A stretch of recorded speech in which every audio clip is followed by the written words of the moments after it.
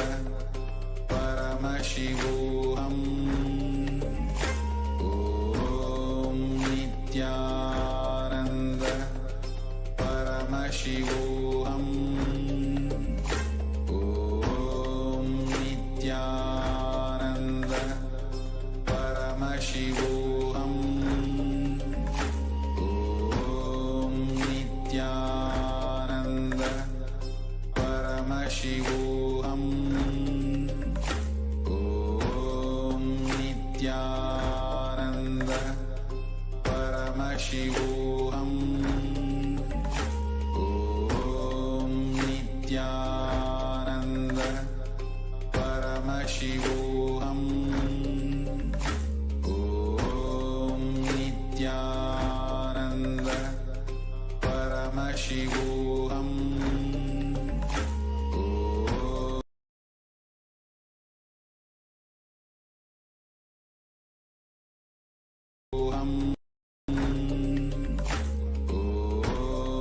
Nityananda Paramashivoham. Om Nityananda Paramashivoham. Om Nityananda Paramashivoham. Om Nityananda Paramashivoham. Om Nityananda Paramashivoham. Om Nityanandam, welcoming all the participants after such a wonderful Prathama Vinyasa Krama session, the Dvitiya Vinyasa Krama, and with that same space which we had during the yoga, having the complete aligning to the cosmic geometry. Let's now begin the power manifestation session. I request all the participants to please settle down. Please sit comfortably, and let's now begin the power manifestation session. Please make sure that you have your eye bands, the Alchemy products, your Atmalinga. We'll be manifesting the power of third eye reading today in the power manifestation session.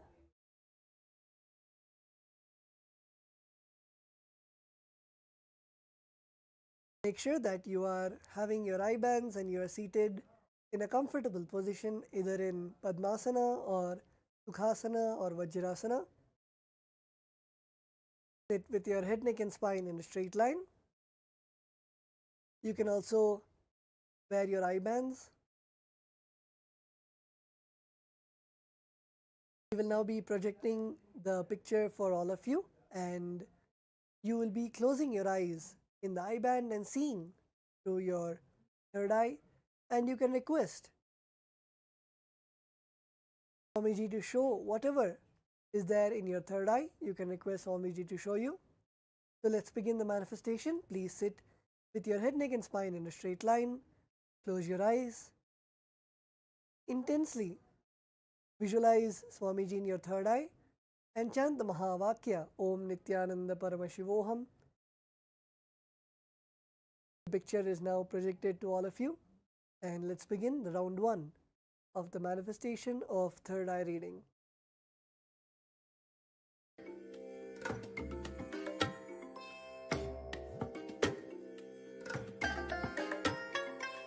I bless you all. Let you all open all your 3 eyes and manifest the powers of Mahasudashiva. Om Nityananda Paramashivoham. Om Nityananda Paramashivoham. Om Nityananda Paramashivoham. Om Nityananda Paramashivoham. Om Nityananda Paramashivoham. Om Nityananda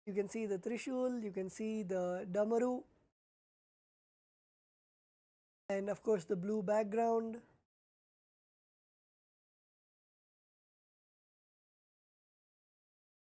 Yes, Akashaya is saying that you are distracted. Yes, actually, whenever you do the power manifestation session, you need to be in that space of completion. That's why actually we chant the Mahavakya. If you chant the Mahavakya, your mind will only reverberate with the Mahavakya, and the thoughts that you're having, you will see that slowly the thoughts will disappear, and you will only be concentrated on the Mahavakya, on Swamiji, whom you're visualizing in your third eye. So wonderful. Yes, let's begin the round 2 of the manifestation. Let's all close our eyes again.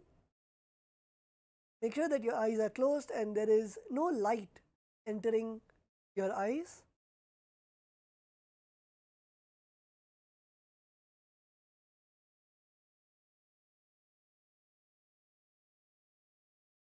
Yes. Please sit straight. Sit with your head, neck and spine in a straight line.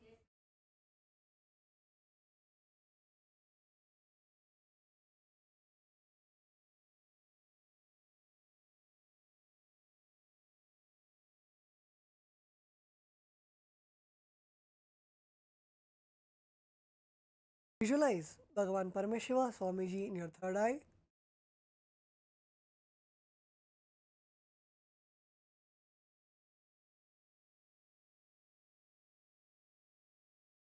Intensely chant the Mahavakya, Om Nityananda Paramashivoham, and the image is now projected for all of you.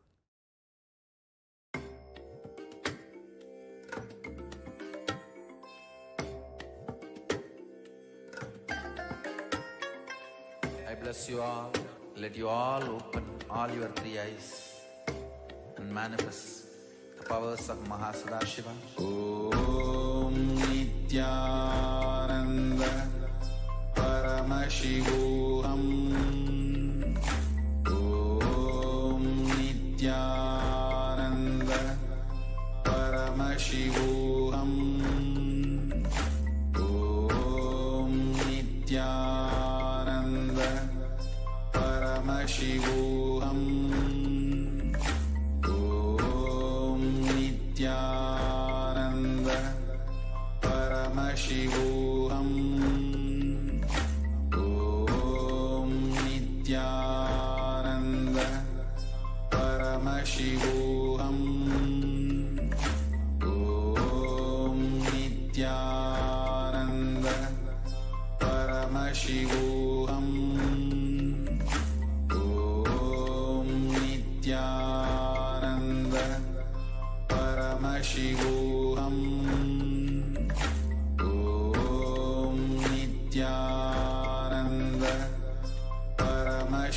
Paramashivoham. Om Nityananda Paramashivoham. Om Nityananda Paramashivoham. Om Nityananda Paramashivoham. Om Nityananda Paramashivoham.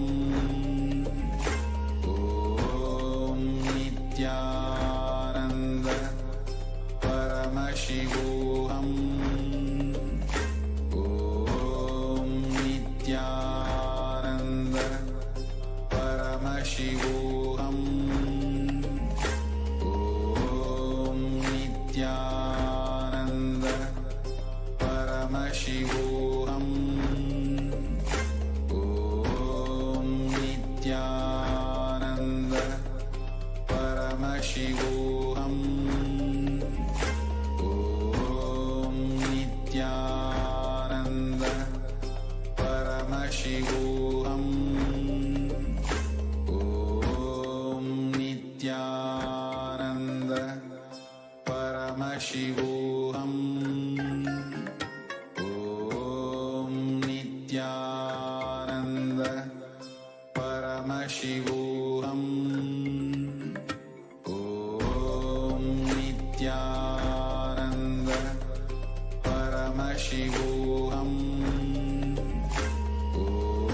Om Nityananda Paramashivoham. Om Nityananda Paramashivoham. Om Nityananda Paramashivoham. Nityanandam, please relax. You can now open your eyes.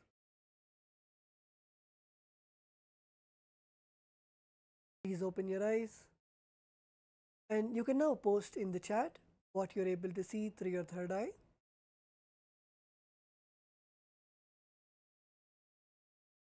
Whatever you're able to see, please put it in the Zoom chat. Yes, Zakaya is saying a person.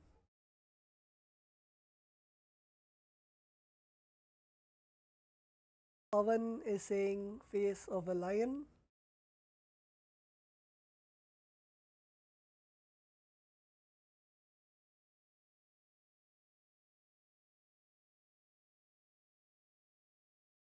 Akashaya is saying nothing yet. It's okay, it's okay.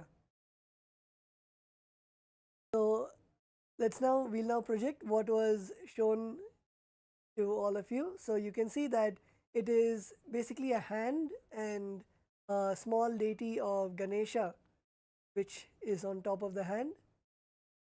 So this was the image that was projected to everyone. So you can see the background is a nice greenery and the hand and the small deity of Mahaganapati. Okay, wonderful. So with that, let's now celebrate our manifestation. You can share in social media your experience of the manifestation. Also, you can tag Swamiji and request Swamiji's blessings for you to manifest more accurately, you to manifest more, and request blessings for Swamiji to flow more through you. So let's take a few moments to share our experience on social media, and we'll be then moving on to today's sessions just after a few moments.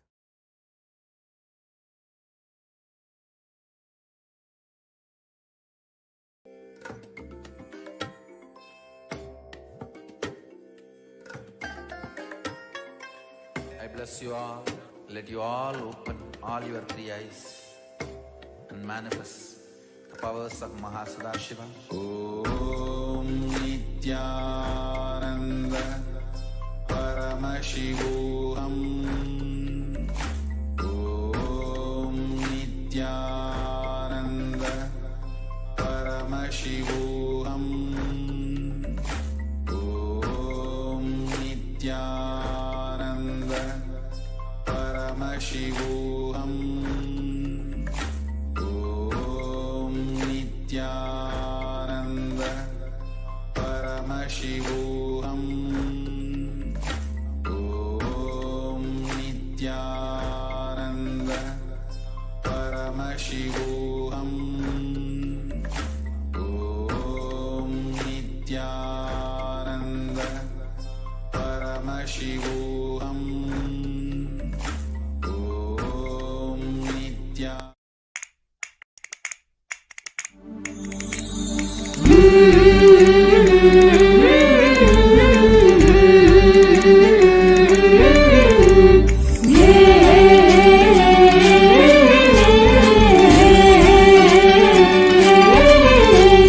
जय जय जय पराशक्ति है भवानी जय जय जय जगत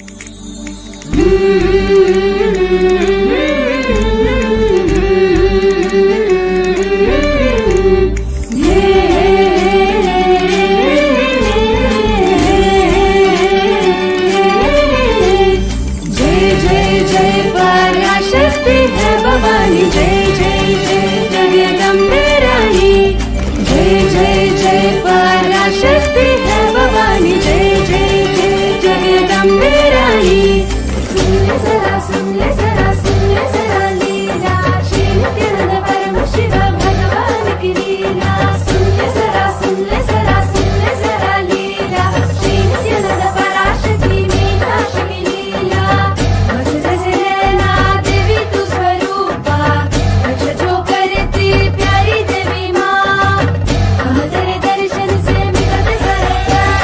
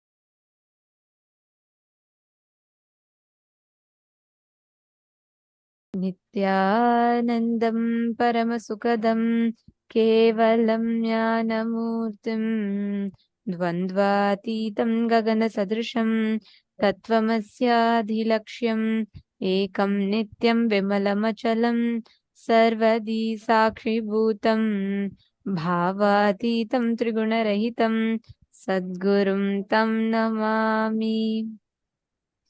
Nityanandam, every one of you. We welcome all of you for the 14th day of Paramashivoham.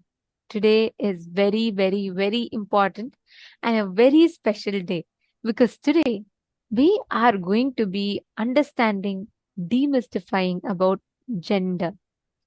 The ideas, the understandings that we carry about gender. How many genders are there in Hinduism? How do we complete with the understanding right, wrong, good, bad understandings about gender? The concepts on gender, the gender identity, in this era especially, it has become, it's gone to such an extent where we feel that it's almost like a conflicting subject where someone feels that it is too expressive, someone feels suppressed, someone feels violated.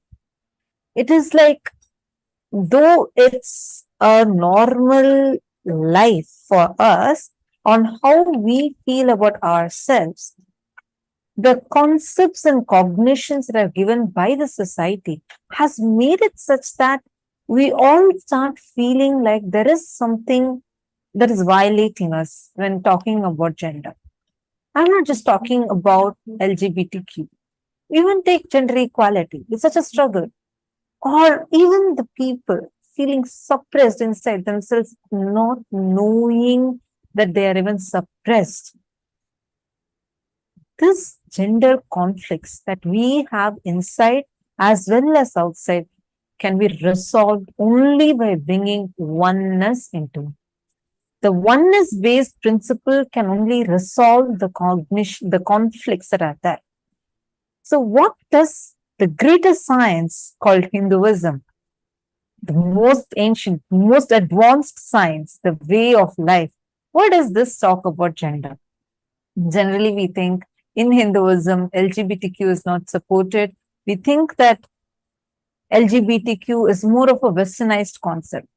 Right. What we understand currently may be more of westernized concept, but what Hinduism talks about gender is unique, that can bring completion and fulfillment to everybody. And moreover, when we say gender, gender identity, right, we're not just restricting ourselves to talking about, oh, what is the society's notions? No, how do you relate with yourself? What is your idea? What are your experience and relationships with your own body?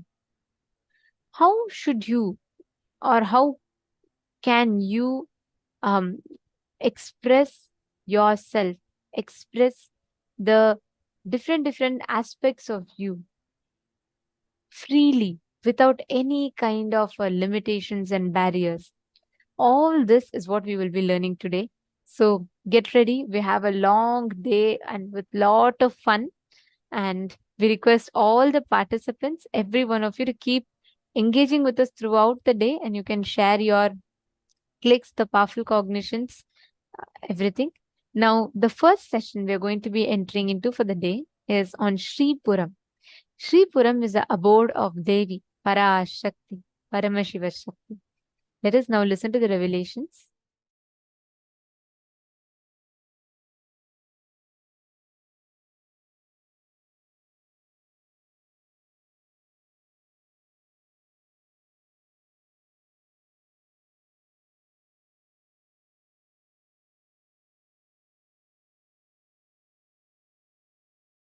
The unit of your life is your identification about you. How you perceive you is the unit with which you measure whole universe. If you identify yourself as a joyful person, You measure the whole universe with that unit. If you identify yourself as a rich person, you measure the whole universe with that unit. If you identify yourself as a poor person, you measure the whole universe with that unit. How you assert yourself is the unit with which you measure universe. That's the way you live. That is your responsibility. That is your existence. Now I'll give you simple understandings, few understandings. Listen.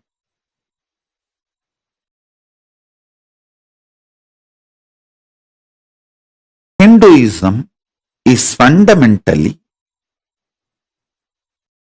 science of the cosmos, introducing your existence not just in parallel universe, parallel multiverses.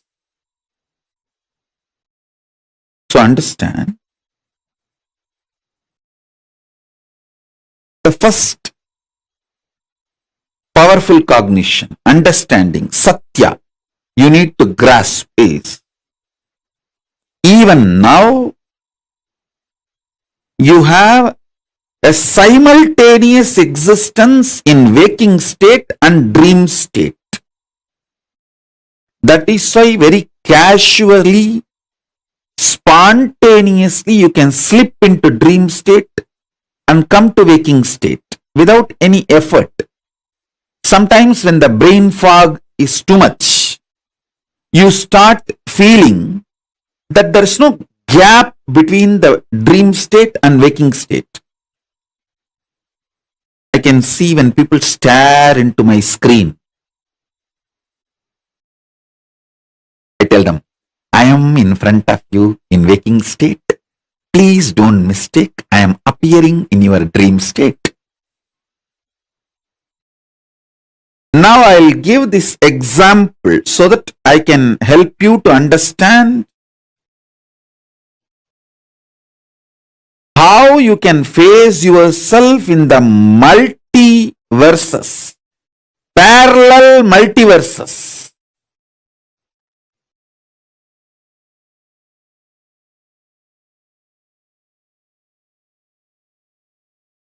So for now, internalize this cognition. You exist in your waking state and dream state simultaneously and spontaneously. That is why without any difficulty you can just slip into that state, that body, that self, and come back to this state, this body, this self.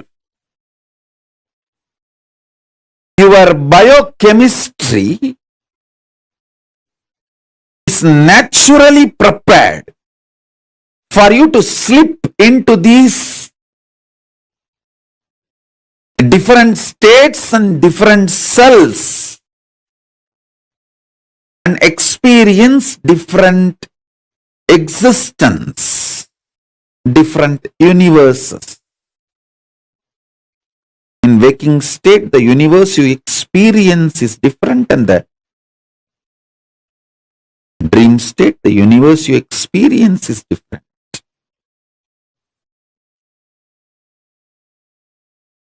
So with this understanding, expand your cognition. You exist in parallel multiverses like Suvargaloka, Maharloka, Janaloka, Tapaloka, and Kailasa itself. More than next to Tapoloka is Satyaloka, and beyond the Satyaloka is Vaikuntha, the Parandama space. Satyaloka is the space of Parabrahma. Then the Vaikuntha, Parandama space. Then Shripuram, Parameshwari's space. Then above all, Kailasa. Above the Kailasa, Maha Kailasa, Paramashiva space. Kailasa is where all the Anga Devatas and Avarana Devatas, everyone lives. People who achieved the Salogya, Samibhya, Sarubhya, Sayujya, Mukti with Paramashiva, all of them exist in Kailasa. In Maha Kailasa, he alone exists. In Paramadvaita Swarupa, Paramadvaita Satya. Now,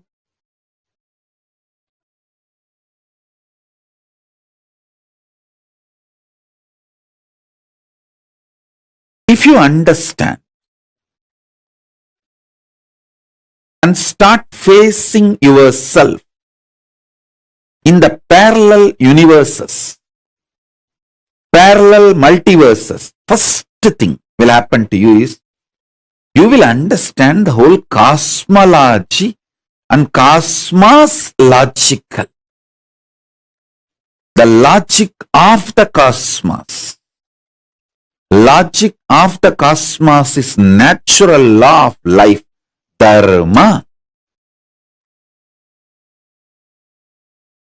Listen. If you understand the logic of the cosmos,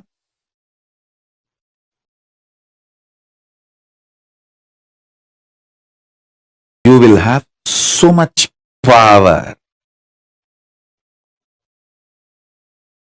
So much power.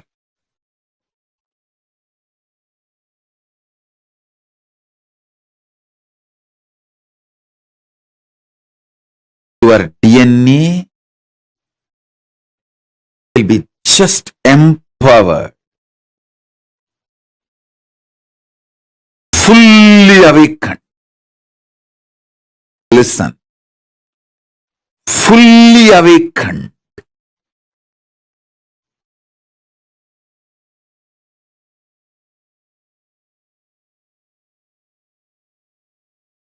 Whether it's a powers or the state, space,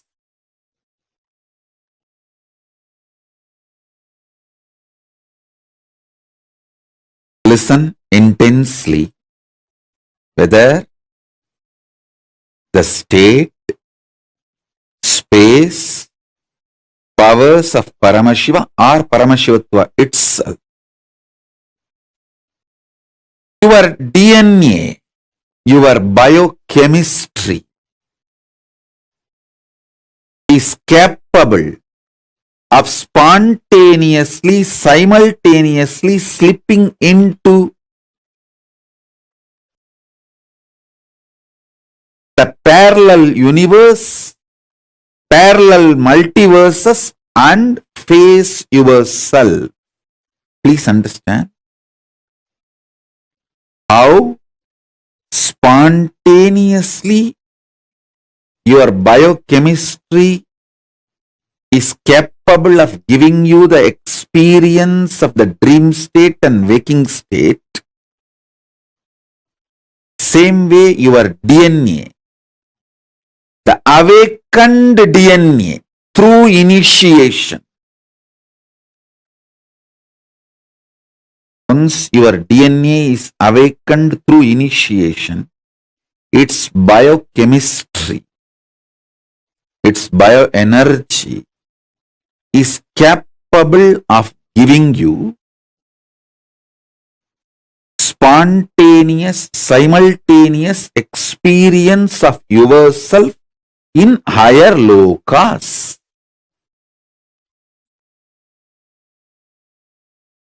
Arunachala hill is connected to the whole, all 14 lokas.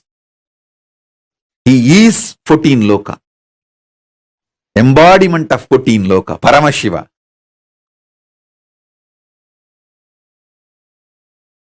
All 14 lokas are within him.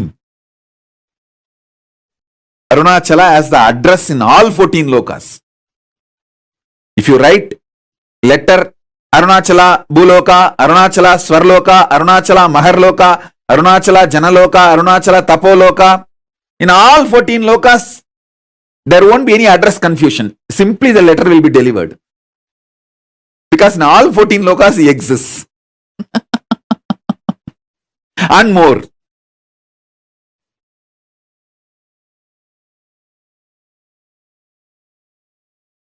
There's a beautiful sloka in Chandi. Yadevi sarvabhuteshu matrurupena samstita namastasyai namastasyai namastasyai namo namaha. O Devi, who is residing in all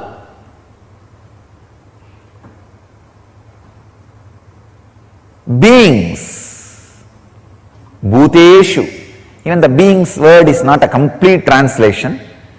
Whatever exists, sarvabhuteshu, matrurupena samstita, in the form of ultimate creativity, mother, matrurupena samstita, who is residing, namastasyai, namastasyai, namastasyai namo namaha.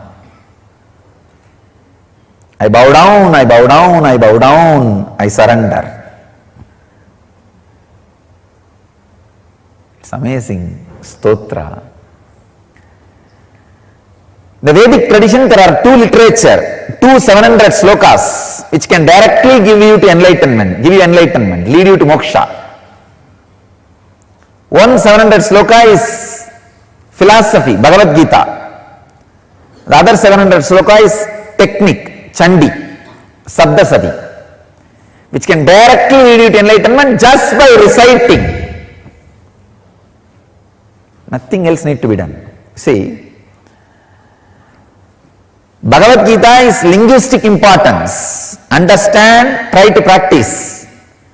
Chandi is phonetic importance. Just reciting. Nothing else. Just reciting. It can lead you to enlightenment.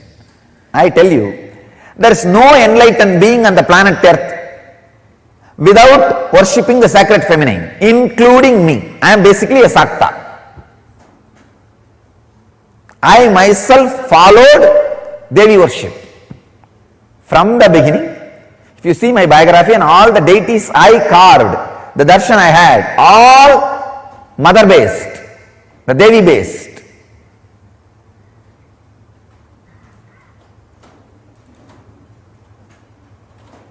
All enlightened masters, all masters. Ramakrishna says very beautifully, Shiva is Brahman, but Devi has the key to reach the Brahman. Unless she opens, nobody can reach. Unless she opens, nobody can reach. Very beautifully describes, like a house scene. As even though husband is a owner, he doesn't have the key. It is hanging in the hip of the mother. Either you need to fall at the feet of mother, or maybe the sons, small kids who are already near to mother, they can go and have the right to remove the key from the hip. Only they can touch that place and remove the key. Nobody else can touch. So either surrender to mother, or people who are closer to mother, that's all. No other way to reach enlightenment. It's very poetically described, but I tell you it is a fact, it's a truth. Still, the key is with sacred feminine energy, with mother. And same way, all mother-based traditions only continue to deliver enlightenment and keep the Sangha, the stream of transmitting enlightenment tradition alive. All enlightened beings will carry that feminine grace because they awakened experienced sacred feminine energy. So,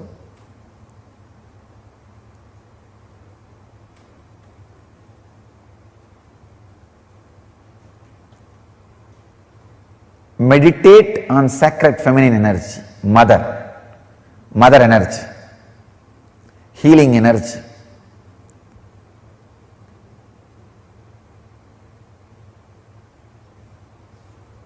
It can be a very powerful process, very beautiful meditation technique. I can give you these two as a technique. One, remember constantly you are Devi, cosmic mother, and recite whenever you can the sounds of sacred Chandi, the 700 verses. These two can do a big transformation in you, awaken the sacred feminine.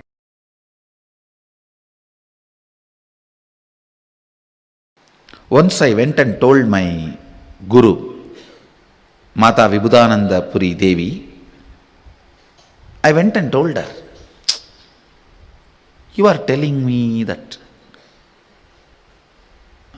I am beyond the life and death. She read out Ribu Gita to me that day and explained some of the great truths in Ribu Gita, and I will strongly recommend all my disciples read Ribu Gita. If you have time, no, make time. If I say if you have time, you will never have time. Make time, read Ribu Gita. It's one of the greatest scripture in Hindu tradition. And she explained to me a concept about immortality. And I went and slept over it. Next day I went and told her, you explained, but I am afraid whether I will enter into that space at all, how to enter into that space. She said, please listen, this word is very important for all of you. Just entertain this desire to experience that space so strongly, the fear whether you will experience or not will break. That is the moment you will experience that space. Listen. She told me beautifully, தேடுதலே தேடுபவனை தேடுவதற்கு ஆக்கி கேடில் செய்யும் சக்தி வாய்ந்தது.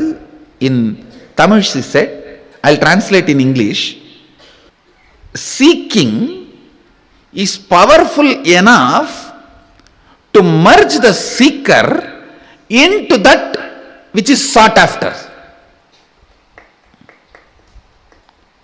She said beautifully, what you are seeking, entertain that is intelligent enough to break the fear whether you will achieve it or not, and make you enter into that space which you are seeking.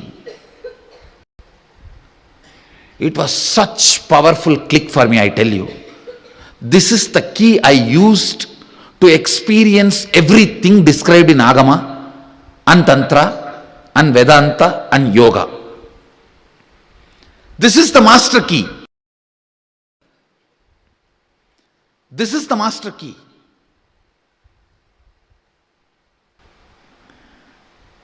If something clicks with you the moment your master utters, your heart is waiting for the truth. Understand? Your being was waiting for the truth.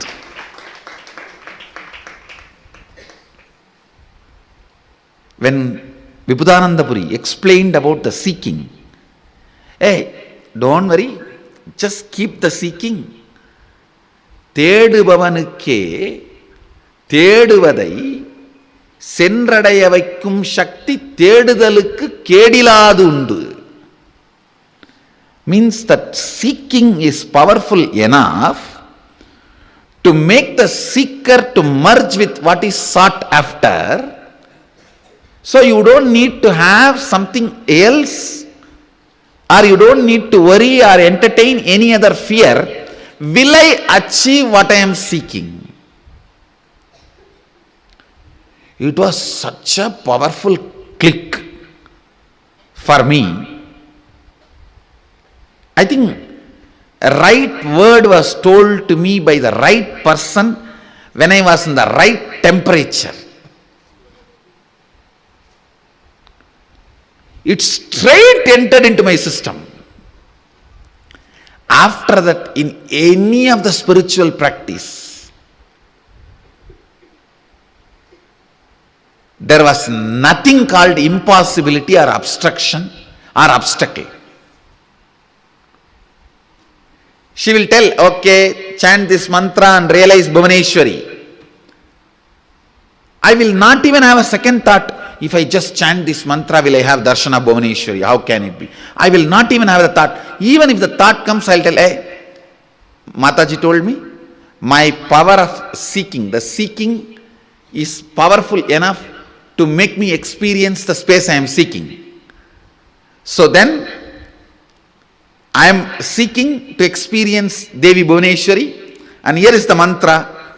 This is enough, powerful enough to make me experience the space of Bhuvaneshwari. I don't need to worry whether I am going to have her darshan or not, experience her or not. Come on, let me sit. Over. Because of this confidence and energy and intensity, simply I was mastering different methodologies, techniques, yoga, pranayama, kriya, everything she was teaching, I was just mastering. By giving this one click to me, that your seeking is capable enough to give you the experience of what you are seeking without any external help or support. By giving this click, she removed the dvandva vigna, this impossibility from me once for all. If she gives me Rajeshwari mantra today, I just know in next 48 hours I will have darshan of Rajeshwari and I have to go back and report to her. If she gives me Varahi mantra, I just know in next 48 hours I will have Varahi darshan and go back and report to her. If she gives me the Tidinitya Devi's mantra, I just know I will have to go and sit and practice it and I will have darshan of that and I have to go back and report to her. That idea, it may work out for me, it may not work out for me. The impossibility, whether it is going to happen for me or not, that she broke. See, when that is taken away, so much of excitement and joy, that very excitement makes the whole path very short. Path is long only when you create hurdles by the self, by yourself. Path is always short when you create only excitement. Only when you produce excitement, path is always short. Understand? Out of the food you ate, if you produce only energy, life is always exciting. But if you start producing gas, life is always tiring. The same thing. Out of your thought current, if you produce only energy, excitement, sadhana is always great, exciting, enjoying, beautiful.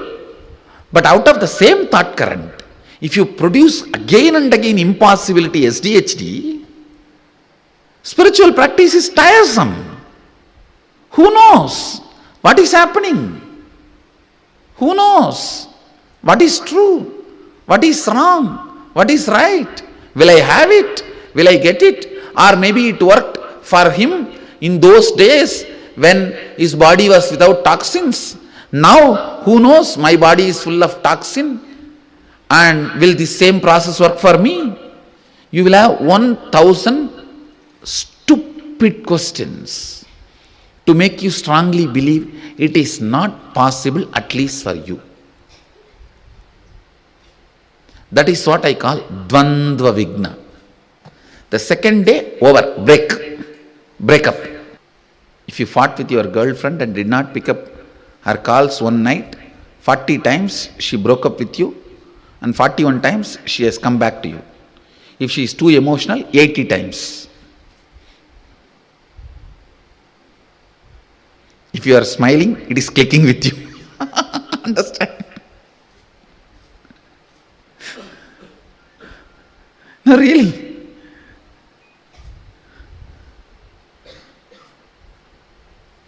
That is exactly the way you deal with the spiritual practice also.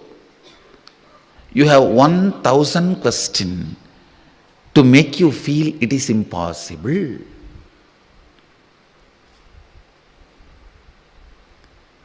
At least within 3-4 days you are convinced, if it is not second day or third day. Within 3-4 days you know, this is not for me. Over. I tell you, liberating me from the Dvandva Vigna mental setup is the greatest thing my Guru has done to me. With this one click, listen, I am not asking you to get depressed by thinking about death. I am not interested in taking away your confidence which you carry that you are going to exist forever. I am not interested in taking away that confidence. And the confidence is not false. That's the good news. Yes, you are going to exist eternally, but please decide to associate yourself with that permanently. It is like just by having the fish smell, you imagine you ate fish. Just by having the confidence, which is the smell of the eternal consciousness, you start deluding yourself, you experience that eternal consciousness. That is what I am telling you. Smell is not eating. Please listen. Sometime if you are planning to eat just for the sake of taste, not because of hunger, even if you enjoy the smell of the hotel, you will feel like you ate already. You won't feel like eating. If you are not really feeling hungry, but you decide to eat just for the sake of taste, or you saw the photographs of that food in the hoarding, in the poster, if you just decide to eat for the sake of taste or for the sake of the way the food looks, even if you enjoy the smell sitting in the hotel for a few minutes, you won't feel like eating, you will be full. Same way, if you are superficially looking into you, what is death, all that, even the smell of your consciousness, which is confidence. Let me explain. It's a very subtle point I am trying to explain. Listen. There is part of you which never dies, which is eternally alive. Your consciousness, your bioenergy. There is part of you which dies. Unfortunately, you associate yourself with which dies, but you draw confidence from which does not die. It is like just by smelling the food, you feel you ate and you are fulfilled. Smell can never fill your stomach. Listen, only if you eat, it can fill your stomach. Same way, just the confidence of bioenergy that you are never going to die will not make you enlightened. solve the issue once for all. The confidence of your bioenergy, you are never going to die, will be there till your nail gets broken or you face a small fracture. A hairline crack is enough to take away your confidence that you are eternal, you are not going to die. Please listen. You are eternal, you are not going to die. That confidence is only the smell of your bioenergy, not experience of your bioenergy.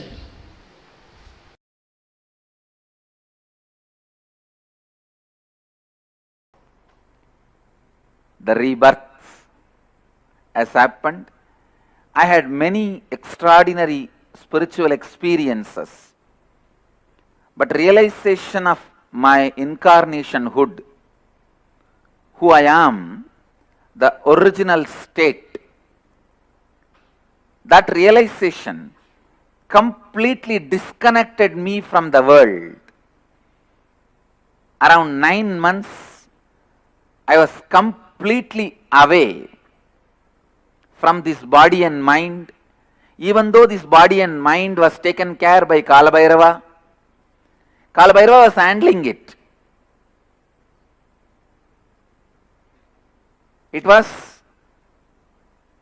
at least doing the activities to keep itself alive, like breathing, eating rarely once in a while.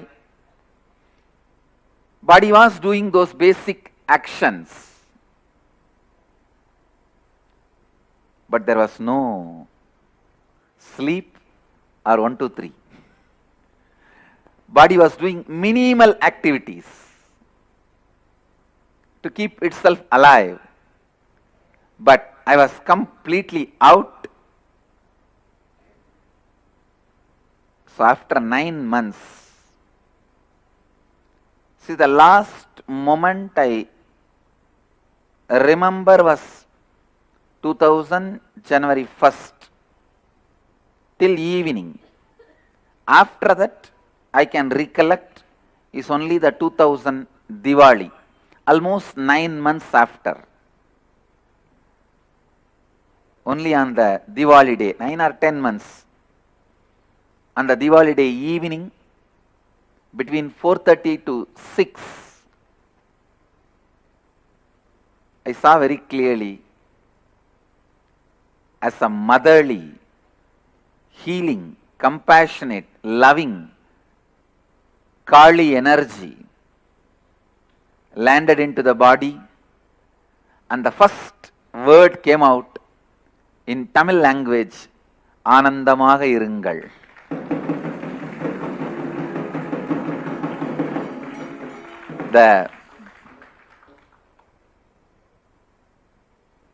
After almost 9 to 10 months gap, that was the first word, just like a cracker, explosion, it came out. After that, a few words have started getting formed, then few sounds, then the coherent expression of words started happening. I think by next April, means 2001 April, the free coherent speech has started. So Diwali is the auspicious day. Mother Kali gave rebirth to this body, and this is the day the world was blessed with that beautiful blessing, be blissful.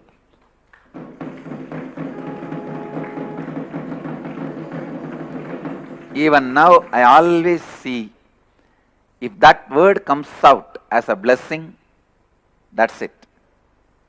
Whatever the person is asking, such a strong space is created as a blessing for that person, and I can say it's a real tathastu. It happened.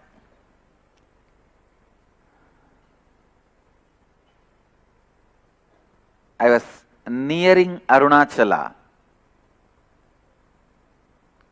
So I was staying in a place near Kanchipuram.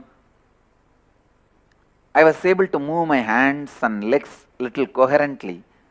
So the body was going in a bus, the public transport, to Arunachala. Please understand, all this without any words inside.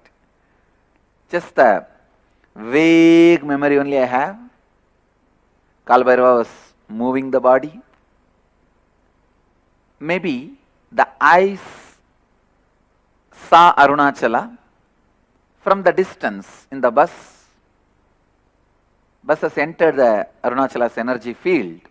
I saw after 5 to 6 minutes, suddenly that Kali's energy landed in the body and the word came out.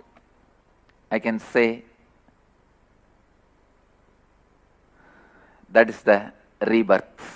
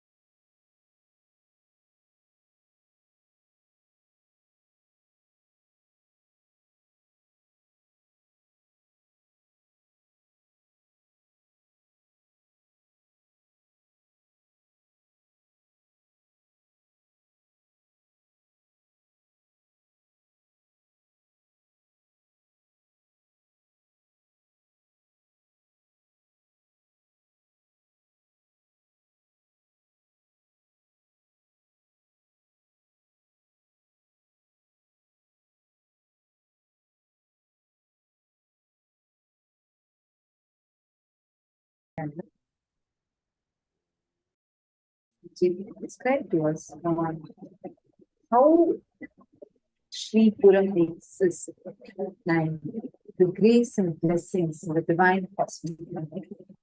How Vinu has me, she just rushes towards you.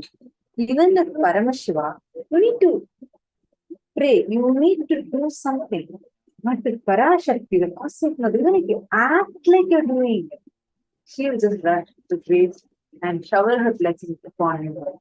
And today, all of us are here, especially on this auspicious Navaratri day, where all of us are gathered to celebrate this Navaratri with Swamiji and receive the blessings of the Divine Cosmic Mother. as today is the day of Ardhanarishwara. We will see how Devi Parashakti just intensely manifests and showers us today. The loka we all are going to be experiencing is the loka called as Sripuram. This is the abode of Parashakti where Devi resides. Now, with this understanding, let us enter into the round 2 of power manifestation. Manitya Yogini has posted, with your bioenergy, which is consciousness never dies. Absolutely amazing. We'll be waiting for Diwali to celebrate. Actually, the Diwali is the day, like how Swamiji explained to us, revealed to us how Parashakti, the cosmic mother, radiated through Swamiji. It was that very day. It was this day, Deepavali, and Parashakti started manifesting through Swamiji, and Swamiji settled into the body from the great pause, starting with the words Anandamaga irundu, meaning be blissful. So now it's time for us to start the next round of power manifestation. Now we're going to be doing the power of seeing on Krishna. And joining with us, we have Manitya Shambhavananda, who's going to be guiding us further in this power manifestation.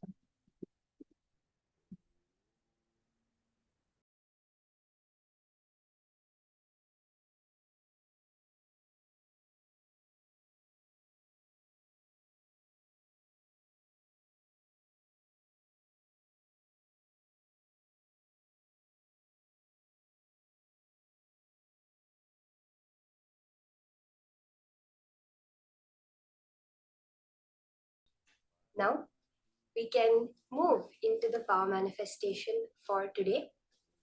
Today, we will be manifesting the power. It's actually such an amplification of all the powers that we have been doing until now, whether it's remote vision, whether it's mind reading, whether it's body scanning. An amplification of all these powers is what we are going to be experiencing today. The power that we are going to be using, what we are actually going to be expressing today, is the power of using alchemy products. What are these alchemy products?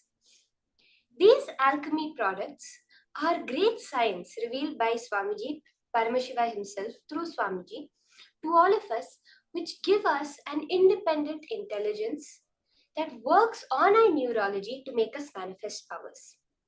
This is exactly the science, as Swamiji has said, which is, it is like a deity. It's like a living deity over there, where you have Paramashiva himself, which does not need any maintenance, just the methodical use of it makes the manifestation happen. We have various types of alchemy products, like the Krishna, the mirror, we have the banyan tree leaf, the kashaya vastra, the kavi cloth, and many others. For our purposes today, I want to request all of you, those who already have an energized alchemy product, to get it and keep it with you. You can keep the alchemy product ready. If you have the mirror or the granite slab, the Krishna Shila, the Paramashiva Shila, you can keep it ready with you for the manifestation.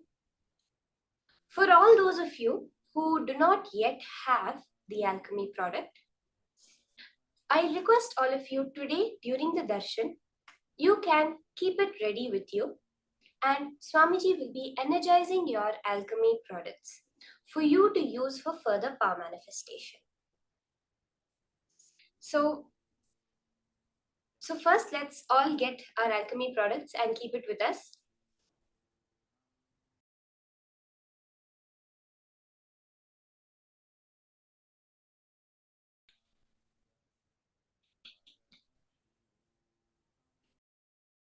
You can get the Aushadha also for you to do the power manifestation. alchemy products literally act as a portal for you to view the different dimensions of the cosmos, where it literally tunes in to your neurology, changes your neurology, aligns your brain circuits to be able to reflect Paramashiva and manifest the powers. On the mirror, you will be applying a thick paste on the mirror or the Krishnashila. You will be applying a thick paste of Jnananjana, if you have it, or any other energized aushadha like turmeric, kumkum, the processed turmeric, the vibhuti, the bhasma, sacred ash, or chandanam, the sandalwood paste. If you have any of these energized alchemy, the aushadhas, you can apply it as a thick paste on the screen, on your alchemy product, whether it is a mirror or the Krishnashila, you can apply it as a thick layer. So I request just let's take a few minutes and all of us do this.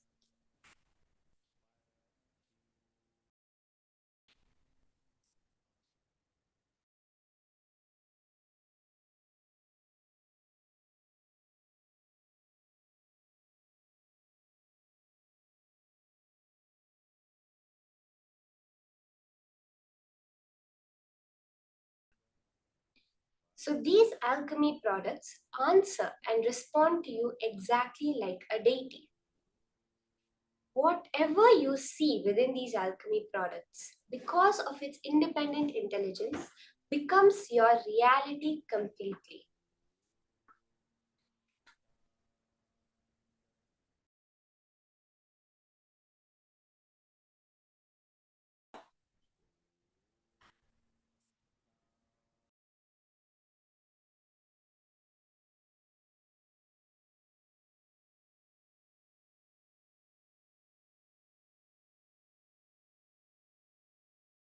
So I hope all of you have kept the alchemy products ready for us to start the manifestation.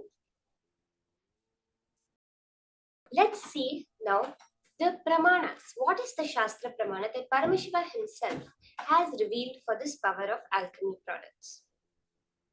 So the Shastra pramana is from the Vijnana Bhairava Tantra, Sutra 34, Dharana 11. Kapalantarmanonyasya tishthanmilitalochanaha kramena manaso dardhyat lakshaye lakshyamuttamam. By fixing the mind on the inner space within the crown center and sitting stably without any movement, having the eyes closed in succession, by that stability of the mind and inner space through the power of the third eye, one directly sees the ultimate goal by having the vision beyond the sight that reveals any object or place, attaining the space of oneness with the source, Paramashiva.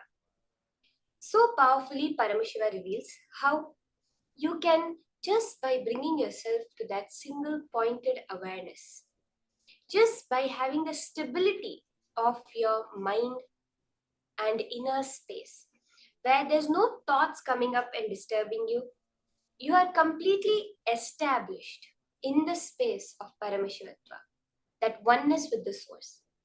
Any goal that you choose to see, you can immediately see it just like that. Let's see. The Apta Pramana for this is very beautifully revealed by Swamiji in the life of Devi Meenakshi, the highly advanced Vedic civilization that manifested and lived the science of power manifestation. The Madurai Meenakshi civilization lived with third eye powers as a way of life. The way, the whole, like how today you and me, we have TVs in our house. If the president wants to give an address, if we let's say we want to view our prime minister, he's giving us a presidential briefing through which he's telling us about the latest status of the country. What do? We go to YouTube, we open it on our screen, or else we turn on the TV, we tune into that channel. And that's how we all view today's news, anything, any entertainment we want, whether it's any information, we use the TV or the laptop. In those days, the advanced Vedic civilization that existed did not have TVs, but used to use the granite slab. So every house, Swamiji so beautifully describes that every house would have a granite slab on the wall. Like how we have TVs, they would have a slab of granite. And during the time of the darshan moments with Devi Meenakshi or the presidential briefings of Devi Meenakshi, in Devi Meenakshi's place, which is the temple, now what we see as the Madurai Meenakshi temple, the administrative hub of Madurai, she would go in front of her Krishnashila, in front of her granite slab, and every being that, because the whole civilization lived with the awakened third eye, all of them used to see Devi Meenakshi on their screen, and that is how the interactions used to happen. That is what you're going to be experiencing through this power of alchemy products. We have beautiful incident from Swamiji's own life itself, where there was one guru of his called Narayana Swami Tata, who used to be well known in Tiruvannamalai for this power of actually showing people things on the betel leaf or on the mirror. So there was one incident where Swamiji's other guru, Yogi Ram Surat Kumar, who's known as Visri Swamigal, he used to train many devotees by tying them up with a rope. So this was intense devotees who used to come with him saying that we really want enlightenment, and make them sit. So they would have to sit for as long as Visri Swamigal or Ram Surat Kumar kept them sitting there, till that state of mauna came in their being, the state where the pulse rate becomes zero, the thoughts become zero, but they are completely awake, alive. So one such devotee who was very sincere came to Yogi Ram Surat Kumar saying that I don't care about anything, I just want to experience enlightenment. And he sat there. He sat for 10 hours, he sat for 2 days, and he was just sitting. So the time for the test came. Yogi Ram Surat Kumar used to have a dog, so he sent the dog to call Narayana Swami Tata. Swamiji was witness to this whole thing. And when Narayana Swami Tata came, he showed a happening, an incident in the mirror to this particular man. So this man's only attachment, the only engram, the pattern he had was his attachment to his wife. So in the mirror, the scene showed that his wife was having an affair with somebody. So naturally, the man got extremely agitated. He said, leave my rope, leave everything. I want to go home. I just want to go home. And so the key is this, how he was able to show the scene. But then Visri Swamigal took him through the process and made him calm down. And after he reached that space of mauna, he left him to go home. And when he went home, he saw that there was no such incident like this that had happened. And he came back and asked Visri Swamigal. He was actually very happy that Yogi Ram Surat Kumar took him through the pattern. And then Yogi Ram Surat Kumar said, yes, actually Narayana Swami Tata just showed that image in the mirror. This is the power where if we want to see anything actually happening, we can see it in the mirror, or else we could create images in the mirror, show it to other people also. That is what is the power of this alchemy product science. So are we all ready to manifest it? Yes. Very beautifully, Swamiji has given a clear technique on how to manifest this power. We will all start with having Swamiji's darshan in the mirror. So to set up, as I said, you can wipe it clean. You can put the aushadas, put the Jnananjana on your third eye also. If you have the Jnananjana, you can put it on your third eye and under your 2 eyes. And if you have the aushadas, you can put it on your 2 temples and on your third eye for this round of manifestation. Okay? So if you have Jnananjana, the black eyeliner energized by Swamiji, you can put it on your third eye and under your 2 eyes. And if you have any other aushadas, you can put it on your third eye and on your 2 temples also. So now, we are all going to be starting with having the darshan of Swamiji in the alchemy product. This is the energization, the connection between you and your cosmic higher self to manifest this power. So let's all start. just intensely connect to Swamiji. Swamiji may appear in any form to you now. All you have to do, each and every one, just connect to Swamiji. Surrender completely. Surrender every thought coming in your inner space. The unclutching. Chanta Mahavakya. And you will very clearly, like how you see me on your screen right now, in that 3D clarity, in that HD clarity, even more clarity, on the Aushadha, in the mirror, you'll be able to see the image of Swamiji, the darshan, the live darshan of Swamiji. Are you all understanding clearly exactly how the whole manifestation process happens? How Swamiji will literally come there and give you the darshan. Can you all just post a quick yes if you're all understanding?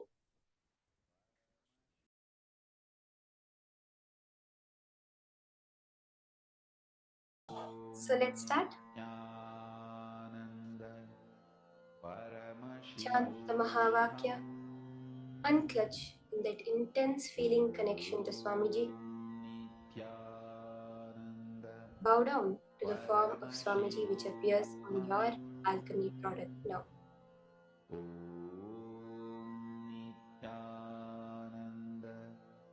Paramashivoham. Om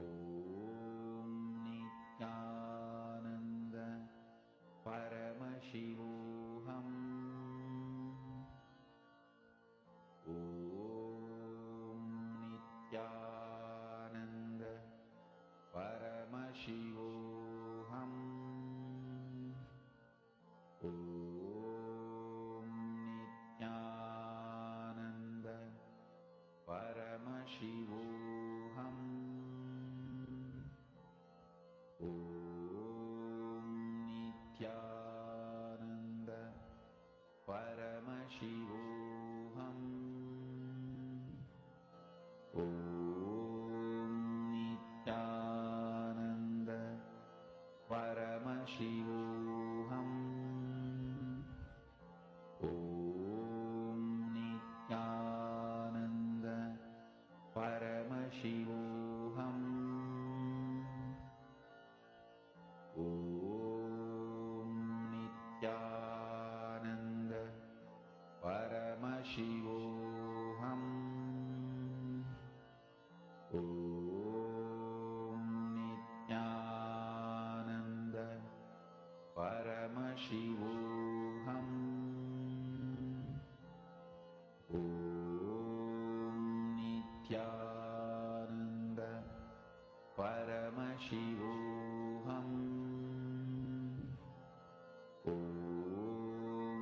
Nityananda Paramashivoham. Om Nityananda Paramashivoham. Om Nityananda Paramashivoham. Om Nityananda Paramashivoham. Om Nityananda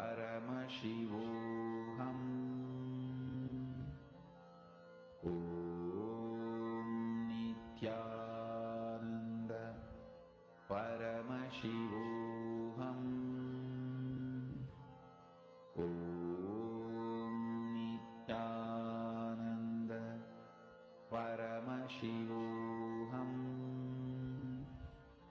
Om Nityananda Paramashivoham. Om Nityananda Paramashivoham. Om Nityananda Paramashivoham. Om Nityananda Paramashivoham.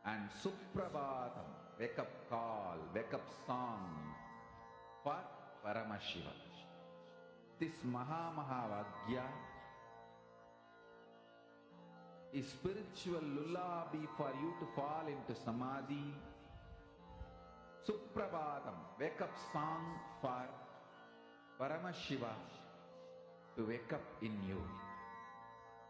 Just remember this one powerful cognition. This Mahavagya puts me in Samadhi. This is spiritual lullaby for Samadhi. And Suprabhatam, wake up song for Paramashiva in me. For Paramashiva to manifest. With this one spiritual powerful cognition, chant this Mahavagya.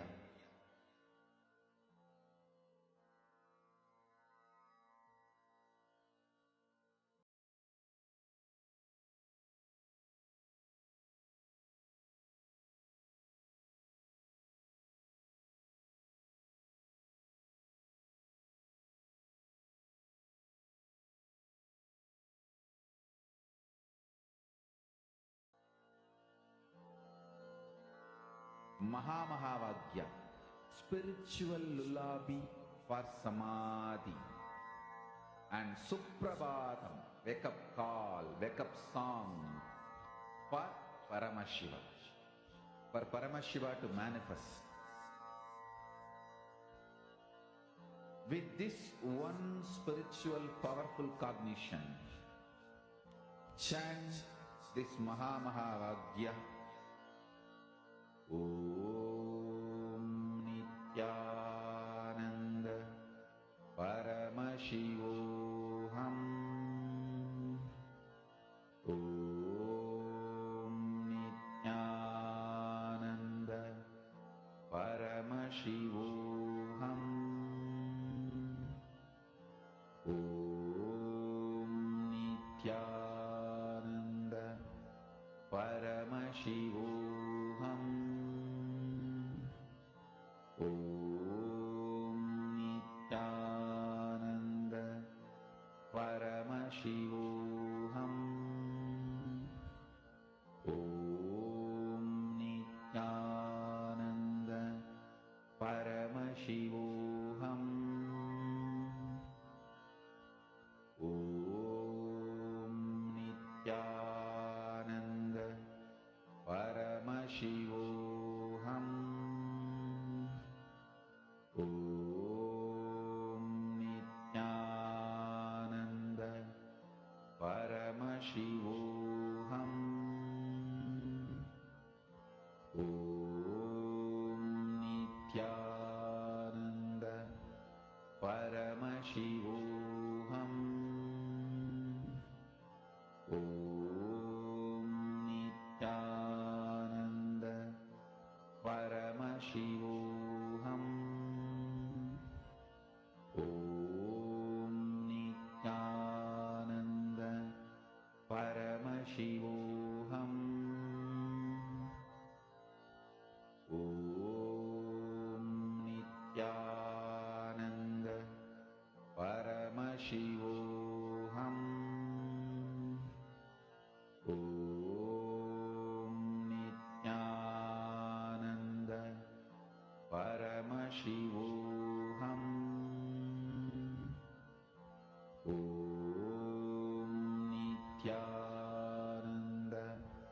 Paramashivoham. Om Nityananda Paramashivoham. Om Nityananda Paramashivoham. Om Nityananda Paramashivoham. Om Nityananda Paramashivoham.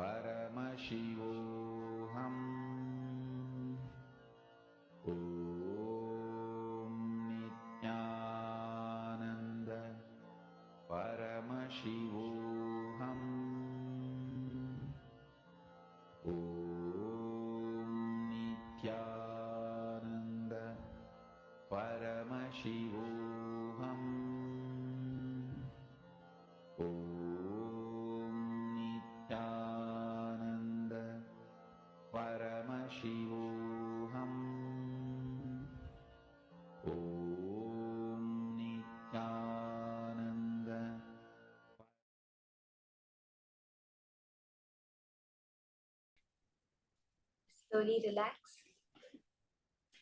How many of you had the darshan of Swamiji? Can you all post in the chat?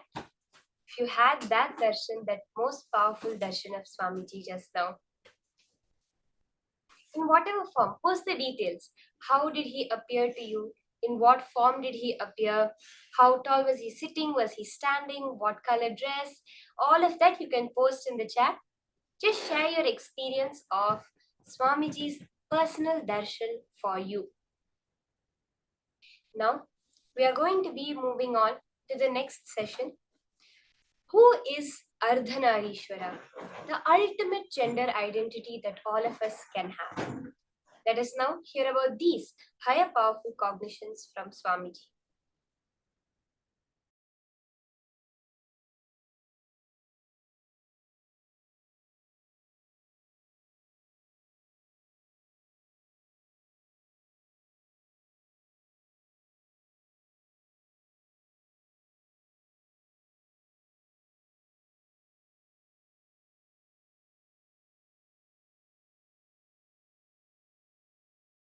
The social concepts and definitions of gender related issues,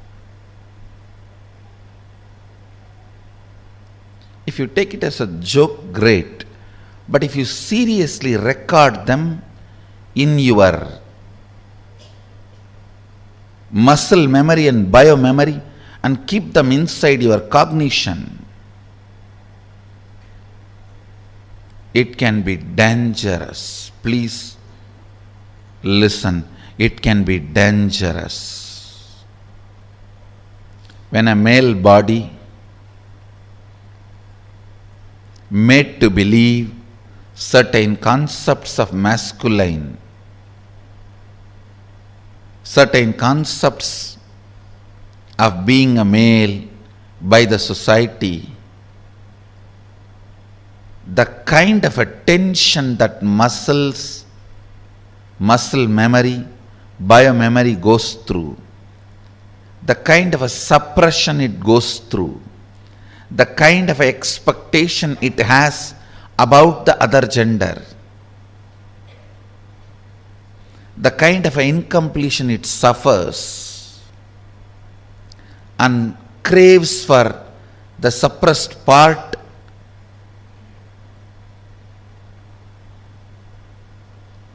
is hell. Such punishment for whole life. And the worst thing is,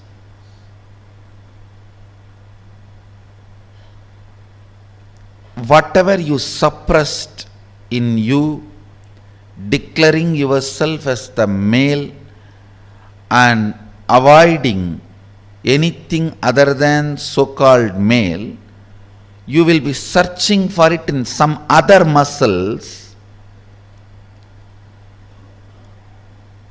which you will never find. Which you will never find. And this seeking goes on, tortures the person who is living with you, who has committed their life to you. It is like you torture the other person. The other person, she has her own suppressions. She is also product of the society. Unenlightened resources.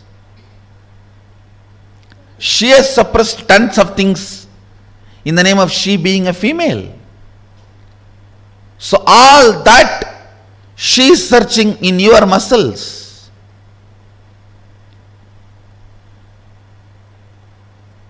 It's like in Indian villages, this early morning hen will come out with chicken and start searching all the dustbins for food. Searching.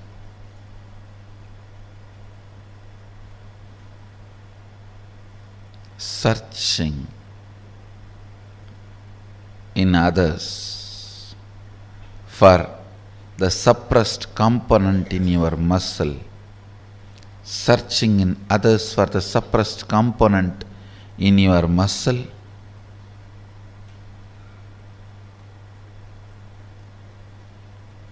is the most frustrating thing that can happen to anybody in life. Even if you are a potato couch, because you did trial and error on yourself, it's easy to get you out of it. But the patterns you pick up from others, believe it as your muscle memory, install it in your biomemory, takes such long completion, requires strong completion process for you to get out. Again and again it triggers violence, dissatisfaction, incompletion, resistance, a wrong principles of sex.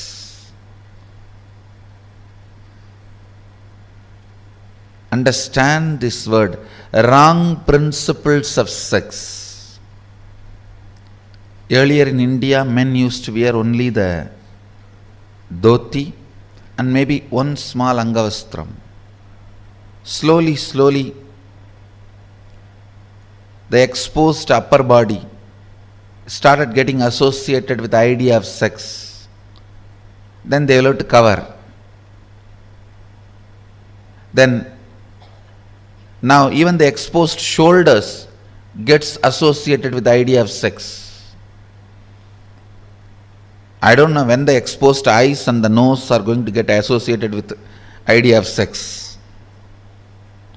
And then you have to wear complete covering.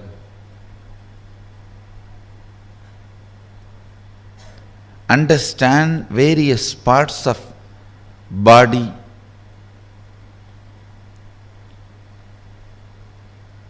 triggering various ideas, concepts, patterns in your system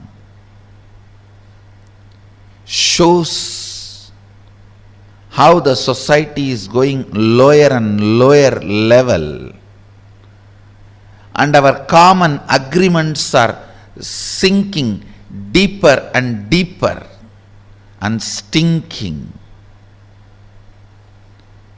Our common understandings do matter. Our common understandings do matter because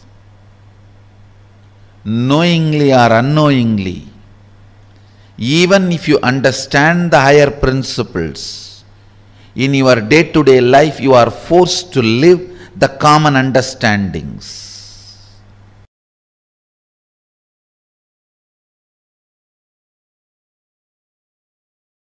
Ardhanarishwara is the ultimate symbol of the completion of the gender identity. Liberation from gender crisis. It's a beautiful form Paramashiva takes to show the completion of the gender identity.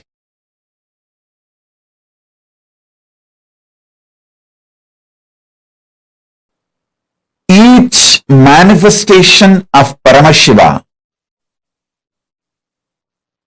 is one of the dimension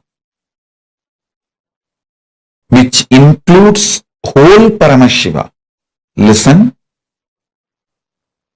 Ardhanarishwara does not mean he is only Ardhanarishwara. Ardhanarishwara is the manifestation of complete Paramashiva. You should know that. Even if you achieve any one manifestation, you achieve Paramashiva. If you achieve Nataraja, you achieve Paramashiva. If you achieve Lingarupa, you achieve Paramashiva.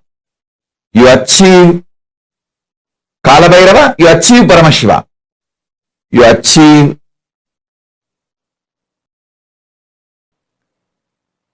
Hariharamurti, you achieve Paramashiva. You achieve any one form of the 64 manifestation, you achieve Paramashiva. So, many sampradayas of the Shaivite tradition center themselves on one manifestation of Paramashiva. For example, Aghoris center themselves on Mahakala Bhairava. Veera Shaivites center themselves on Lingarupa and Veerabhadra. Each sampradaya centers themselves on one form of Paramashiva. Tantra sampradaya centers itself on Ardhanarishwara. So understand, when I give these basic principles, the foundation principles of Tantra Sampradaya, and when you start living it, manifesting it, you achieve Ardhanarishwara directly, and Ardhanarishwara is Paramashiva himself.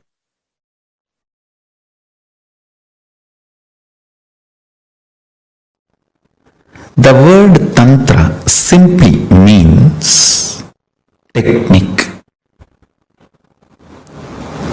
methodology.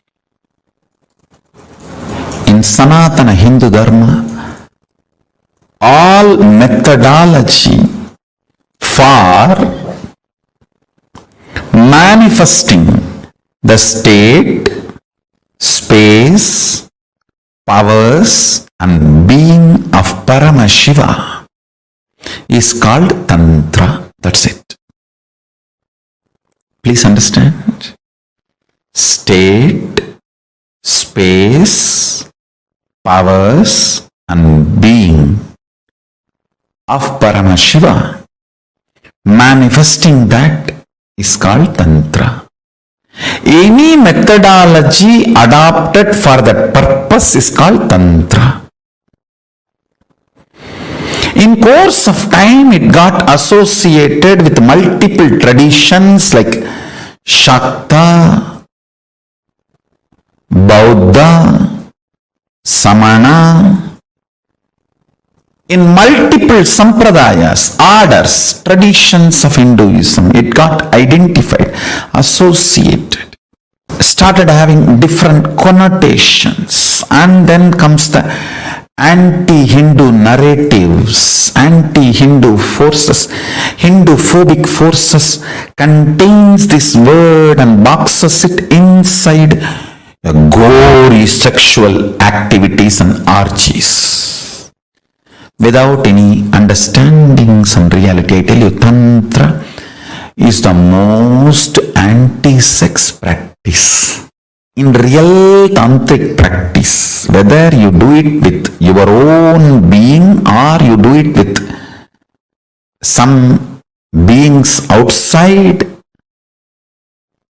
it just liberates you from everything felt as a need or urge. Understand? Food is not wrong, but urge pushing you to eat is wrong. Sex is not wrong, but the urge making you lose your balance and your integrity and pushing you to do the act is wrong. Understand?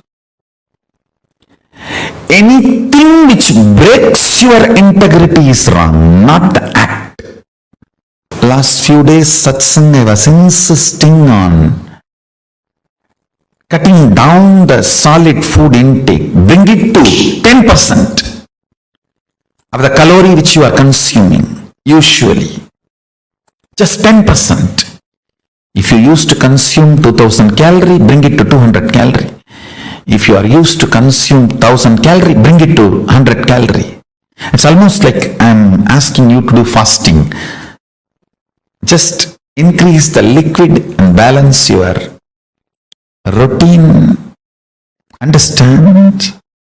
If you have started practicing, you will realize not having solid food, so much of irritation, anger, all the non-integrity emotions manifesting in you. Tiredness will disappear, boredom will disappear, but suddenly you will feel too much of energy and you don't know what to do. I tell you,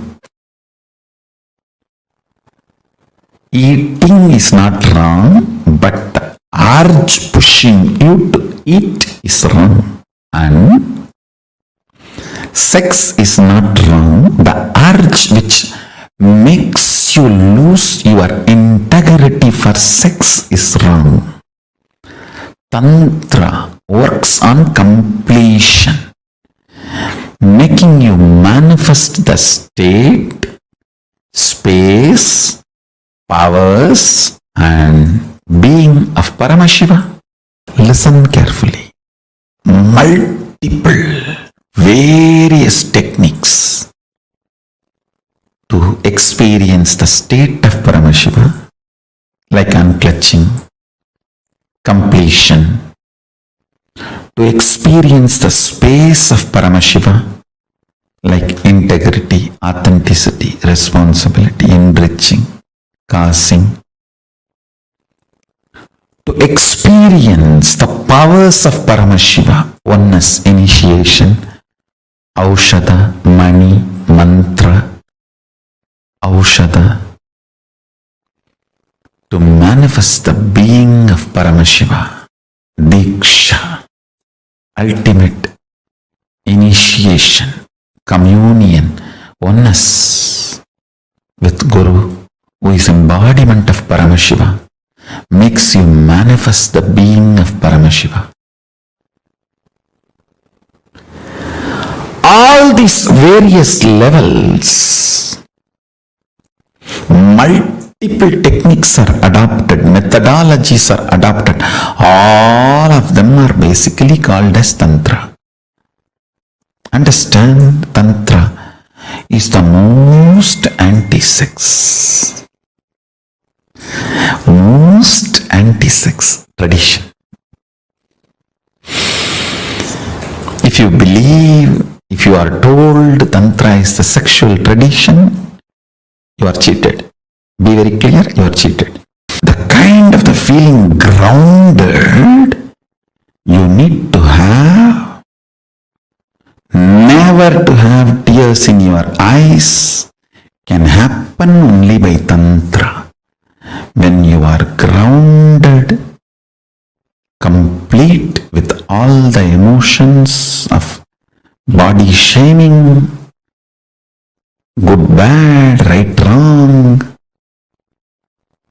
everything need to be cleansed. All the toxic ideas inserted into your system, shame, guilt about your body and how you look and how you feel and the ideas of sex, gender, everything, all the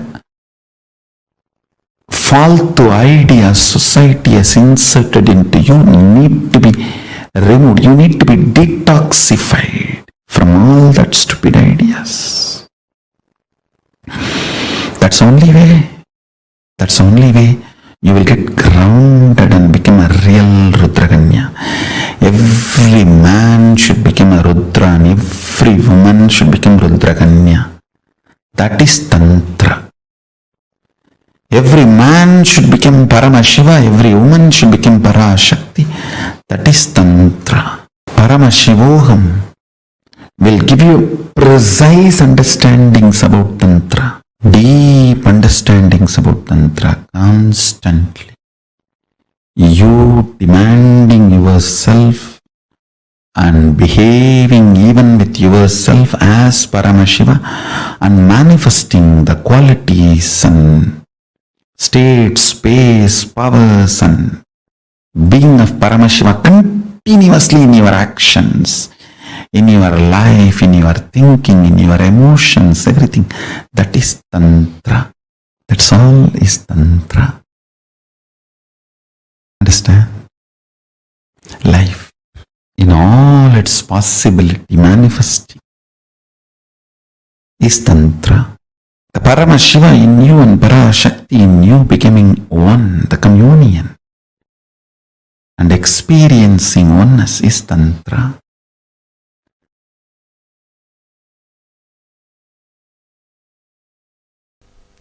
A very powerful incident happened in my life.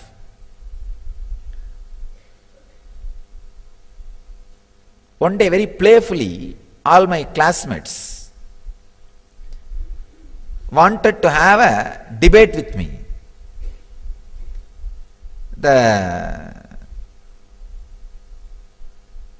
Some questions they asked about Ganesha. I answered very strongly. Then one fellow said, he talks as if he knows everything. The other fellow said, no, he knows everything. And then they said, all right, tomorrow we will come up with question. We will ask any question you answer, we will give you 5 rupees. Those days 5 rupees is a big money. And any question I am not able to answer, I have to give 5 rupees. Some 10 boys gathered. I went to Kuppammal. She told me, go and attend, nothing to be afraid, go and do it. Somehow I had the confidence. And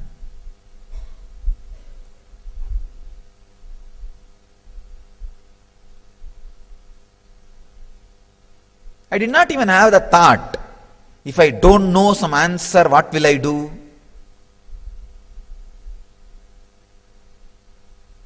Anyhow, I went and they started putting all kinds of questions. Went on and on and on. I was answering.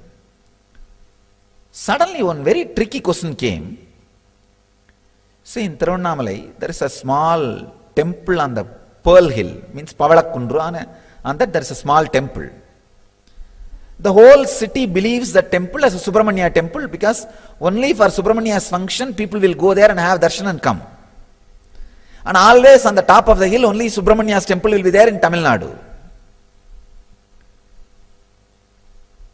They just asked me one question. That temple they celebrate the Subramanya celebration. Is it Subramanya's temple? Whole village and the whole, everybody knows it is only Subramanya temple. Before answering, I just looked in. I saw very clearly the point which I call as balance. If you just put a rod between your ears and a rod through your third eye, where the two rods meet, that point is called balance. I saw very clearly that balance opening up and the information getting downloaded. No, it is not Subramanya temple, it is Ardhanarishwara's temple. Subramanya's shrine is also there, but the main deity is Ardhanarishwara. And I tell you honestly, never that information was fed into me through eyes or through ears, because I had never been inside the temple's Garbha Mandir before, or never I heard from somebody it is Ardhanarishwara's temple. Never ever the information was fed to me through eyes or through ears. If you open the channel of receiving the information where the eyes and ears meet, that is what I call internet connection. The balance, the sixth sense. If the balance has access to information, it is internet connection.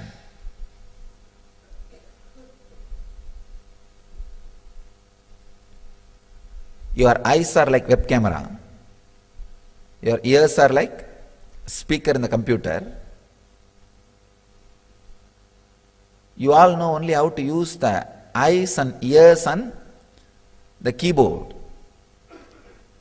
you miss the internet connection. By nature, you have the internet connection in you all.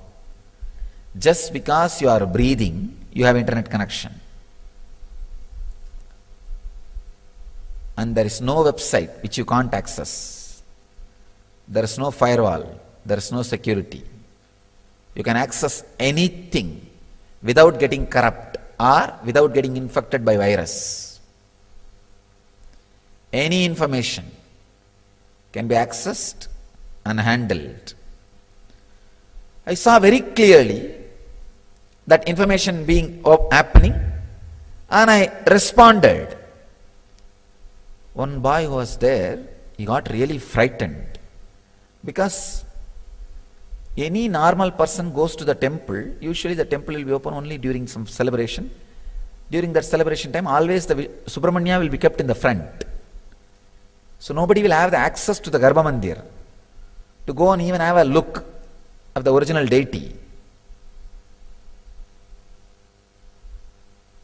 You are shocked. And I saw really that fellow got shaken so much. He never thought, I'll know such a intricate information, fact, such deep fact, because he is from a Brahmin family who does puja of the temple. So he thought, except his family, nobody knows it is a Ardhanarishwara temple. And actually itself nobody knows. Even now in the village, in the city, it is considered only as a Subramanya temple. He said, how do you know? Only we people who enter the Garbha Mandir know. It's Ardhanarishwara. It's not Subramanya. I said, Arey, you enter Garbha Mandir every day and come out. I am inside Garbha Mandir.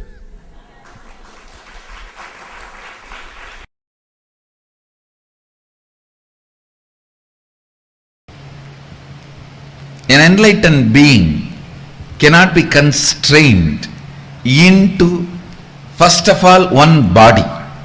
Forget about constraining me into one gender. In Vedic tradition, we call enlightened beings as transcendental gender, not transgender. Transcendental gender. Neither male nor female or gay or lesbian or transgender. It's a separate kind of a body. We call it Divya Sarira, which reflects the way you want to see, you will go on be seeing it. The way you want to perceive, you will be perceiving it. The way you want to enjoy, you will be enjoying it. So it is even in language, words, Sanskrit gives exemption from all the grammar, rules, everything to enlightened beings. The Sanskrit grammarian, he says, enlightened beings are trying to express something which can never be expressed through words. So they are exempted from all grammar rules, everything. It is called Arsha Prayoga. Whenever a rishi uses the language for his own convenience, the way he wants and the way he interprets, it is accepted as a trend and grammar rule, and it is called Arsha Prayoga. He is not bound by the linguistic rules, grammar rules. Same way, an enlightened being cannot be constrained even to one body with so much of difficulty when he is trying to express through one body. You can never be able to constrain him to one gender. Whether psychology or physiology or the whole system, the body I carry, nothing can be framed into one gender. Actually, the enlightenment itself is a physiological, psychological mutation.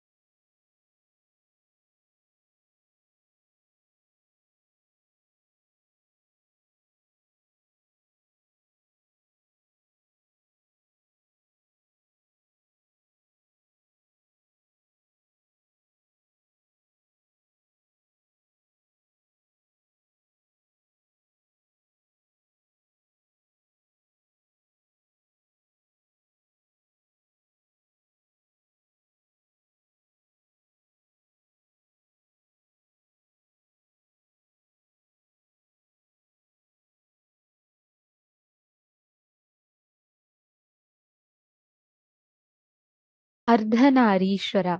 Ardhanarishwara is the ultimate gender that manifests. Paramashiva and Paramashiva Shakti together in their cosmic union, they form as Ardhanarishwara. This is a very beautiful story. Paramashiva gives Devi his own half of the body, and he makes literally Devi as his Ardhangini, Ardhanarishwara. To show Bringi, one of his favorite disciples, the truth, the absolute Paramasatya of Paramashiva, that how Paramashiva and Paramashiva Shakti are one and the same. They're not two separate entities. They both are one and the same. This is literally what Ardhanarishwara represents. Ardhanarishwara is the form of Paramashiva and Paramashiva Shakti together, where Paramashiva Shakti becomes part. She literally merges with Paramashiva, and they both give the darshan to the whole humanity. And this form is known for the auspiciousness that it brings. Anybody that connects to this form is blessed and bestowed with ultimate auspiciousness. Like Swamiji was saying, Hinduism does not give so much of importance to gender, because we know that we know the concept of gender is not associated anything to do with the quality of our consciousness. That is why Ardhanarishwara represents transcendental gender, not transgender.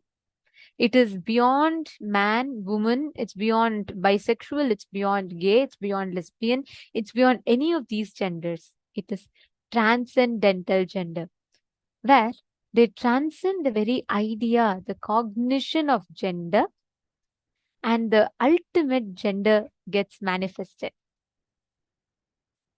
Actually, there's a very, very beautiful incident from Swamiji's own life. Swamiji used to tell Swamiji's manifestation, like from a young age, the moment from the time Swamiji was birthed itself, Swamiji's gurus completely used to train Swamiji's body, physical body itself, to be Ardhanarishwara, which means to be beyond gender. Literally, the Ardhanarishwara, the transcendental gender, happens where the level of completion, the depth of completion reaches your very biomemory. Which means all the mental and physical disorders, the mental and physical confusions that we have pertaining to our identity completely melts. And the pure biomemory gets awakened in us. This is what is represented as Ardhanarishwara, the principle of Ardhanarishwara.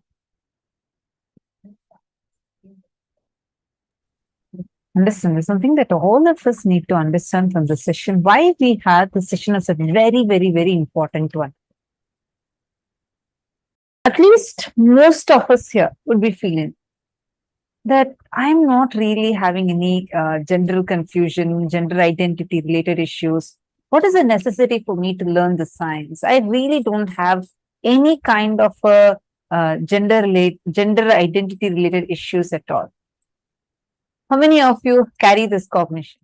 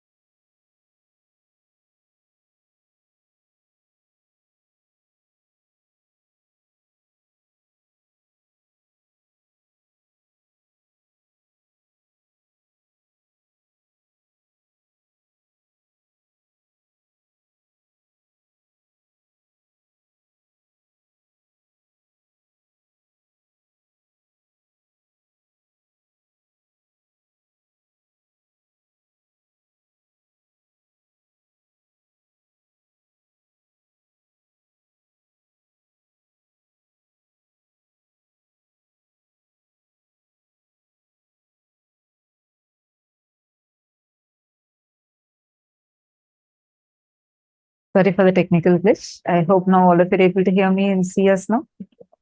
Great. How many of you feel gender-related issues is not really my thing right now? Like, I don't really have any kind of gender confusion and it's not a problem. Okay, I see many of you saying, yes, yes, I have this cognition. Yes, I feel so too. Okay, you can see in various Zooms, people responding. Okay. Let us first understand why we need to learn this. Because many of us, I used to think the same thing. Why? What is a necessity? It's probably for, like I used to think when first I heard this revelation from Swamiji, when Swamiji started talking about 11 genders, I thought probably it is for the people who have gender confusion, gender identity related issues. But then when Swamiji explained how you diagnosing your gender in multiple levels, you understanding about you is so important. It is not just to do with male, female, just this categorization that the society has taught us so far. It is a lot more deeper. When you understand the exact area that you are struggling with in your gender identity related issues, suddenly it will be like a waking up call that you would be having inside you, where you'll feel like, oh my God. So this is exactly where I was stuck and struggling with. Understand? Many times while scanning, we have seen these people who, like especially some men, who have completely suppressed their creativity expressions completely, which is like with the deep cognition rooted in them, which tells them that because they are male, they should never be expressive. And because of that, it affects even in their wealth manifestation. Very surprising how. If you look deeply, that is exactly how, see, the cognitions you carry inside of you, the way you handle you, it's the same way how you'll be handling various aspects of your life too. In every aspect of your life, the way you are relating with you, the way you're relating with the people around you, the way you're relating with health, wealth, in every dimension. Cognitions you carry matter. Ideas and cognitions that you carry matter. How many of you are understanding this? That is why when you start realizing that you are not, when you say you are a female, you are not 100% just female. Understand, you're 51% female, 49% male. When you say you are a male, you are not fully 100% male. You are 51% male and 49% female.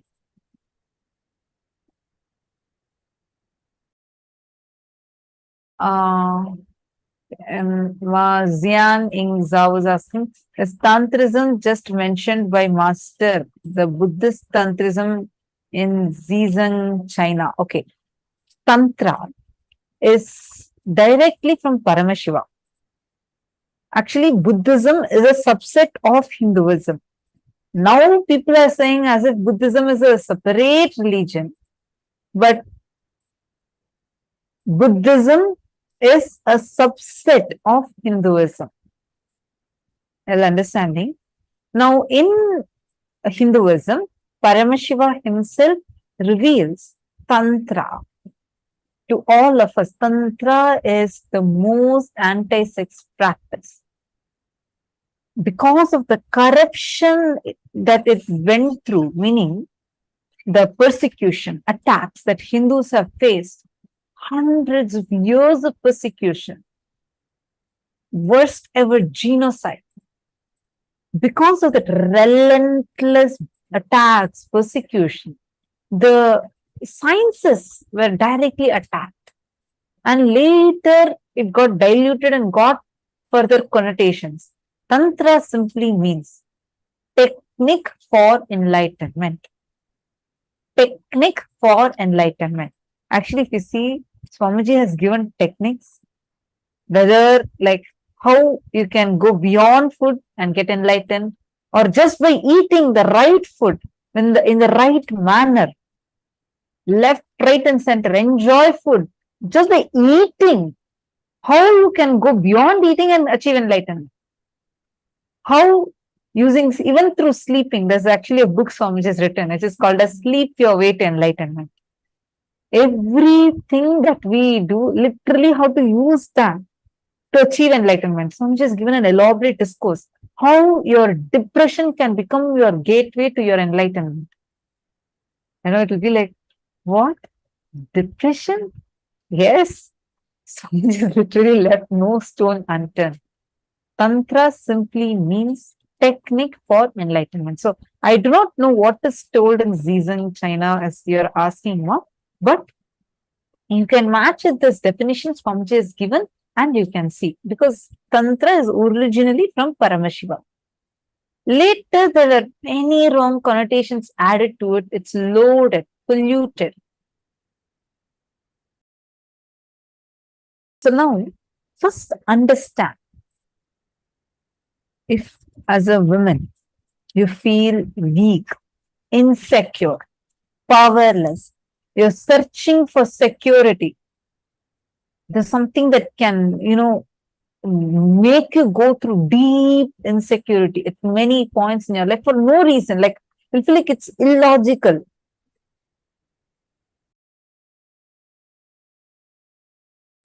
Those moments that you're facing is because you're suppressed half the male component in you that you're suppressed and kept inside you is struggling and suffocating you in your biomemory level.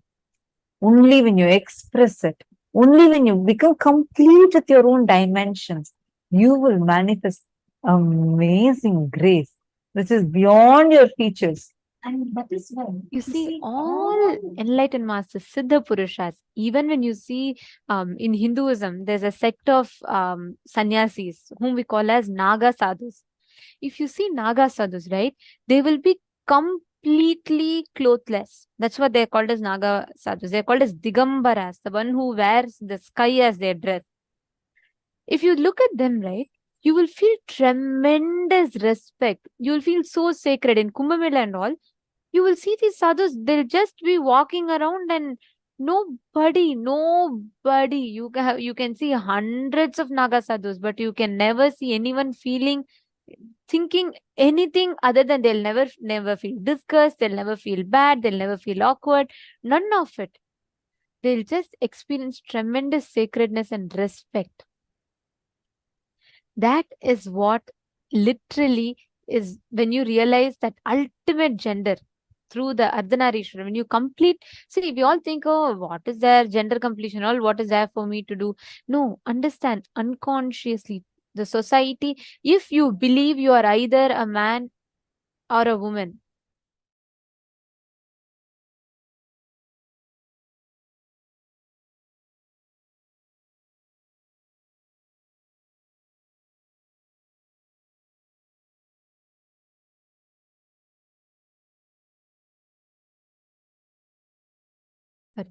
if society has taught you are either a man or woman, understand that itself means you need to complete. Swamiji tells the biggest scam society has done against humanity is teaching humanity that there are only two genders. That's the biggest misconception. All of you put, I don't think there's any need for me to work on gender. Many of you have put that, right? Listen to this very carefully. You need to understand this one truth. If you believe you're just a woman, or if you believe you're just a man, you have been wronged. The society has wronged you. You have not experienced what real completion, real fulfillment is. Every man is a man and a woman. Every woman is a woman and a man. So listen very carefully. Every single one of us, until you realize that you are not a man or a woman, you are beyond the gender. There's a very beautiful verse Adi Shankaracharya will sing. He will say, na punyam na papam. He will say, like, I am neither the sin nor the merit. I am neither the good nor the bad. I am neither the evil nor the great. I am neither the God nor I am the Asura. I am not any of this. I am just Chidananda Rupa Shivoham Shivoham. He says, I am just the embodiment of consciousness. I am Shiva. I am Shiva. This is the experience that Swamiji gives us. This is literally the essence of what Hinduism has to tell. Understand, every one of you that were saying, like, I'm not sure why I need to complete with gender, like, I don't have much of an impact. If you think everything is smooth with you, believing you're just one gender itself means you have been scammed by the society. You know why? Because the moment you're boxed into a gender, let's say you believe you're a girl, or let's say you believe you're a boy, the moment you're boxed into a gender, you develop so many incompletions and patterns, resistance to learn the other possibilities that you can express just because of this gender-based notions that you build. How many of you are catching it?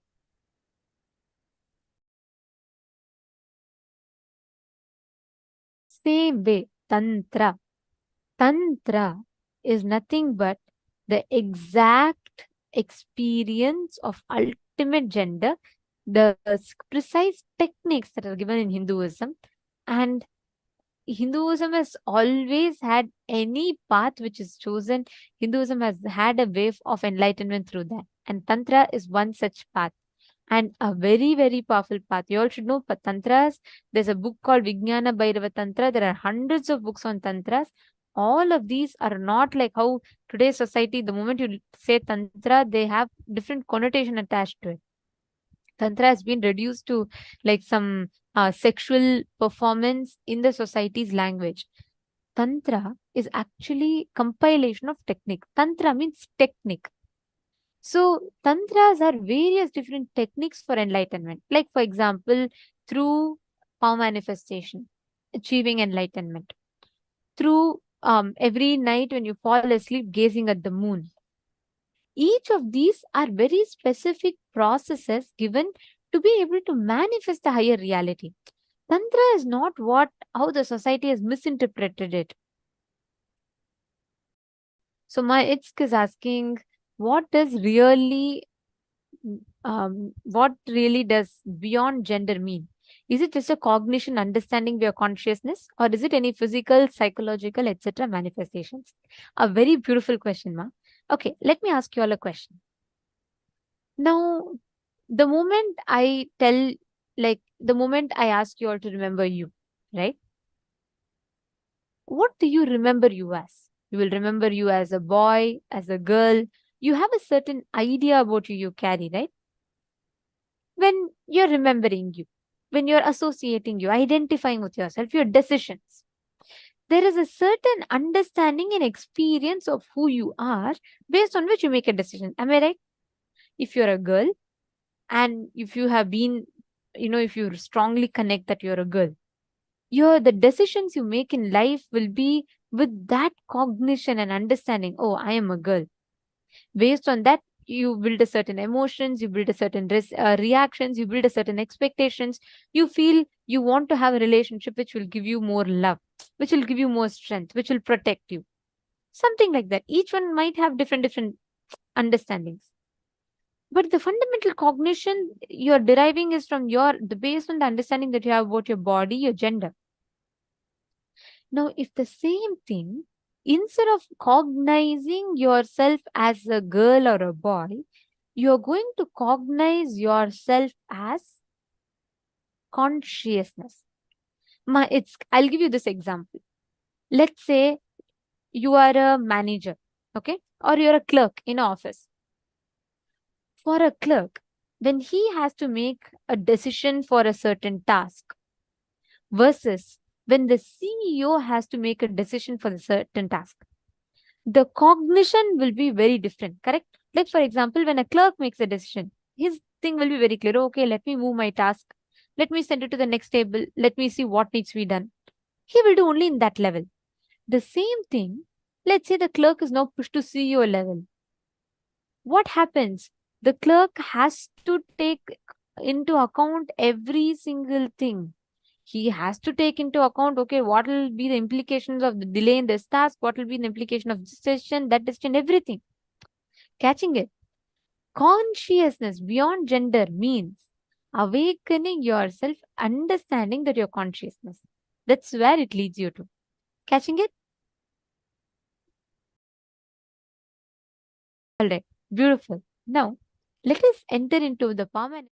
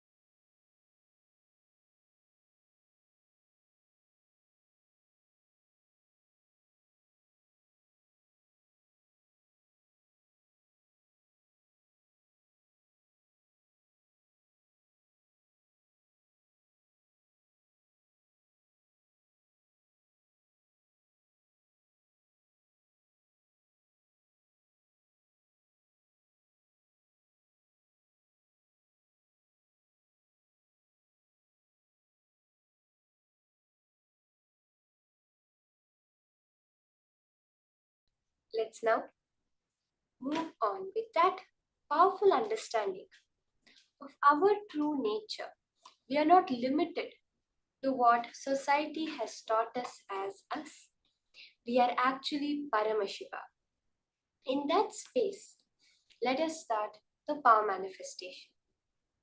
So we'll continue with the power of alchemy products. All of you, I hope you were successful. You had the darshan of Swamiji in the alchemy product. If not, please continue working on it.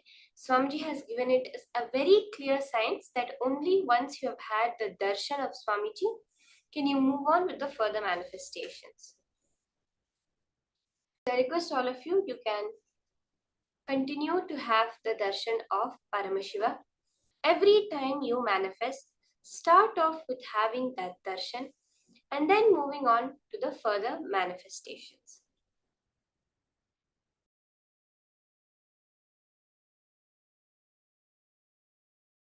So now, for all of those that had the darshan of Paramashiva, we are going to be doing the power of remote viewing.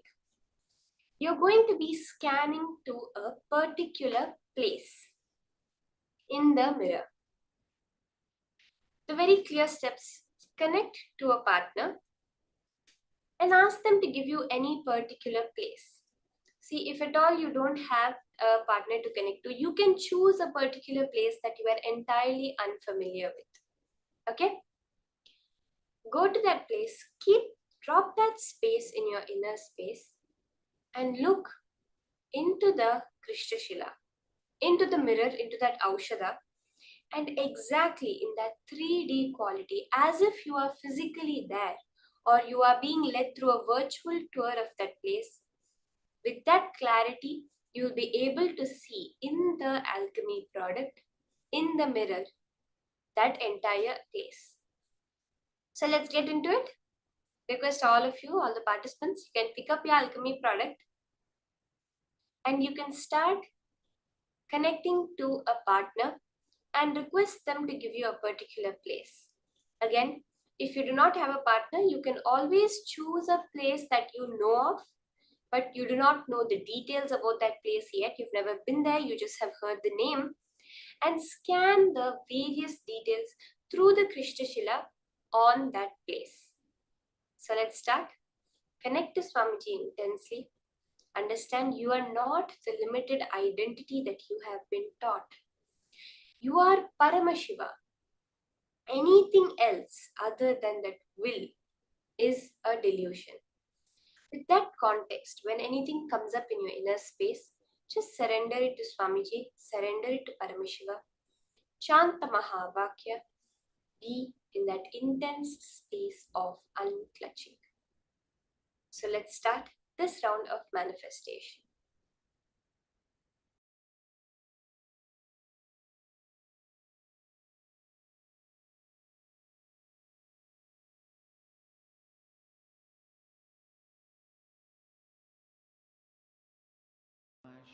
Paramashivoham. Om Nityananda Paramashivoham. Om Nityananda Paramashivoham. Om Nityananda Paramashivoham. Om Nityananda Paramashivoham. Om Nityananda Paramashivoham. Om Nityananda Paramashivoham. Om Nityananda Paramashivoham. Om Nityananda Put truth details to the place that you are scanning.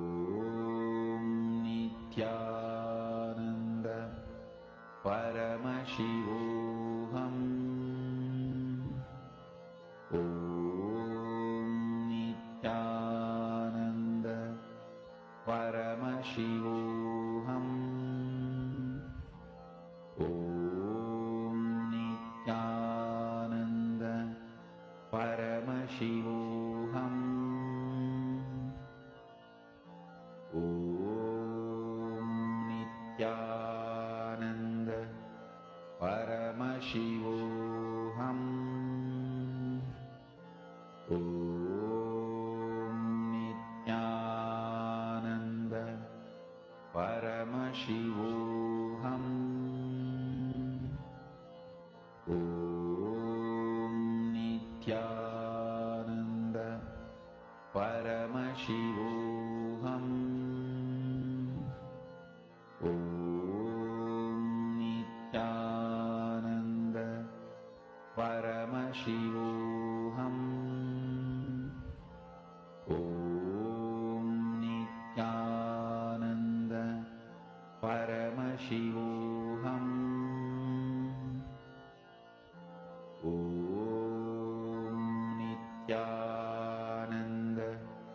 Paramashivoham. Om Nityananda Paramashivoham. Om Nityananda Paramashivoham. Om Nityananda Paramashivoham. Om Nityananda Paramashivoham. Om Nityananda Paramashivoham. Om Nityananda Paramashivoham. Om Nityananda Paramashivoham.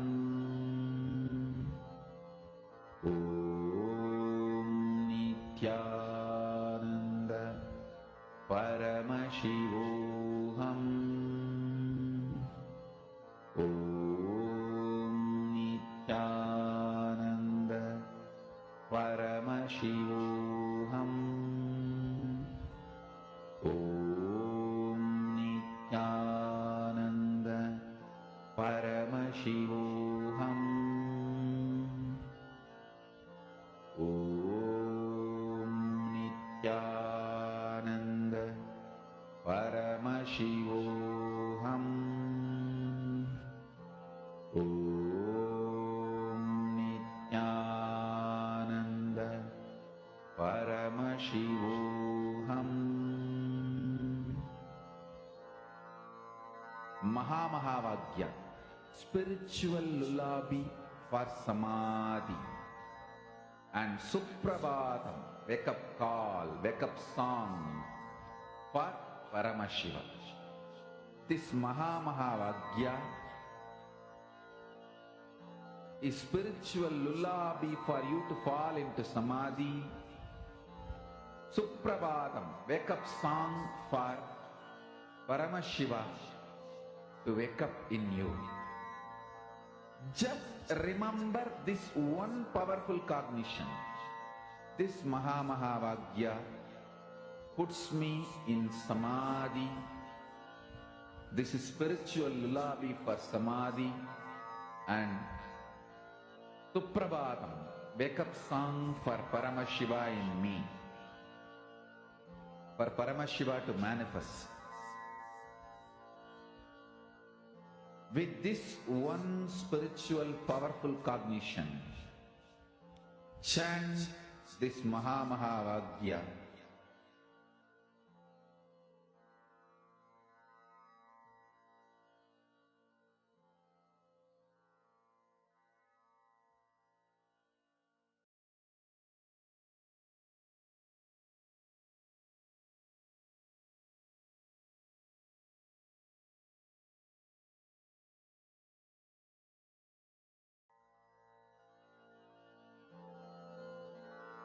Mahamahāvāgya, spiritual lullaby for samadhi.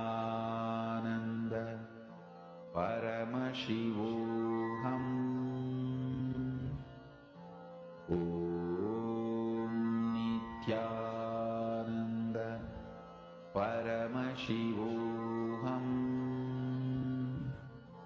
Om Nityananda.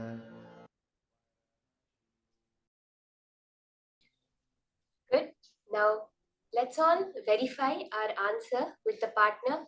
Whatever Paramashiva showed you, just reveal it to your partner. Tell them, see, Paramashiva has shown me all these details. Note it down and you can post it if you connected within the Zoom to a partner. If you connected within the Zoom, you can post it to them, get their feedback and put as much detail as you can and verify whatever Paramashiva has shown you. Whatever Paramashiva shows you is always correct. Even when our mind is not able to perceive, why am I not able to see it? Swamiji says that you are not bound. Paramashiva is not bound to make sense to you, but you are bound to make sense to Paramashiva. What does that mean? It means Paramashiva's ways do not have to make sense for you. That is what we learned day before yesterday in the whole Somaskanda Murti. Bhagavan Subramania's inner space. Success is a habit. Never question the pati. From that context, understand that how Paramashiva has manifested may not make sense to you. But you being established that I am Paramashiva and functioning from that. See, whatever external things that are happening and all, they don't matter. Whatever inner space you are in, that is what matters the most. So when you're doing the manifestation, let your focus be on that. Instead of being focused on the results, be focused on the space that you are in. At every moment, am I being more and more engaged in Paramashiva, in Swamiji? Or am I thinking about something that is matter, something that is physical, that is perishable, that is not Paramashiva? Go into that space and make the manifestation happen from there. See, whatever comes up, whether it is that, oh, I did not manifest, I was not able to manifest. If that is what is coming up, surrender that also at Paramashiva's feet. See, the only life within you is Paramashiva. So understand that whatever you are perceiving can only be Paramashiva's manifestation. There cannot be any other manifestation. Swamiji asks, do you mean to say that there is something greater than Paramashiva? Because if something other than Paramashiva exists, that means it must be something greater than Paramashiva. But that cannot be possible because only Paramashiva exists. That is why when we talk about God, we say He is omnipotent, He is omniscient, and He is omnipresent. He is there everywhere. So just keeping that space, that see, whatever may be happening, it is Paramashiva's manifestation. So, did you all verify with your partner? You can post whatever Paramashiva has revealed to you. Post your manifestations. Even if you got one color correct, you got one shape correct, the position of a certain item correct, understand it is Paramashiva's manifestation. Celebrate it as Paramashiva's manifestation.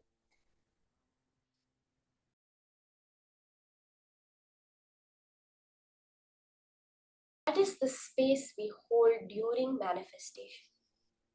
Swamiji says very beautifully that anything in life requires only your Ichha Shakti, no Kriya Shakti. What does that mean?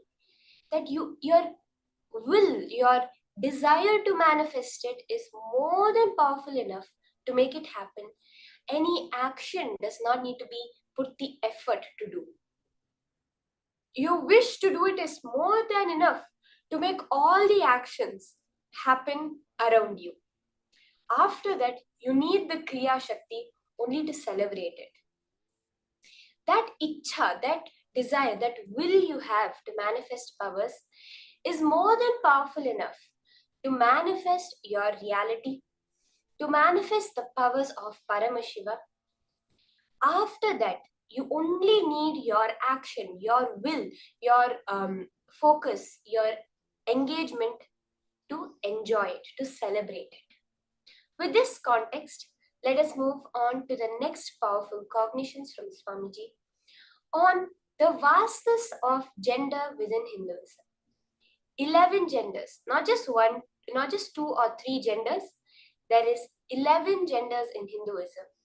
Swamiji, in this session, will guide us through how we can experience complete gender completion with this knowledge of 11 genders. Let us now enter into these powerful cognitions from Swamiji.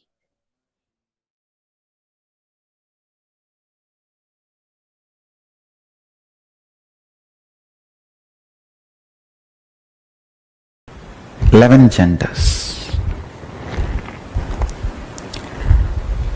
Some of the most powerful sacred secrets and powerful cognitions you need to know from Paramashiva about the 11 genders. 1. Gender is the totality of your identification with physical body, psychological layer, physiological existence, and your will about you. Listen. Your physical existence, your physiological existence, your psychological existence, and your identification, aham, will. In all 4 levels, how you feel the totality of all these 4 put together is your gender. And unfortunately, society does not have this elaborate true understanding because this knowledge was kept with elite. Society has only the very rough middle class mentality, mediocre understanding of 2 gender. And now they are coming up slowly only to the level of 3rd gender. But actually 11 genders exist. The various permutation combinations of your gender identification in the physical level, physiological level, psychological level, and will, aham, the individual conscious level. So understand, when Hinduism, Vedas and Agamas asks you to be a celibate till the age of 21, the purpose is for you to realize in physical level what is the gender with which you feel comfortable. In psychological level, what is the gender with which you are comfortable. In physiological level, what is the gender identity with which you are comfortable. And your conscious, self-conscious level, what is the gender with which you are comfortable. Exploring it, understand, one of the biggest problem is till 21, if you allow somebody to explore you, or if you explore somebody, you collapse into the wrong identification due to powerless cognitions, and you build a wrong gender identity. Understand? Whether you feel oversexed or undersexed, womanizer or suppressed, any powerlessness or complication in the level of sex and sexual fulfillment or sexual desires, sexual guilt, and any problem you go through with the sex fundamentally starts with gender identification. I tell you, When your gender is properly identified, all the sexual problems just melt down. 3,000 problems sexologists have created can just melt down if you just diagnose your gender, that's all, nothing else. Please understand, multiple disorders related to eating can be cured completely. Multiple disorders related to drug addictions can be cured completely just by gender identification. Do not, first thing, just say no to society and society labeling you in any gender. If you are below 21, decide not to allow anybody to physically explore you and never explore another physical body. Wait. Understand, gender identity is like a mercury. It cannot be kept even in golden pot. It can be only kept in stone vessel. Only after 21, your system becomes a stone vessel. If you are below 21, decide no question of exploring another body or letting another body to explore you. And if you are already above 21 and you feel you have allowed people to explore you or you explored other bodies, don't fall into guilt, but sit and go through every incident and go for completing it. I am telling you, you need to cognize your will,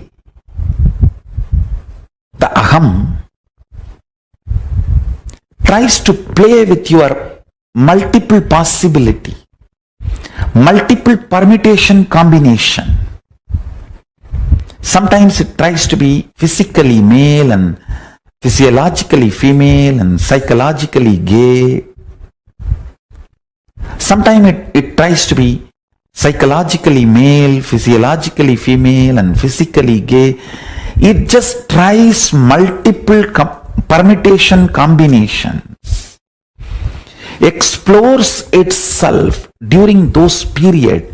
You just need to be with yourself. 3 worst things are done to you by society. First, trying to push you into 3 or 4 genders they are recognizing, like pushing you into either male or female or lesbian or gay. That's one of the biggest crime done to you. Second, not letting you understand that they don't have the ultimate solution. They are ignorant, but trying to push their off, unverified, not time-tested, non-foolproof understandings, ideas, concepts, cognitions being pushed into you, forced to die. Basic truths about life, your gender identification, your will, when it is trying, doing all the trial and error of the gender identification, it should be given freedom. Freedom to be celibate. Understand? Society is so abusive only if it hooks you into the greed of sexual need. I call it grid of sex. You can continue to be exploited. Diabetes is grid. The first 21 years till you find your identification and your beautiful alignment of the gender, which is the true integrity with which your physical, physiological, psychological existences feel complete. In these 11 genders, one permutation combination gives you a complete completion. Wow! The heaven experience in your body, your 6 feet body feels heaven. That experience to happen in you, you need to explore what is the gender you are really. Which one you feel, I know me. To come to that experience, that is what I call the state of Ardhanarishwara. Paramashiva. The state of Ardhanarishwara. Ardhanarishwara is the ultimate symbol of the completion of the gender identity. Liberation from gender crisis. It's a beautiful form Paramashiva takes to show the completion of the gender identity.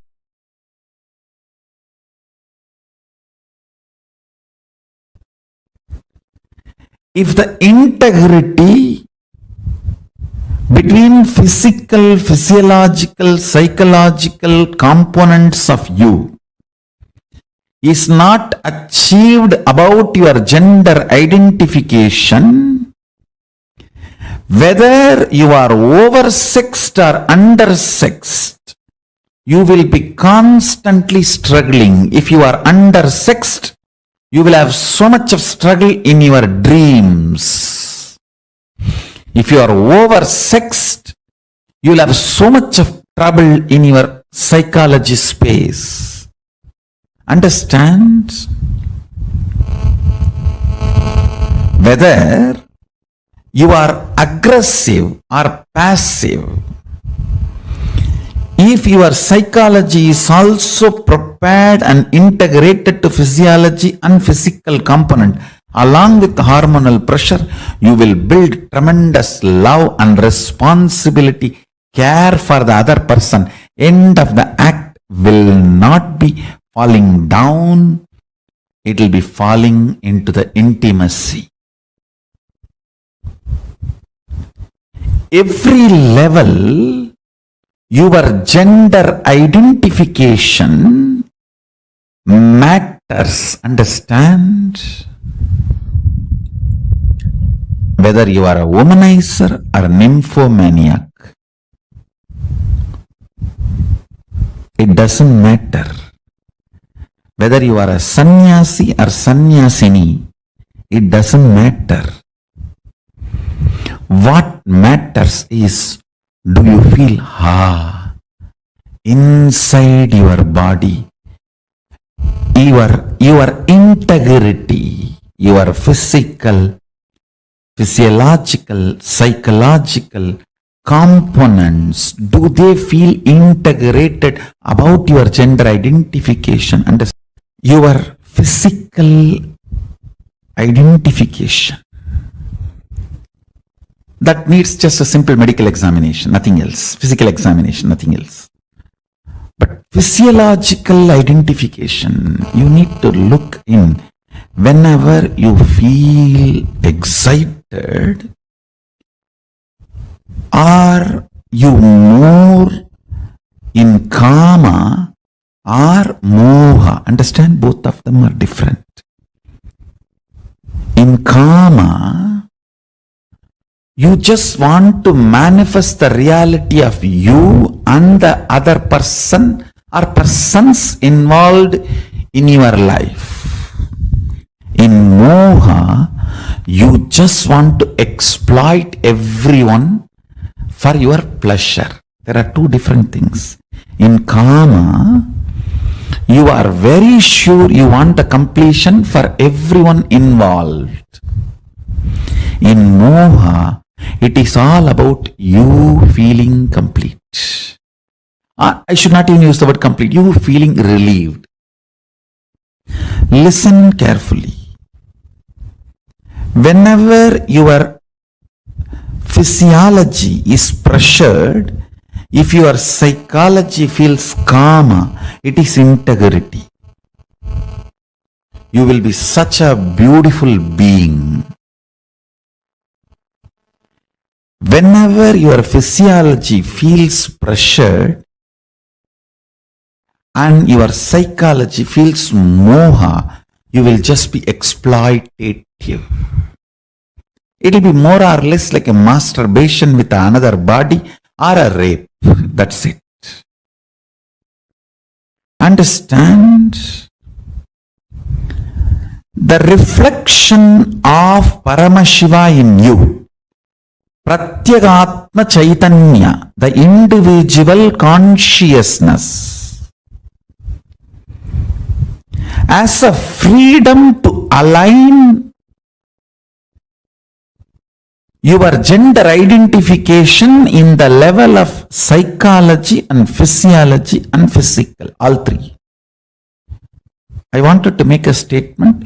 By your willpower, you can change your gender completely, even physically.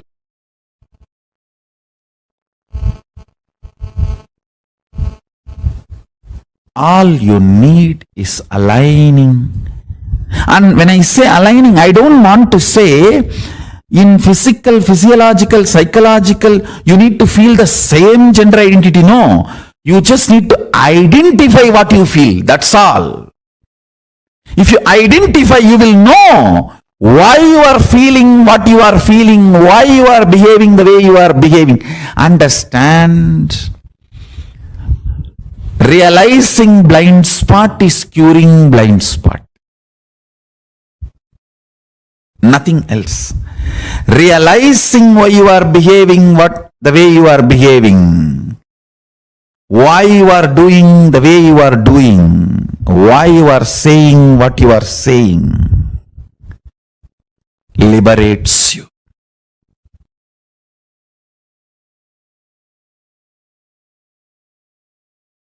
And once again, I wanted to thank everyone for being here. Today's subject for the panel discussion is gender equality, past, present, future.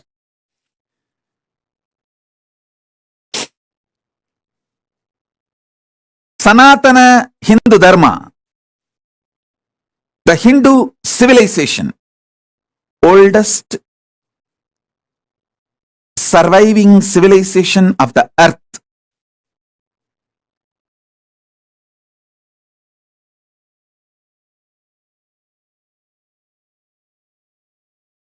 manifested the gender equality in its uniqueness. Each gender, not just as we know, socially accepted just male and female. Hinduism elaborates about 11 genders. Each gender finding their highest potential and manifesting all their possibilities and powers is the gender equality in Sanatana Hindu Dharma. Hinduism created a beautiful ecosystem. Vedas elaborately document the existence of 11 different genders. And all the 11 different genders were given an amazing possibility by the Hindu ecosystem. Hindu civilization manifested a beautiful ecosystem where all the 11 genders reached their peak possibility, possibilities and powers. Main commonly known two genders, male, female, have been given methodology, science to manifest their full potential, manifest all their possibility and powers. This is the way gender equality is presented in Hindu tradition from the ancient times. I am putting it on record.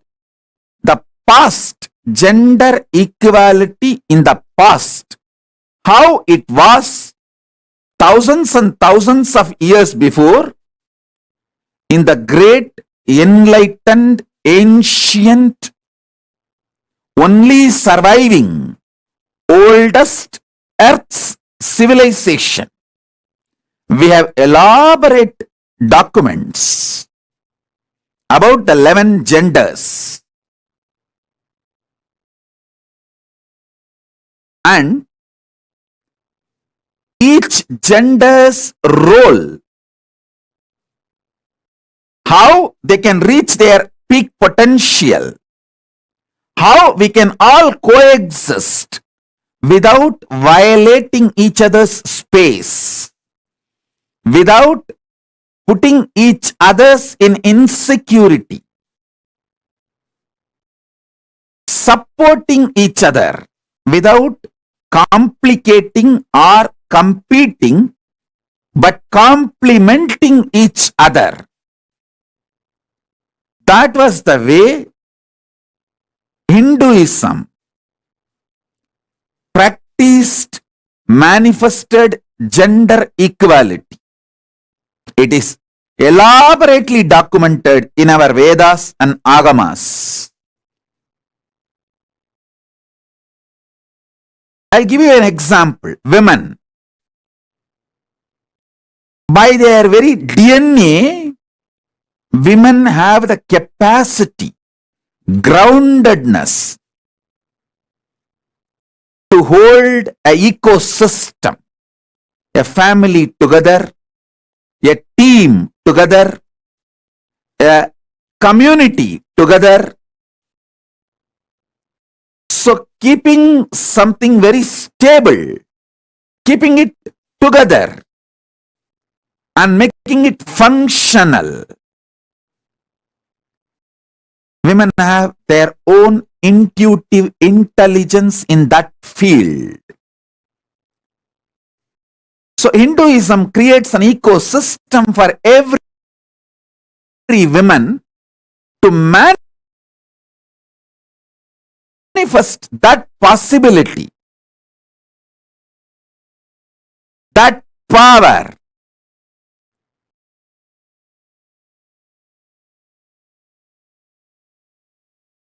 This knowledge is documented and transmitted from generation to next generation just through the DNA.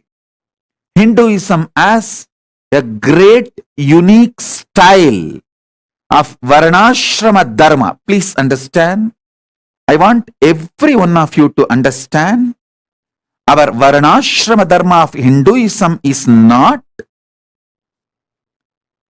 anyway classifying human beings as higher or lower based on their birth. No, I wanted to make it very clear. The Varnashrama Dharma gives unique place to all the Varnas and all the ashramas, creates an ecosystem for every type of being to flower.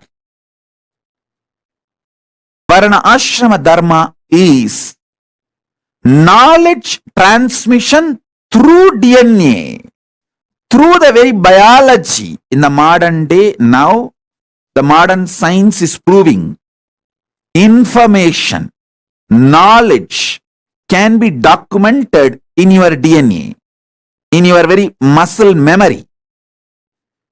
Thousands and thousands of years before, the Vedic masters, the masters of Vedic civilization, ancestors of Vedic civilization, know this truth. This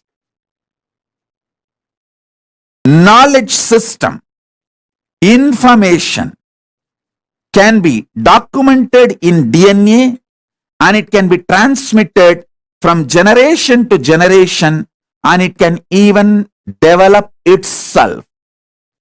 It can even upgrade itself. It can even update itself. This science forms the foundation for woman's place in Hinduism. Same way, man has his own role, keeping the power of consciousness. Each gender has something unique to contribute for the humanity. Each of them reaching their peak potential and manifesting their powers, their possibilities, serving the best way to the humanity and experiencing fulfillment, liberation, moksha is the purpose of the Hindu ecosystem.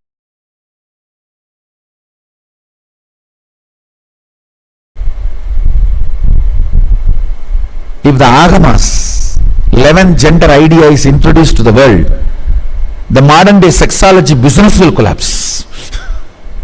It's a business, making you believe you have a problem.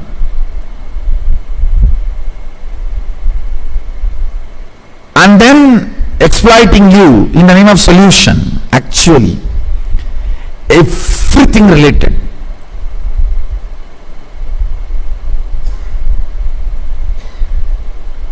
Whether problems or difficulties, understandings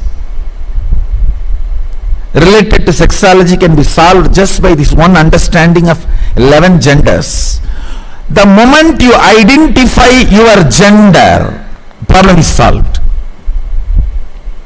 Then you know how you are going to be functioning. It is a simple mechanism. See, body is the best outfit you can wear. Understand this word. Body is the best outfit you can wear. The food or the pressures your body asks, your body feels, is just dependent on how you feel about your body. The moment you know what is you, all struggle will stop, will drop. Its attitudes decide the gender you are going to develop in you. Blessed are those who build a gender of Guru in them with their intimate, integrated relationship with the Guru. When you cherish intimate, integrated, authentic relationship with Guru, you grow in a gender called transcendental gender, because he is transcendental gender. You will grow in that same transcendental gender. That is what I call cosmic union, oneness.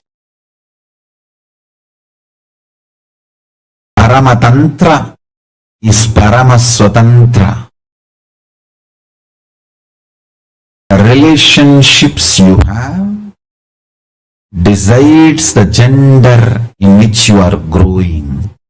Gender is not static, it is dynamic. Fools are those who believe gender is static. As long as your body is dynamic, gender is dynamic. how food creates or heals diseases in you, the love and the relationships and the persons whom you cherish decides or heals gender in you. Understand how your weight is changing. It is dynamic. Your weight, your blood pressure, your sugar level, how your body is dynamic. Same way your gender is dynamic.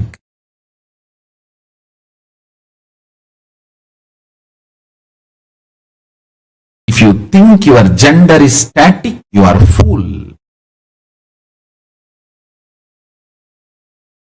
Your gender is dynamic is the truth. Based on the food you eat, your health changes. Based on the love you eat, the thought currents you eat, your gender changes. The most sweetest, intimate, personal, integrated, authentic relationship with Guru makes you grow into transcendental gender that is directly equivalent to the enlightenment and power manifestation you will have. Understand?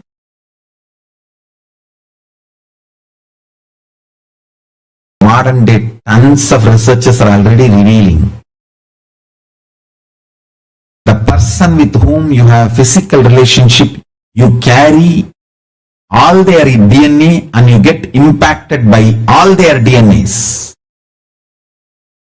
Men or women.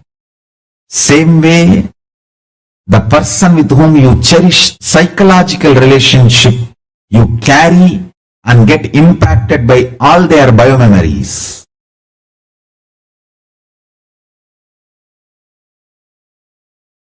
The Guru, who is literally divine, Paramashiva, with whom you have intimate, integrated, personal, authentic relationship, you carry his very DNA, very biomemory, and very powers, enlightenment, bioenergy itself. Enlightenment or power manifestation is all about intimacy, integrity, authenticity you have with your Guru. The personal relationship with your Guru, that's all. That's all.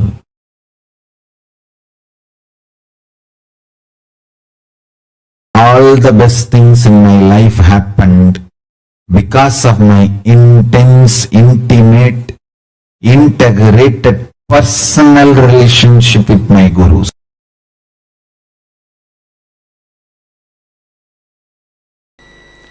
The future of the world is going to be this way. Future of the planet Earth is going to be exactly this way. Once you become 18, now you have the freedom to choose which country you want to live. What should be your language? What should be the field you wanted to enrich the world? And which faith you wanted to live? Which religion you wanted to pick up? Which gender you want to have? It is going to be very common, the gender exchange operations. Gender change operations are going to be just like a cough cold medication. It's going to be available every street.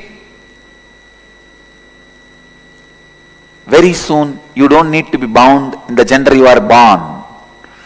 You don't need to be bound in the religion you are born. You don't need to be bound in the country you are born. You don't need to be bound with your mother tongue. So naturally, all the people who promote love for your country, love for your religion, love for your mother tongue, love for your culture, love for your gender, they will all be outdated.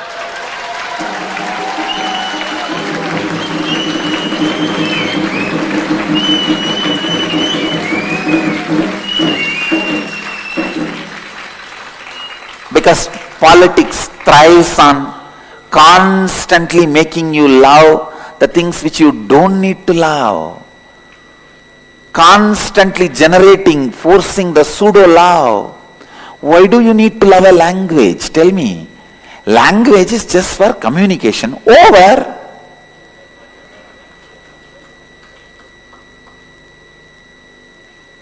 If you know what the other person is saying, if the other person knows what you are saying just, and he understands that it's over. Language is just for communication, not for becoming fanatic and dying.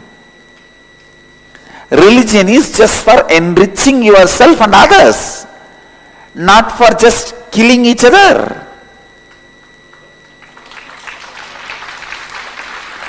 Country is what for country concept? So that we create better and better infrastructure and enrich the universe, enrich the world. But instead, we build more and more weapons in the name of defense and kill each other. The concept of language, concept of country, concept of religion, just see how many billions of people we lost on the planet Earth and all their intelligence. There are some religions, even while you are alive, they kill your intelligence.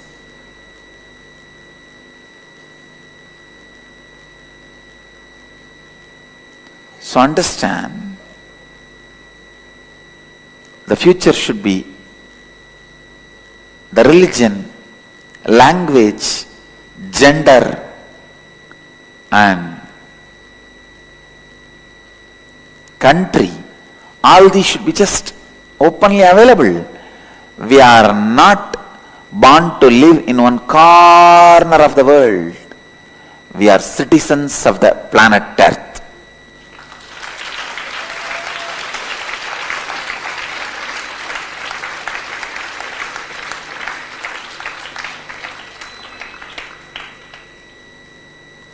This can happen only by Vedic tradition. I tell you, only by Vedic tradition,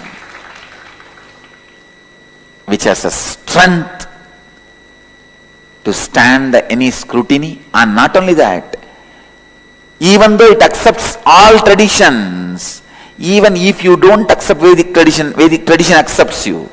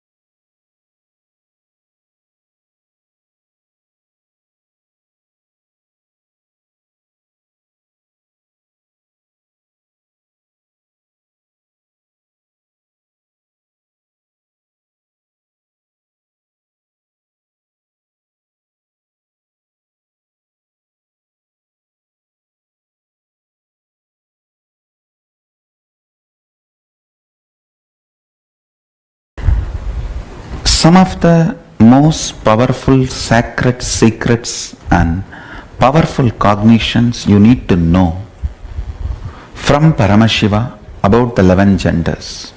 1. Gender is the totality of your identification with physical body, psychological layer, physiological existence, and your will about you. Listen.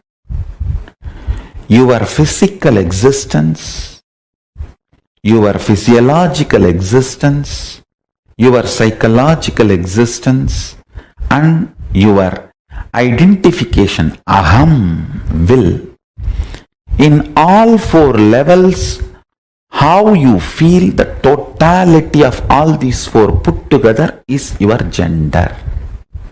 And unfortunately, society does not have this elaborate true understanding because this knowledge was kept with elite. Society has only the very rough middle class mentality, mediocre understanding of two gender. And now they are coming up slowly only to the level of third gender. But actually 11 genders exist. The various permutation combinations of your gender identification in the physical level, physiological level, psychological level and will, aham, the individual conscious level. So understand, when Hinduism,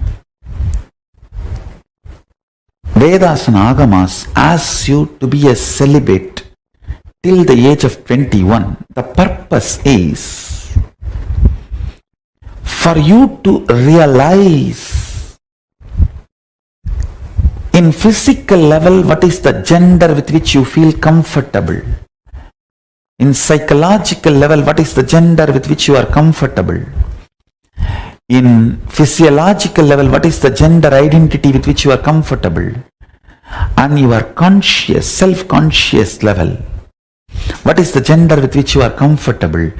Exploring it, understand, one of the biggest problem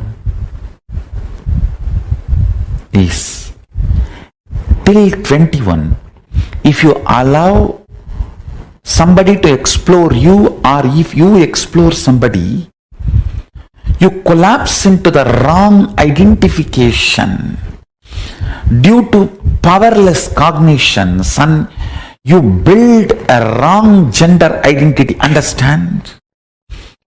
Whether you feel oversexed or undersexed, womanizer or suppressed, any powerlessness or complication in the level of sex and sexual fulfillment or sexual desires, sexual guilt and any problem you go through with the sex fundamentally starts with gender identification. I tell you, when your gender is properly identified, all the sexual problems just melt down. 3,000 problems sexologists have created can just melt down if you just diagnose your gender. That's all, nothing else. Please understand, multiple disorders related to eating can be cured completely. Multiple disorders related to drug addictions can be cured completely just by gender identification. Do not, first thing, just say no to society and society labeling you in any gender. If you are below 21, decide not to allow anybody to physically explore you and never explore another physical body. Wait. Understand, gender identity is like a mercury. It cannot be kept even in golden pot. It can be only kept in stone vessel. Only after 21, your system becomes a stone vessel. If you are below 21, decide no question of exploring another body or letting another body to explore you. And if you are already above 21 and you feel You have allowed people to explore you, or you explored other bodies. Don't fall into guilt, but sit and go through every incident and go for completing it. I'm telling you, you need to cognize your will, the aham, tries to play with your multiple possibility, multiple permutation combination. Sometimes it tries to be physically male and physiologically female and psychologically gay.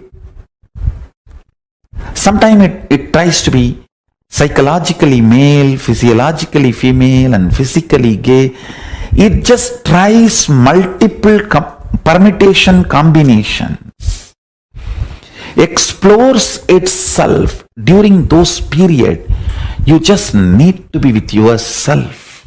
3 worst things are done to you by society. First, trying to push you into 3 or 4 genders they are recognizing, like pushing you into either male or female or lesbian or gay.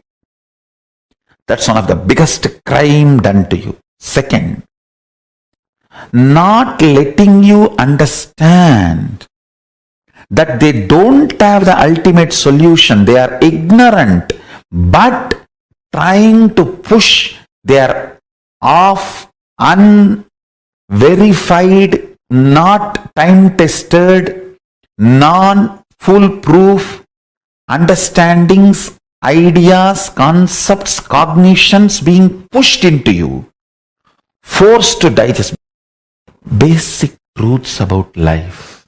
Your gender identification, your will, when it is trying, doing all the trial and error of the gender identification, it should be given freedom. Freedom to be celibate. Understand? Society is so abusive only if it hooks you into the greed of sexual need. I call it grid of sex. You can continue to be exploited. The first 21 years till you find your identification and your beautiful alignment of the gender, which is the true integrity with which your physical, physiological, psychological existences feel complete. In these 11 genders, one permutation combination gives you a complete completion. Wow! The heaven experience in your body. Your 6 feet body feels heaven. That experience to happen in you, you need to explore what is the gender you are really, in which one you feel, I know me. To come to that experience, that is what I call the state of Ardhanarishwara. Paramashiva. The state of Ardhanarishwara. Listen. If the integrity between physical, physiological, psychological components of you is not achieved about your gender identification, whether you are oversexed or undersexed, you will be constantly struggling. If you are undersexed, you will have so much of struggle in your dreams. If you are oversexed, you will have so much of trouble in your psychology space. Understand? Whether you are aggressive or passive. If your psychology is also prepared and integrated to physiology and physical component, along with hormonal pressure, you will build tremendous love and responsibility, care for the other person. End of the act will not be falling down, it will be falling into the intimacy. Every level, your gender identification matters, understand? Whether you are a womanizer or nymphomaniac, it doesn't matter. Whether you are a sannyasi or sannyasini, it doesn't matter. What matters is, do you feel inside your body, your integrity, your physical, physiological, psychological components, do they feel integrated about your gender identification? Understand? Your physical identification, that needs just a simple medical examination, nothing else. Physical examination, nothing else. But physiological identification, you need to look in. Whenever you feel excited, are you more in kama or moha? Understand, both of them are different. In kama, you just want to manifest the reality of you and the other person or persons involved in your life. In moha, you just want to exploit everyone for your pleasure. There are two different things. In kama, you are very sure you want the completion for everyone involved. In moha, it is all about you feeling complete. I should not even use the word complete. You feeling relieved. Listen carefully. Whenever your physiology is pressured, if your psychology feels kama, it is integrity. You will be such a beautiful being. Whenever your physiology feels pressured and your psychology feels moha, you will just be exploitative. It will be more or less like a masturbation with another body or a rape. That's it. Understand? The reflection of Paramashiva in you, Pratyagatma Chaitanya, the individual consciousness, as a freedom to align your gender identification in the level of psychology and physiology and physical, all three. I wanted to make a statement. By your willpower, you can change your gender completely, even physically. All you need is aligning. And when I say aligning, I don't want to say in physical, physiological, psychological, you need to feel the same gender identity. No. You just need to identify what you feel. That's all. If you identify, you will know why you are feeling what you are feeling, why you are behaving the way you are behaving. Understand? Realizing blind spot is curing blind spot. Nothing else.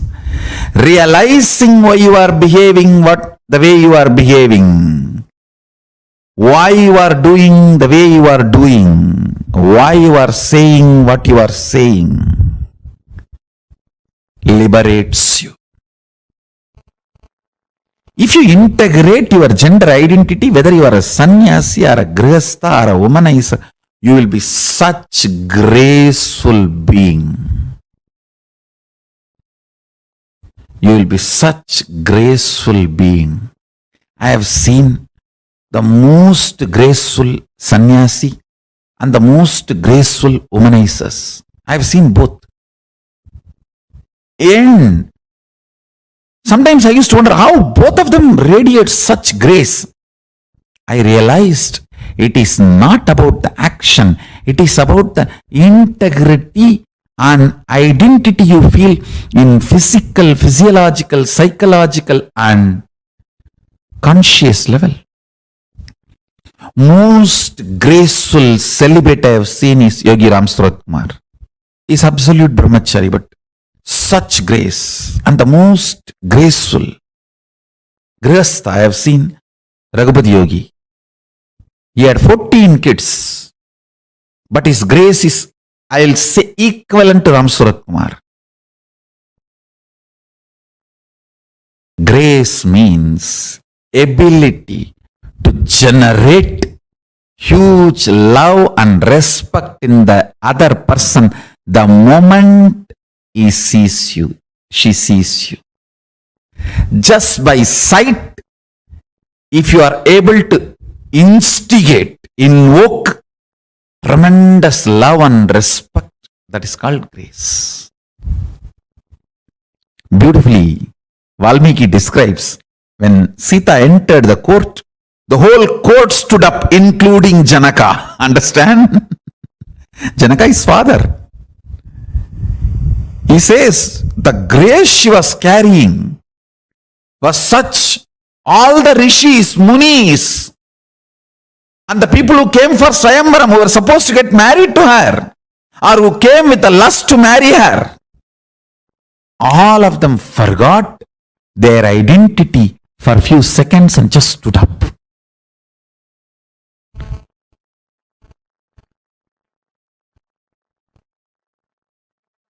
The grace she was radiating.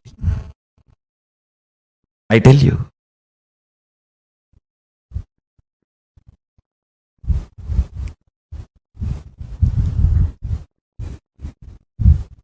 I wanted to get into the details. All the mood swing women suffer and feeling exploited, women feel, is just because their three layers are not integrated. Physical, physiological, psychological does not feel the same gender identity. There is a mismatch. There is a confusion.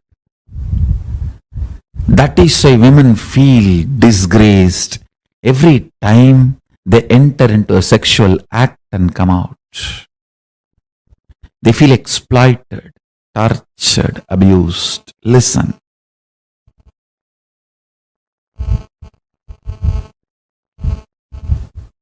All you need is aligning.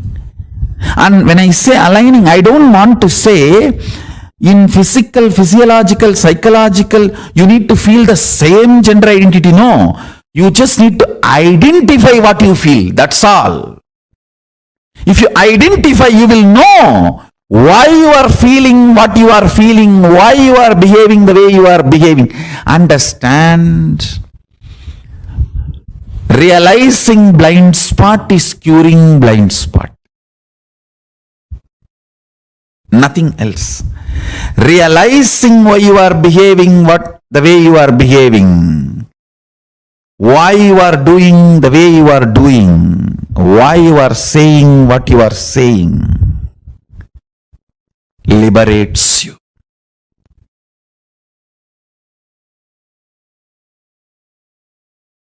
See, when the Kundalini, your Kundalini is awakened, fundamentally, first thing will happen is your identity about you for the purpose for which you took the body will become clear to you.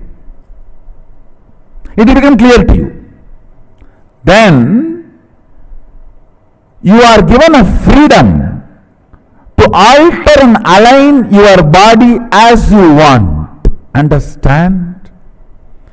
Swatantra, ability to handle yourself first, then the number of choices second. In Hindu tradition, Swatantra first, choices next. If the Swatantra does not go first, directly choices are given. Depression is life. And I wanted you guys to know, all the fellows who talk about the so-called freedom in the modern way of thinking, the modern lifestyle, I tell you, it is absolute false. Where all you don't need freedom, you are given freedom. Where all you need freedom, you are not given freedom. It is like the cow has been put inside a cage, only the face is allowed to move, and you go, hey, see, the face can go up, down, right, left, center, 360 degree, it can rotate. What amount of freedom? That is modern society. And the cow grazes freely in wild forests. That is Hindu tradition.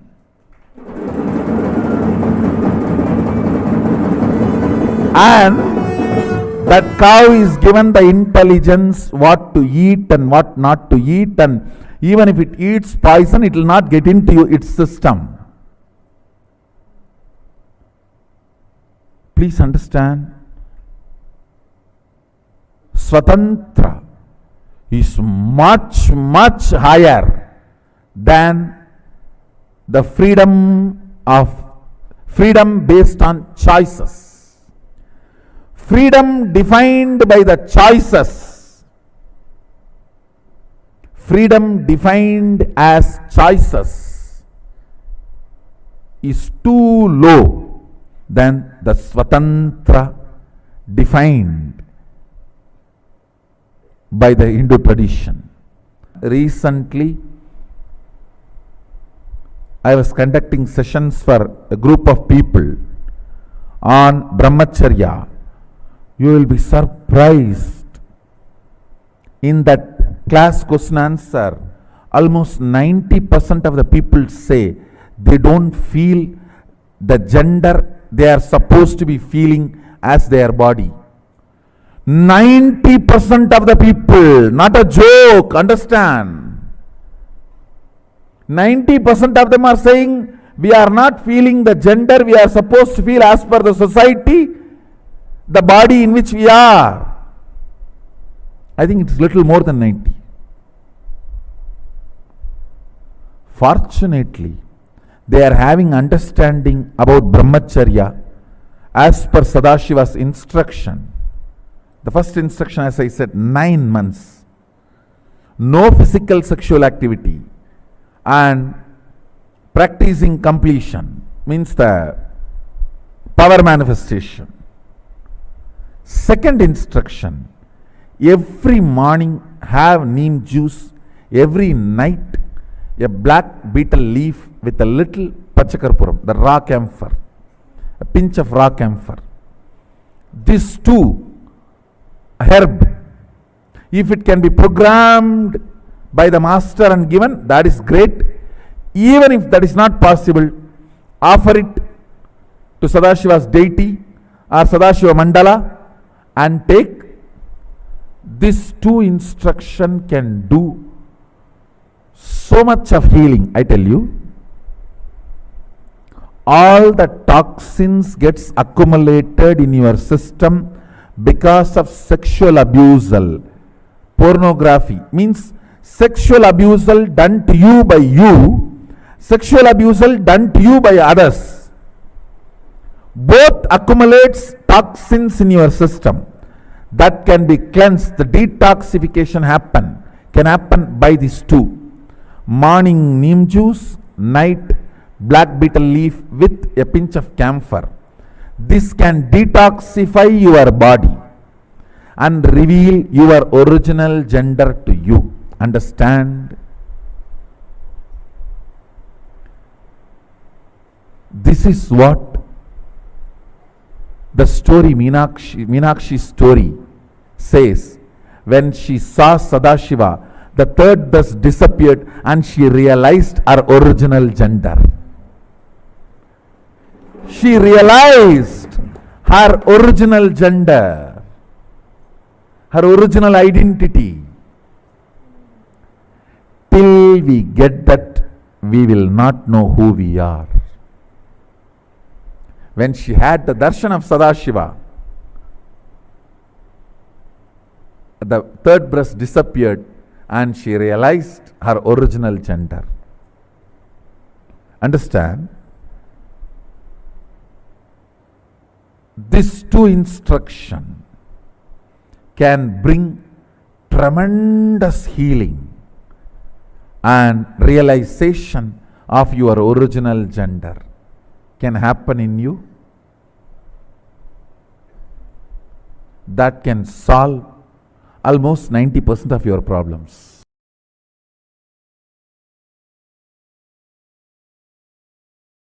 Center your gender identity on consciousness rather than your body or mind, then you will understand the science of engaging with life and relationships without getting into sexual act. The science of entering into relationship with the whole universe without engaging physical or sexual act is pure power manifestation. Listen. Listen. I'll repeat.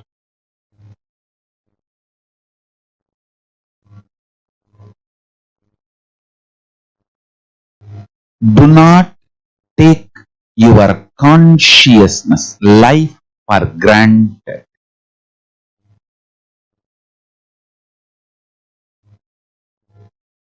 Center your consciousness on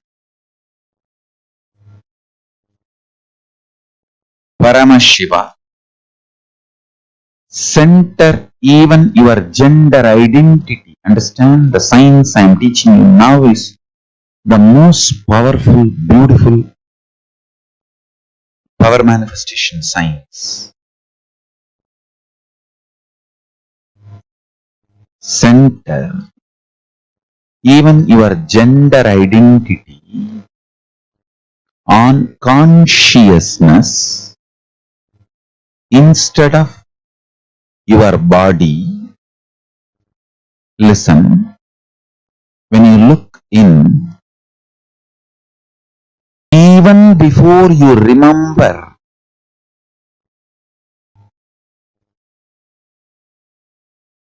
your gender as a male or female, center your core existence on your consciousness. Remember your consciousness, your pure consciousness. On that understanding, cognition, your pure consciousness. If you build your existence, understand, the more and more you remember your consciousness, more and more you engage yourself with the understanding your consciousness, more and more the nectar based chemicals and hormones will happen in your system. Listen.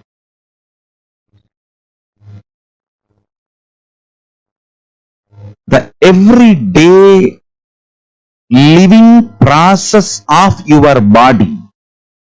You are inhaling, exhaling, breathing, digestion.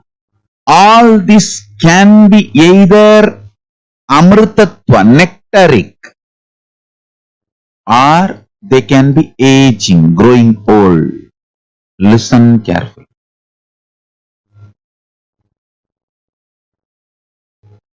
You need to understand the functioning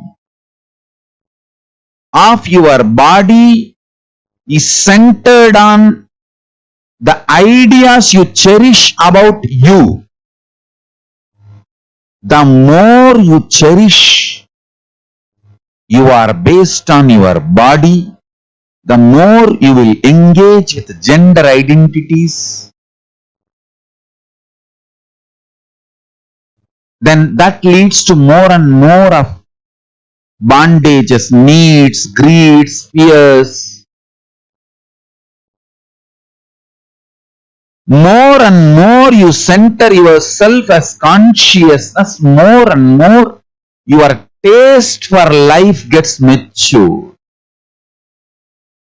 Understand, when you start remembering your consciousness more and more,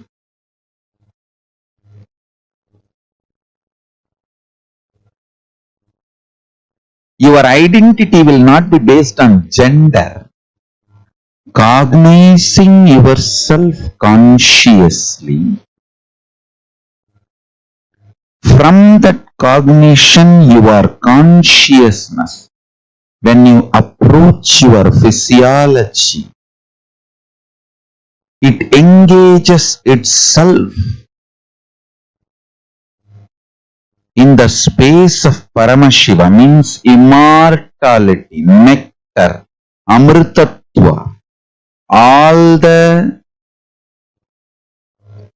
life processes like a breathing, inhaling, exhaling, eating, digestion, all engagement with life, whatever your body goes through, everything starts happening towards immortality, being filled with amrita, nectar. Understand? When you remember your consciousness, even your gender identity is built such a way, you do not seek to engage with a sexual relationship with every being you see or everything you see. Please understand,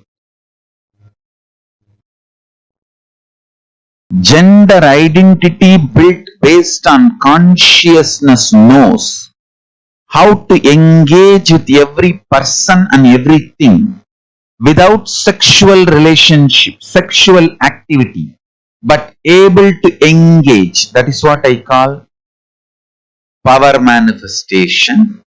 Listen.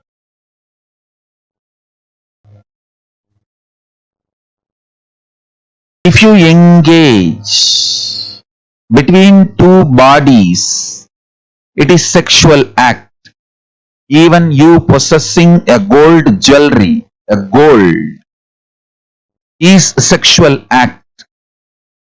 A matter working with matter always is sexual act.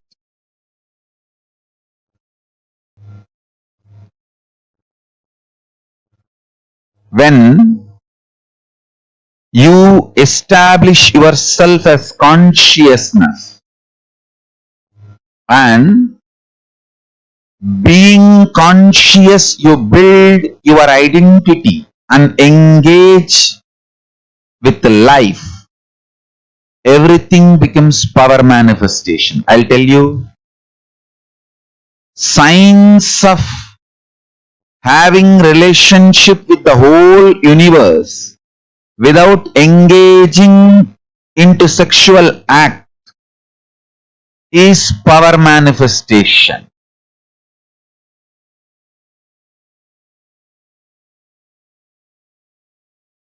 All life negative attitudes and aptitudes and tendencies, powerful conclusions, cognitions are the parasites sitting inside your biomemory. Let me repeat.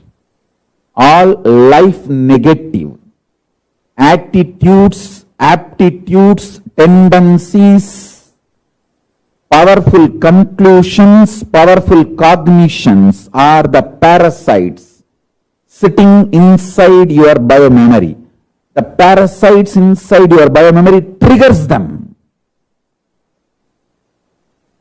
The most beautiful way of working and detoxing your biomemory is 1200 long breath every day.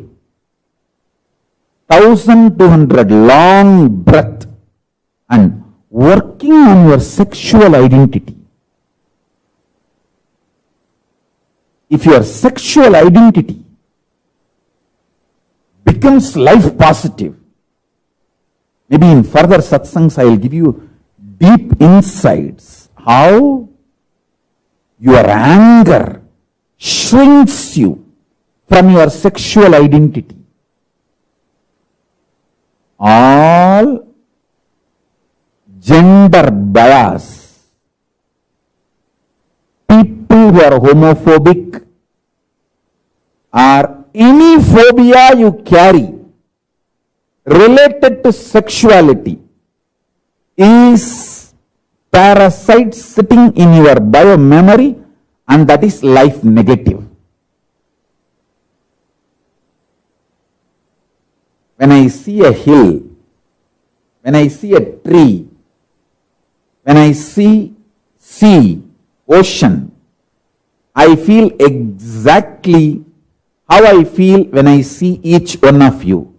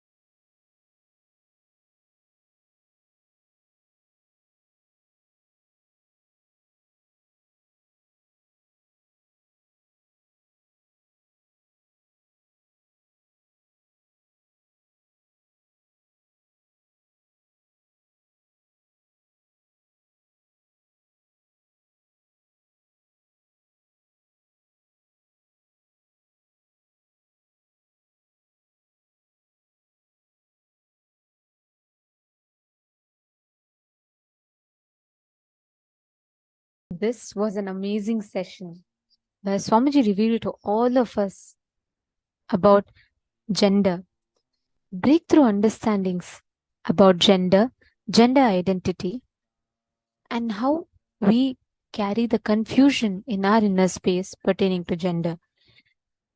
I request every one of you to take a few minutes and please post in the chat, what did you understand throughout this whole session? What did you click with? What did you understand?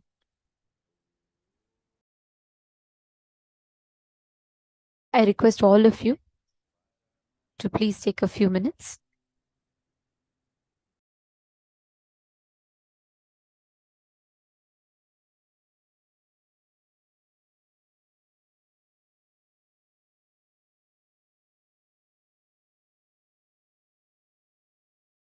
And now in the chat, whatever you have understood.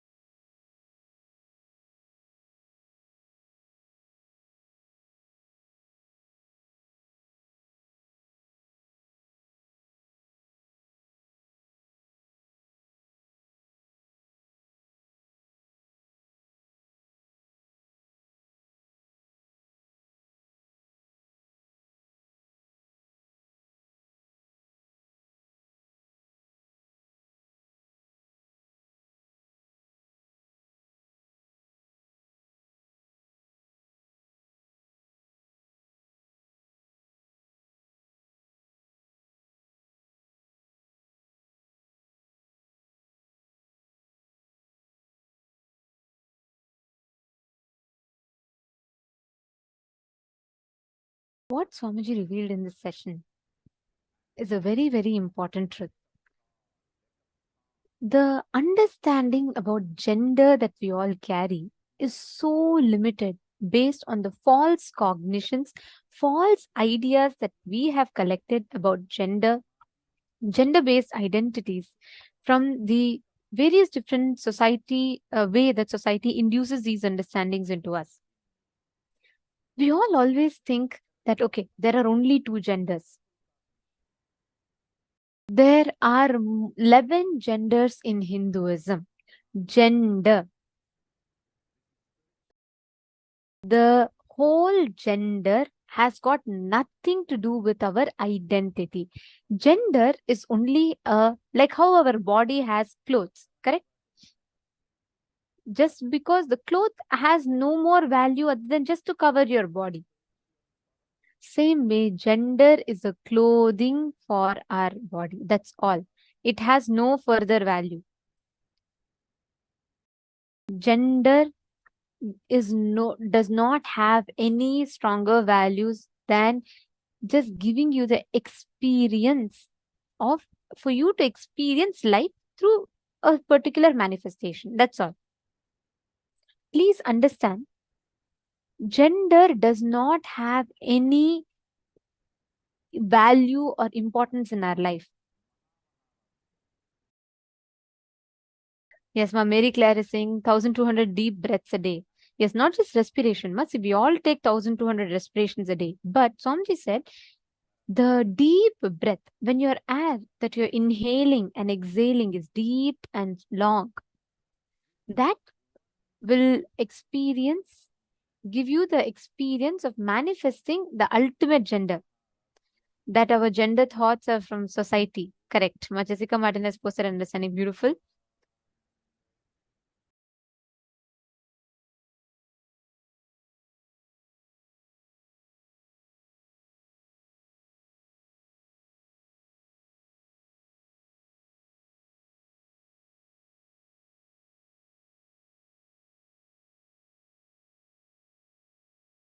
Yes, I see many of you have posted your understandings. I'm just seeing, and Masuda Dandapani has posted too much of options for society. It would be very useful if used in right way. Okay, very nice.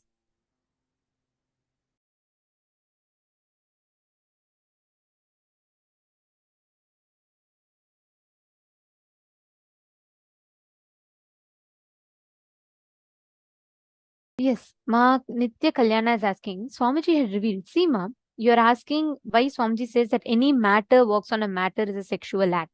Because anything that is not infused with consciousness is it only gives you agitational gratification. Even the physical relationship, when it is not infused with the understanding of consciousness, only becomes a it becomes an gratification. It just becomes a temporary gratification value. It does not give you the value add of consciousness moving towards enlightenment. Manitya Kalyana Sundari, I think. Yes. Manitya Kalyana Sundari, right? See, you're asking why Swamiji told like that. Please listen carefully, Ma. What Swamiji revealed is a very important truth for us to understand. Whenever you do something which is not infused with consciousness, it only becomes agitational gratification. That's what Swamiji said, right? It only gives you temporary gratification. That's all. What you can actually experience, the consciousness that you can actually experience, even your sex, when it comes from the context of wanting to experience the higher dimensions of enlightenment, will move you towards that. That's what Swamiji is explaining as Tantra. You're understanding, Ma?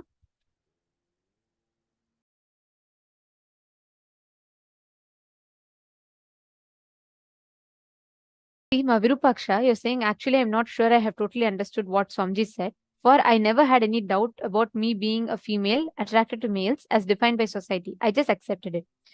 The problem is not, see, when Swamiji is saying, right, that society, if you believe you're only one gender, that's the biggest scam done to you. Listen very carefully, Ma Virupaksha. It is not that, oh, you're supposed to be confused. That was not the thing. Unfortunately, you defining yourself as only a female is a scam done by the society against us. The moment we start associating and limiting ourselves to that, you stop expressing the other attributes within you freely flowing from you. Your consciousness gets cut off, especially today. If you see, statistics show clearly kids have physically, the age when kids hit puberty has been reduced by 2-3 years, because even before the child understand themselves, they are forced to enter into relationships. When we say gender, all of us are thinking, oh, gender means body. Okay, if I have a female body, I'm a female. If I have a male body, I'm a male. It's as simple. No. You thinking your body and your hormones alone decide your gender is wrong. You are made up of your physical, physiological, psychological, and conscious will. In each of these levels, what gender do you feel? When a kid grows, right? From even before the kid understands who he or she is, as soon as they're born, we say, okay, you're a boy, you're a girl. Girls like Barbies, boys like cars, girls like this, boys like that. And each of it are a set of rules. Even in the so-called feministic world where women empowerment and all that is happening, we're not even talking about that. It's not a question of, oh, man versus woman. No. The very concept of gender is put as a chain, literally binding that child. So even before the child wakes up, the child is bound by saying, okay, you're a girl. So, okay, sit like this, walk like that, learn this, do that, do this way, be soft, be gentle, whatever we tell. The connotations we start adding to the gender. From there, they start watching movies, they start watching social media, they start picking up the concepts from social media, televisions, and movie channels. What happens? Even before they understand themselves, they start creating ideas. This is what Swamiji is defining, ma, Virupaksha. Listen very carefully. Let's say a small child. The moment the child is born, we say you're a girl. Okay. And then we start teaching child, how girls should be. Or when the child sees, right, it sees other girls, let's say on the YouTube or on movies. Slowly, the child will start associating her own responses to seeing that of how other girls react. So she'll start picking up her concepts of love, her idea of relationships, her idea of what is good, what is bad, how people should treat her, how she should respond to situations in life, everything based on that. That is the reason today, kids, even when as they are just 16 or 15-year-old kids, they would have not even understood themselves. They already start having boyfriends and girlfriends. Why? Because they feel when that hormonal urge happens, they do not know how to fulfill themselves. They do not know how to ground themselves. They start trying to go and look for it from outside. They start trying to get that satisfaction from outside. This is how they start falling in, they start having incompletions, they start developing the messed up cognitions. Are you catching it, ma Virupaksha?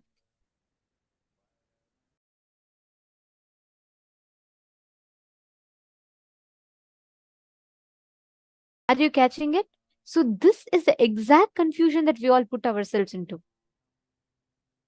Whenever these gender-based concepts come, our discussions and dialogues on gender is extremely limited and restricted to our limited ideas of gender.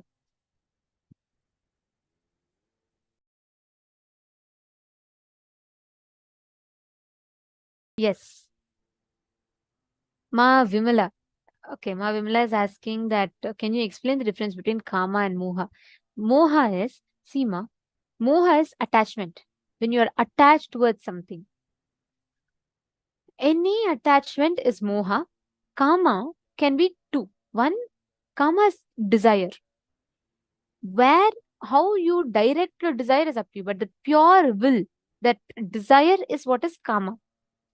But that kama, when it is attached club with moha, that is what all human beings suffer with. All our relationships, conflicts, everything happens because of that. We start getting attached to it. We start getting attached to our definitions and notions we carry about it. How many of you are understanding? How many of you caught this understanding about 11 genders? Could you all please put yes in the chat?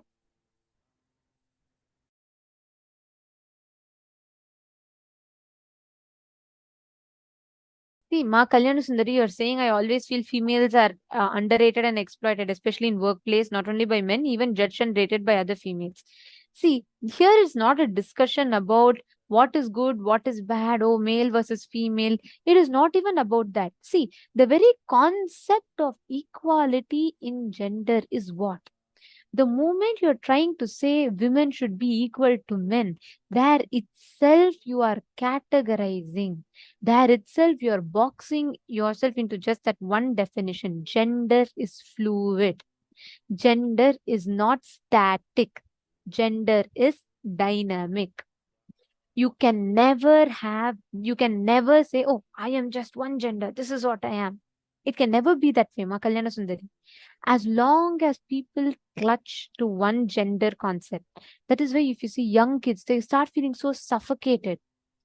Today, so much of divorce, so many things are happening, right? Teenage pregnancies, divorce, or kids, just in young age being exposed to so many unwanted stuff. All of these are happening. Why? Why is there so much violence amongst children?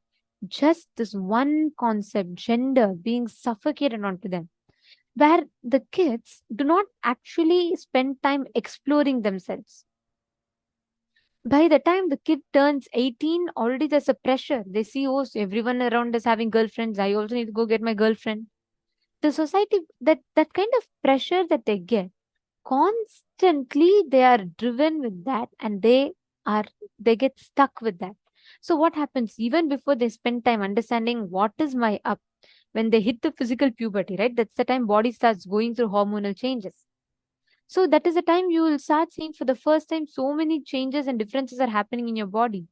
At that time, even before you understand yourself what exactly is happening, you try to go from outside, gain someone's support to say you are like this, you are like that, to give you that care and love.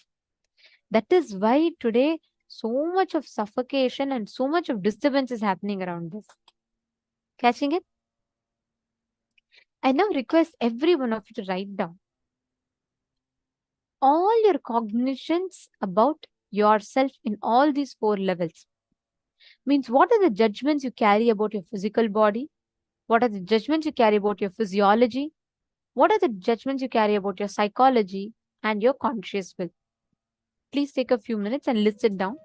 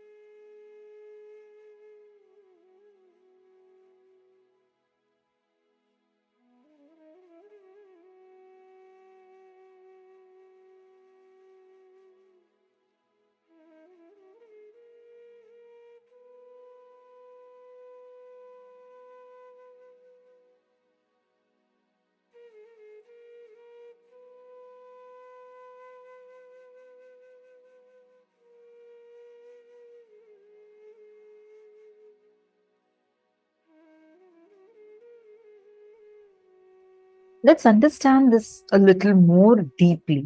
Actually, there's a very beautiful exclusive session on this that Swamiji has given to us, where Swamiji explains about how to identify our gender in these 4 levels, and this will be very exclusive only for the Paramashivoham level 3 participants that are on YouTube, that are on Zoom with us.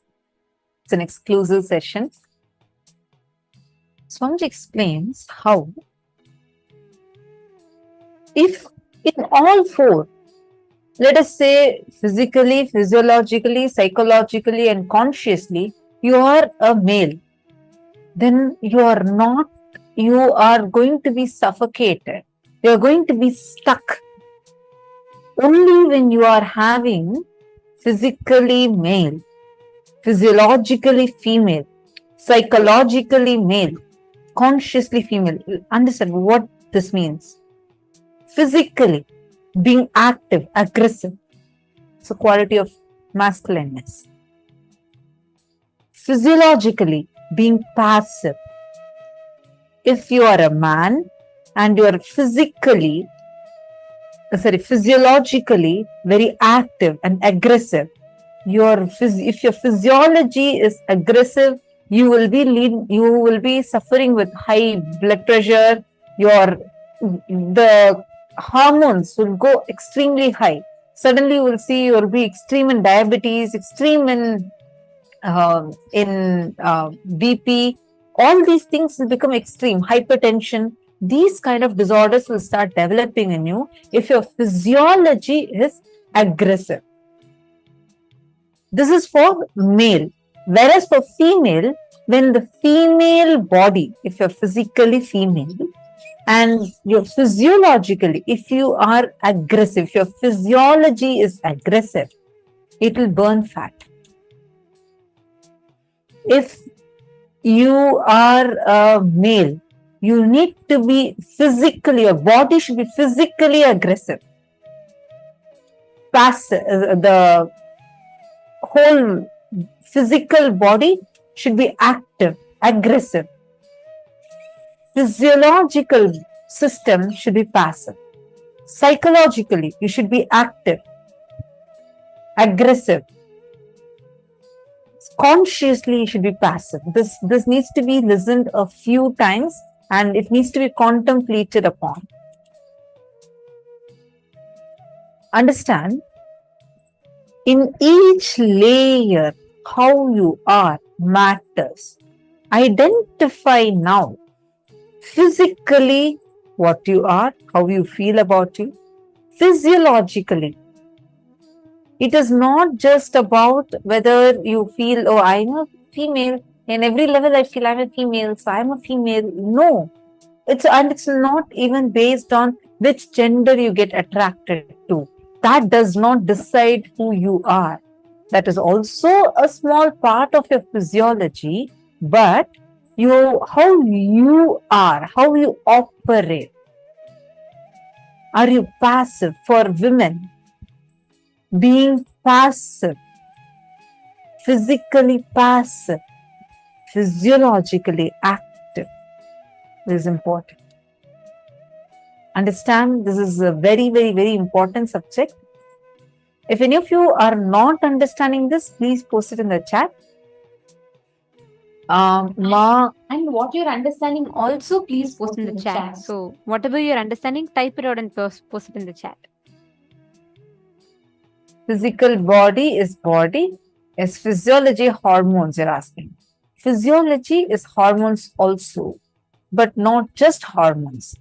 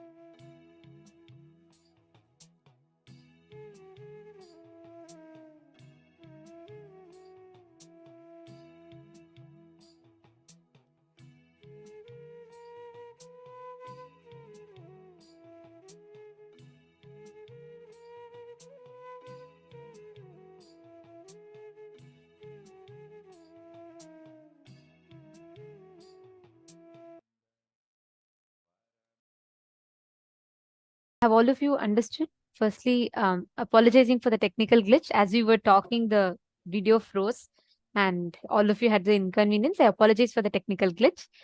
Did all of you understand about these 4 levels? What is physical, psychological, physiological, and conscious level? I'll explain once more because I see even in the mail room there are some of you who have asked the doubt.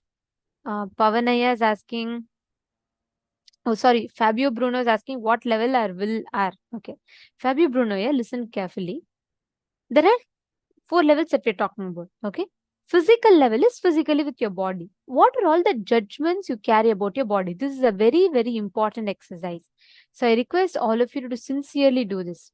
The first part is in your physical level, what are all the incompletions that you carry? For example, you don't like the way your body is, you think you're too fat, you think you're too thin, you think you're too dark, you think you're too fair. All the incompletions and judgments you carry about your physical body. Second one is psychological layer, where all the emotions, second one is physiological layer. Physiological, listen carefully. Physiological means all the hormonal, all the chemical functions in your body. For example, physiologically, you feel your voice is not as good. You feel that, your hair development is not good. Or physiological impacts in your body. Understanding? All of these pen down. How your body part functions is your physiology. Physiologically, you feel like, your some parts of you is not functioning properly. You have some incompletion with that, whether it's your voice, whether it is the way your organs develop. So write down all the incompletions and listen very carefully. You're writing it down only for yourself.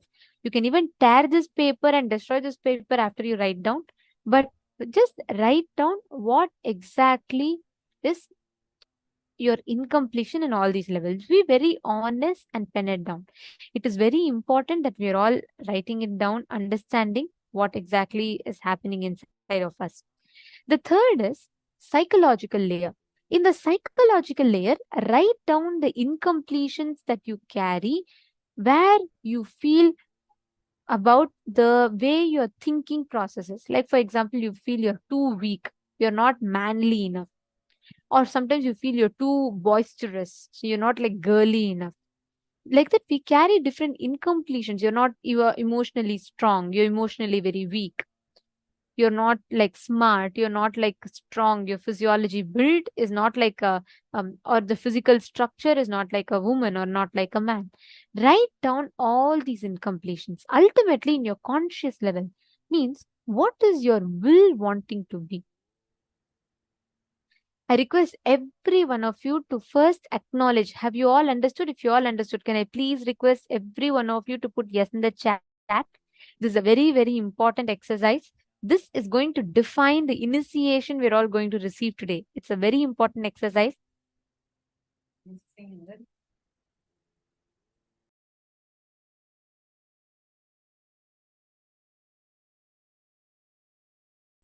Sorry. I see another question that Ananda Chandra Surya Ayya has asked. He's saying, if we switch between being physically active and then passive, does that mean we experience dual genders physically? Is gender capable of being fluid in all levels? Okay. First thing, gender fluidity is possible, but not with the powerlessness that we carry.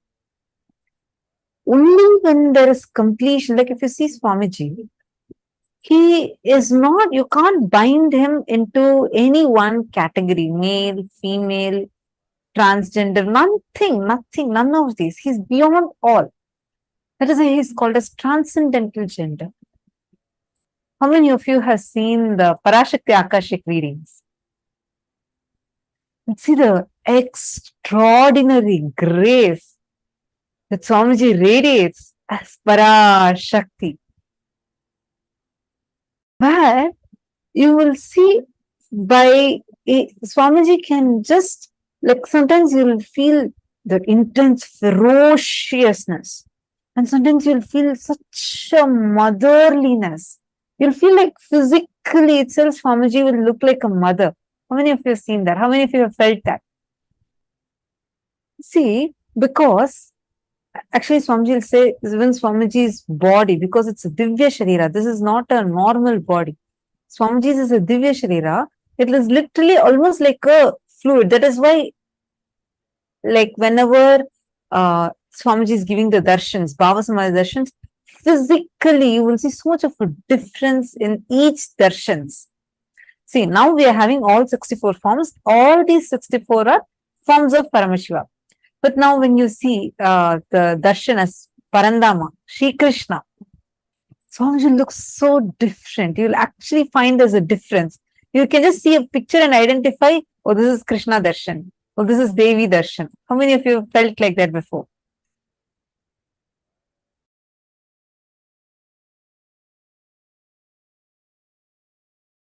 Right? That now understand this carefully. That is because gender fluidity exists. It is possible, but only from completion. You won't even feel like you're restricted. You will feel like you're radiating. Now, what does this restriction mean? Because see, these concepts, you need to understand this. It's a very, very, very subtle cognition. You need to listen to it a few times even to understand what Swamiji is saying. Physically being active and then becoming passive. It's like a normal routine for all of us. Suddenly we are like very active, then suddenly we are lazy. But passiveness is not equal to laziness. Passiveness is not equal to inactiveness. Passiveness comes from deep patience that develops in you, established on Paramashanta Swarupa.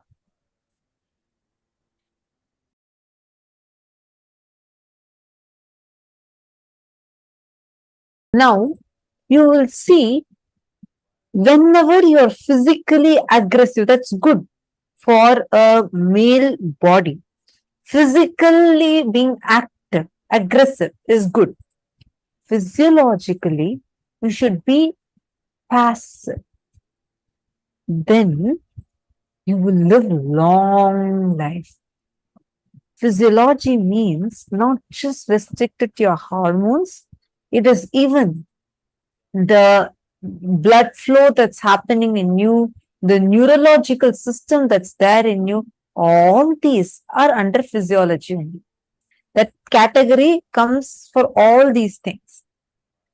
Even the way you relate to opposite gender or any other gender for that matter, all this comes in physiology.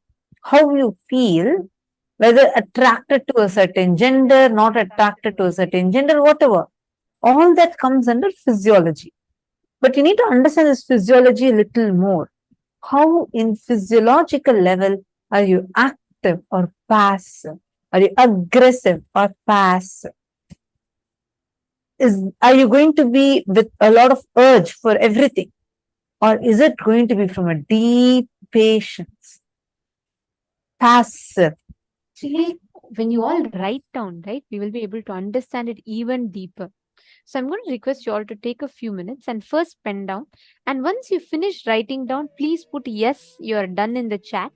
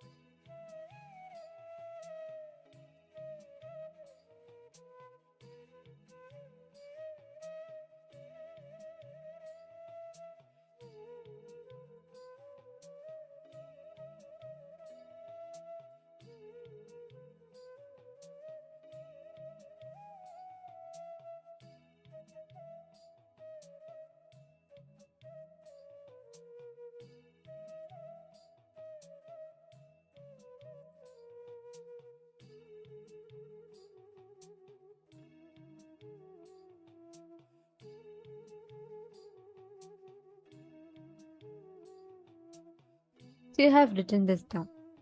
We'll be entering into the next step of this exercise. I request all of you to sincerely do this.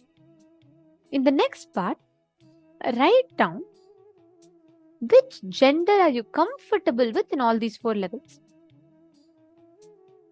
Take a few minutes. Like for example, physically you may want to be a male. Physiologically you may want to be a female. Like that, write down. Denier Bhatyaraya, you're putting that you're not sure about conscious will because it may differ from situation to situation. Correct. At this moment, what you're feeling, you can write down. Later on, maybe let's say your consciousness matures and you want some other thing, or you feel like, because of situation you want something else, that's totally fine. But at this moment, in the present moment, currently, what is your conscious will? Comfortable with? Write it down.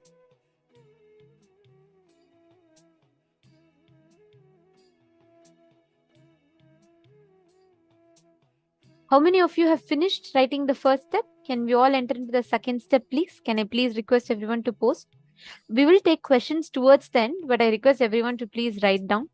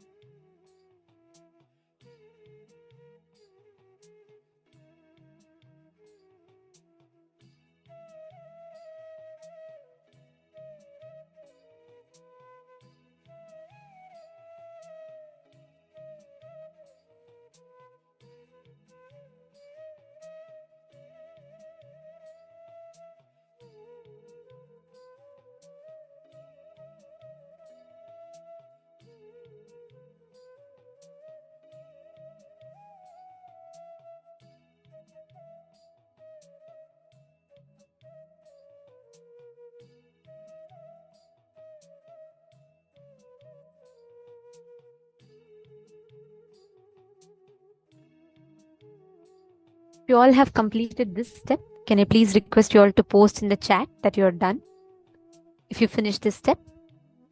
Now, we are going to be entering into the next step, which is more important to understand about your the gender identity that you carry. See, the gender does not just constitute the levels that we associate with in each of these layers. It also is, it also is made up of the ideas and notions you built about physical relationships, sex, your sexual identity. All of these put together forms your experience of relationships, your gender. Now we are going to be entering into the next part of this exercise. I request all the participants, if you're all done, could you all please put done? Ma Hongzu, gender is, that's what I said. You're asking if gender is fixed or fluid. Gender is dynamic. Gender is not static. Like Swamiji revealed, gender keeps changing. You cannot have one same gender. You can never have the same gender. But the gender that you're all talking about is very different. The gender Swamiji is talking about is completely different definition. We are just talking about, oh, physically my body is same throughout my life. How can it change? How can I say I'm not the same gender? No. Every moment of your life, what is the gender that your body carries? Your consciousness, physical, physiological, psychological, and conscious layer carries, decides. So it changes.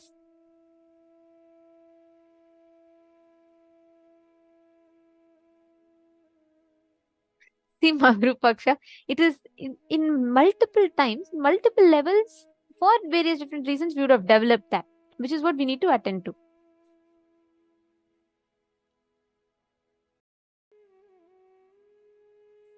Okay, now listen very carefully.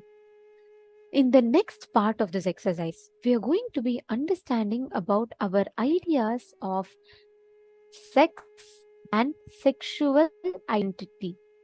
What we carry as the concepts, our ideas that we carry. I request every one of you to take a few minutes and understand this one truth. All the multiple permutation combinations of what you carry in each of these levels vary. Now, your first decision is to go and do completion intensely. Intensely go back. All the combinations inspire you to explore others' body or allow others to explore your body. Write it down. And after exploring the physical relationship, the kind of cognitions you had, take a few minutes, please pen this down. Pen down all the kind of side effects and after effects you had, the confusions and suffocations you had. Please take a few minutes. I request every one of you to pen down sincerely. This is a very, very important part.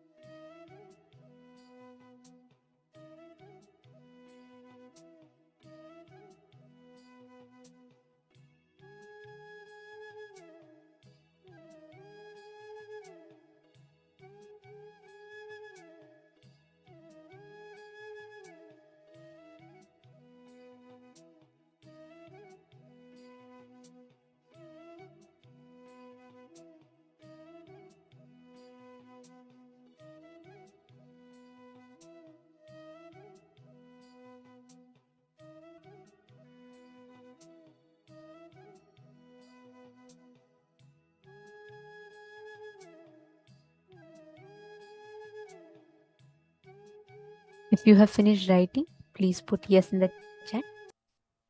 How many of you have finished writing? Please put yes in the chat.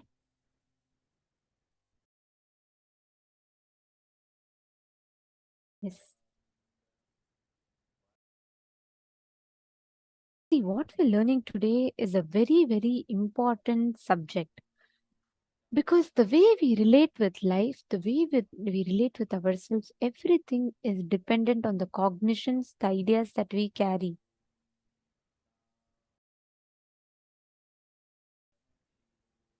As you diagnose, as you write down, you will start seeing how the ideas that you carry inside you about you, the thoughts, ideas, and emotions you carry in each of these levels will start breaking.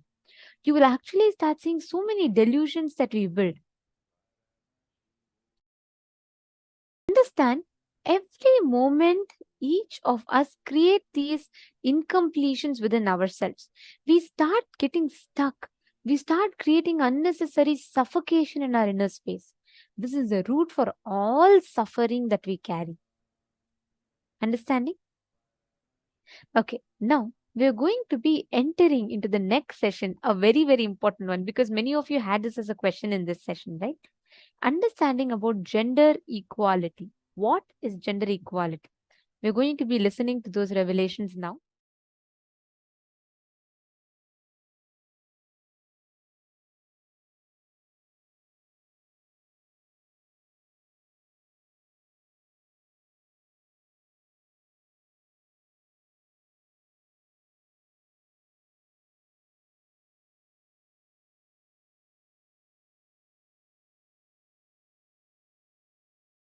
Making man as just a consumer by brainwashing him is just a body. And the truth, reality that he is a consciousness is being taken away from him. I tell you. And the truth, your consciousness is taken away from you, bull is reduced to bullock. You are castrated to be consumer, just a consumer. Your education castrates you just to be a clerk.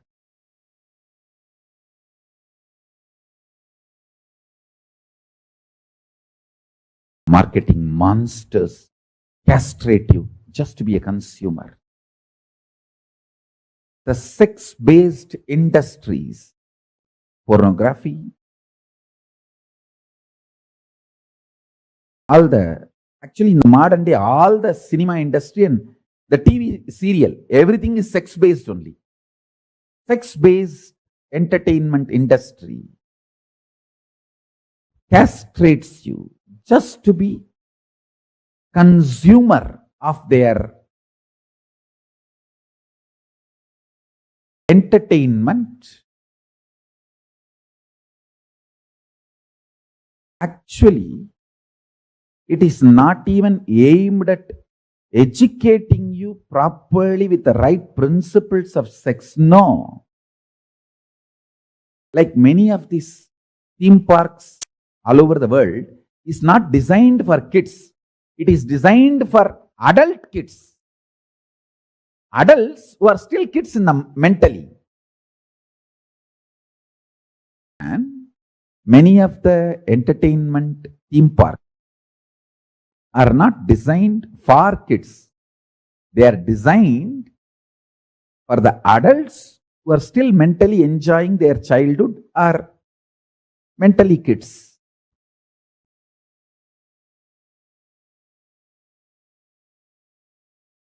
Listen, same way, the sex-based entertainment industry is more focused on them being a masturbation value for you, not any educating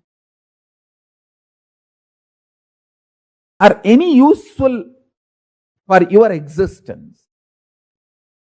Their focus, the whole focus is just to be a masturbating value for you. That's it. Nothing more. Listen, Oh Hindus, wake up to all these conspiracies. These people who make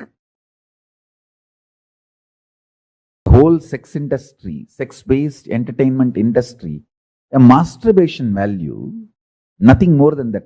These guys go on accusing Kama Sutra of the Hindu tradition is sex perversion. Hey, Kama Sutra looks at sex with entertainment and enlightenment value. All three: entertainment, entrainment, and enlightenment value. But the sex-based industries of the modern world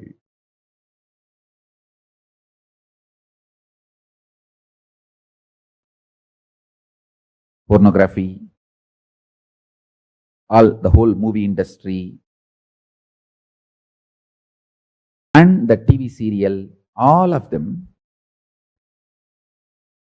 I can say one more clear word. They are not even interested in being entertainment or entrainment or enlightenment. They are trying just to be a masturbation value, enslavement value. How they can enslave you, that's all is their goal.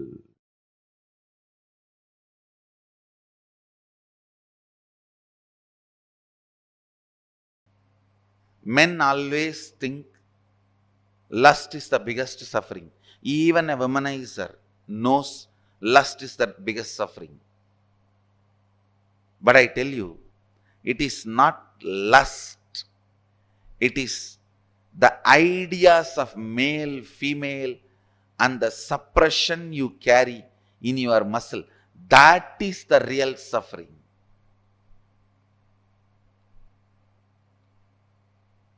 Even the idea, if you are a male, you have to conquer.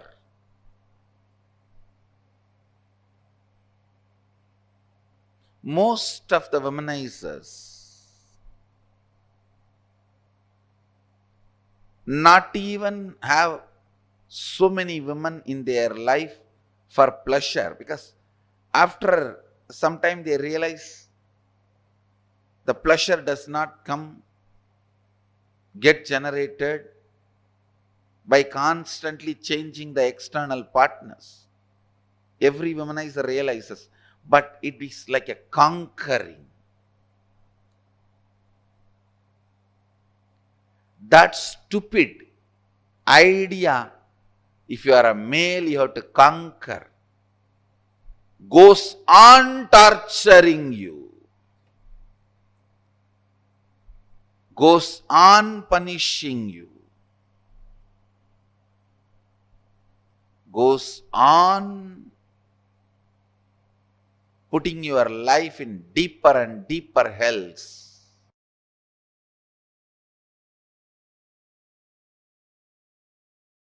All Vedagamic truths leads you to absolute peace and powerfulness.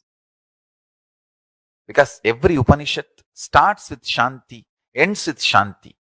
We call it Shanti mantra itself. There will be always few lines with Om Shanti Shanti Shanti. It's called Shanti mantra. There are around 60 Shanti mantras throughout all the 4 Vedas, used in multiple places.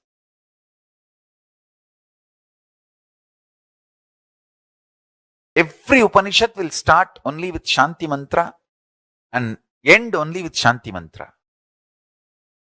Because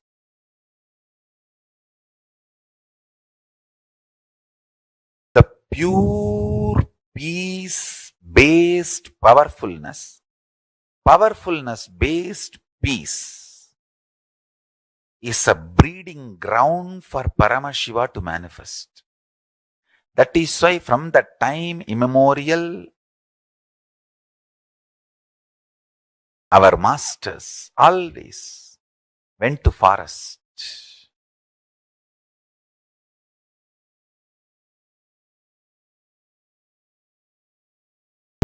practice Shanti based Shakti, Shakti based Shanti.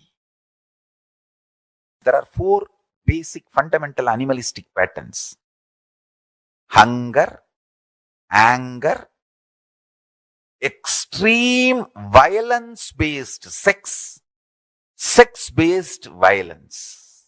The mess up of violence being delusively considered as sex and sex being delusively understood as violence. These are the 4 patterns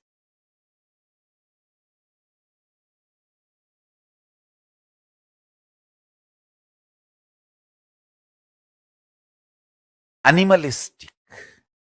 Detox yourself from that. You can see funny thing.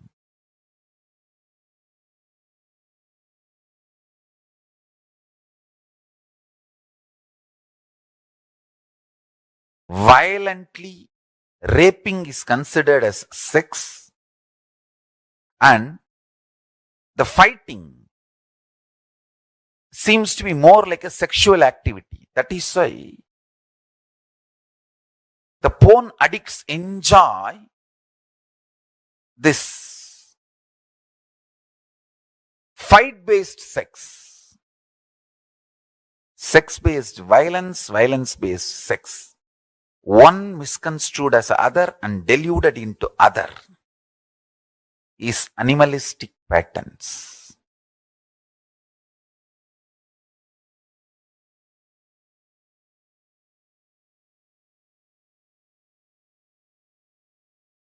Hunger, anger, confused, deluded violence, confused, deluded sex.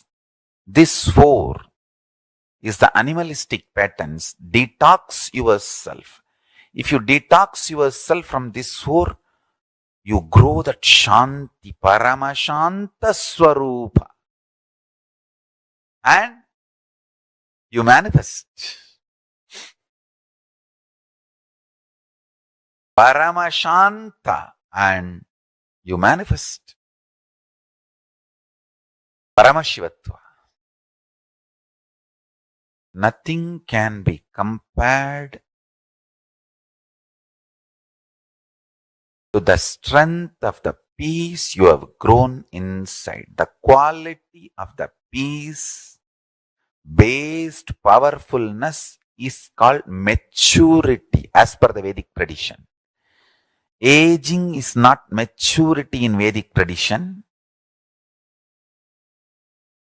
The Paramashanta which grows in you is maturity in Vedic tradition. Paramashanta Swarupa. Meditate on Paramashiva. Connect with Paramashiva. Prabhu, I know you are eternal Paramashanta Swarupa. Please manifest in that space, in that state in me. That is what I call Mukti-based Bhakti. Devotion centered on liberation. Liberation centered on devotion. Enlightenment centered on devotion. Devotion centered on enlightenment.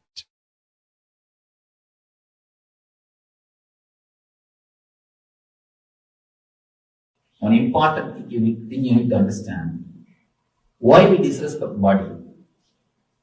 First thing, we have the idea about beauty. We always have some model in our mind. So we try to become that model. When you have somebody as a model, you don't have a deep respect or love for your body. You don't feel comfortable with your body as long as you have some model. You try to become that model. You try to do makeup, or you try to behave, or you try to live like that model person. As long as you have model, you will not be happy unto yourself. You are beautiful to yourself. Why should you bother? Why should you care for some other model? If he is beautiful or if she is beautiful, it is for him, not for you. Your body is the closest mechanism available to you. Even if he is beautiful or she is beautiful, it is his body. It's not your body. Why should you have hatred to your body by getting attracted to that body? Most of the time, when you feel attracted to some model, you start hating your body. You also want the same kind of body. You also want same type of body. So naturally, you create tension in your body. From the young age, you are taught to become like somebody. You are given so many fantasies, so many ideas. You should look like this person, you should look like that person. This is the idea of beauty, that is the idea of beauty. The ideas about beauty enters into your mind and you start disrespecting your body. You start misbehaving with your body. The moment you think, you feel somebody else is beautiful, you want to become like him or like her. Avoid and drop the ideas somebody is beautiful and somebody is not. You are enough unto yourself. You are enough unto yourself. You are beautiful for yourself. Why should you bother somebody else's beauty? Why should you bother about somebody else's body? First thing, feel totally homely with your body.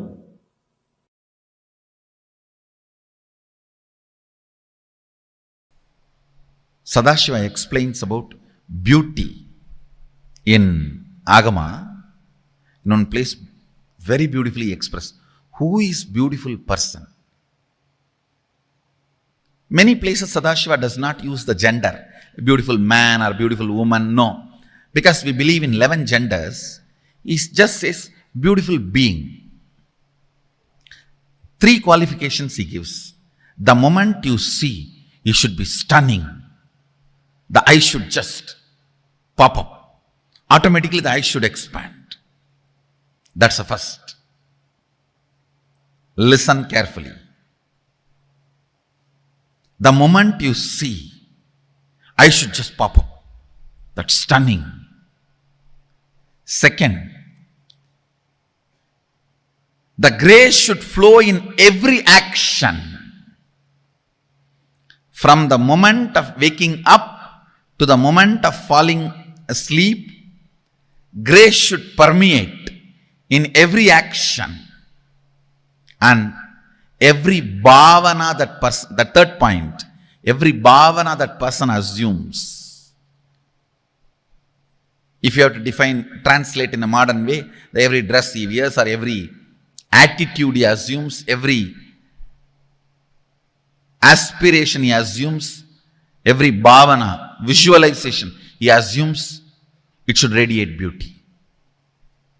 These are the 3 qualifications he gives for a beautiful being. First, the moment you see, stunning, eye should pop up. Next, whole action, sitting, standing, dancing, eating, sleeping, everything should permeate that beauty, grace. Third, every attitude he assumes, means whether he wears jewels or dresses up or no jewels or any aspect, anything should fit. Even if these 3 qualities are expressed, don't be diverted by what is expressed. Look in who is expressing. Understand. Don't be diverted by what is expressed. Look in who is expressing. When you look in who is expressing, you become Jivan Mukta. Look in who can express this. Look in who is expressing this. Even the most beautiful things, sun and the moon and the nature and the ocean, the hill, amazing, beautiful beings, powers, best visualizations, extreme beauty of flowing Ganga,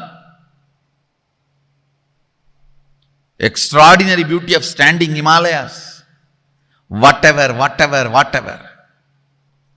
All these visualizations, all these forms, don't be diverted by what is shown, but see who is showing. Understand? The world, my world. For example, you see a mountain. Mountain is the world, and that peace or a mood it creates in you is my world. Whether in the world or my world, don't be distracted by what is seen and perceived. See who is perceiving in the my world. You will achieve the Atman. You will achieve the superconsciousness. See who is showing all this. You will achieve the Sadashivatva. Whether in the world you see who is showing this, or my world you see who is perceiving this, you will achieve Sadashivatva. You will achieve the ultimate. You will achieve the Shivoham Anubhuti. You will achieve the Atmajnana. You will achieve the Brahmajnana. You will achieve the ultimate enlightenment. In both, enjoy both. Don't be distracted by it. Enjoy powerfully, but know it. The source is what matters, not the experience. Source is what matters, not the superficial. Source matters, not the superficial. Always put your attention on the source. If you are putting your attention on superficial, both your eyes will enjoy. If you are putting the attention on the source, your third eye will enjoy. Your third eye will be awakened. That will enjoy. External or internal, let your third eye enjoy always. Understand? Still I have not seen any modern day beautician or the people who work on these beauty industries explain beauty in such a precise way like Sadashiva. What a definition. After defining, he says, look at the source who is showing, because that is too beautiful which cannot be described. If the expression itself is this beautiful, then how the experience will be?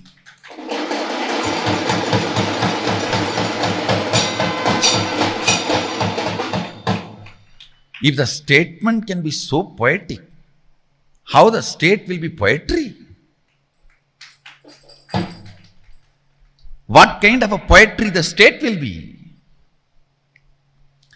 If the statement can be so poetry, such poetry, how poetic the state will be? Or if the statement can be so poetic, at what level of poetry will be the state? So let all the glory, visualization, beauty you see in the world or my world remind you to the source. Remind you to the source. Remind you to the source. Viddhi netam yatitamupasate. Viddhi netam yatitamupasate. Listen, listen. Yachakshusha napashyati ena chakshumshi pashyati means not which is seen by the eye, but because of which the eye, the organ of sight, is able to see and perceive the seen. That is reality. Understand? Not which is seen by the eyes, but by which the eyes are able to see and perceive. Not which is seen by the eyes, but because of which the eyes are able to see and perceive. Listen, this has to get drilled into you. Not by which is seen by the eyes, but because of which the eyes are able to see and perceive. That which is seen by the eye, understand? That which is seen by the eye, not because of that, but because of which the eyes are able to see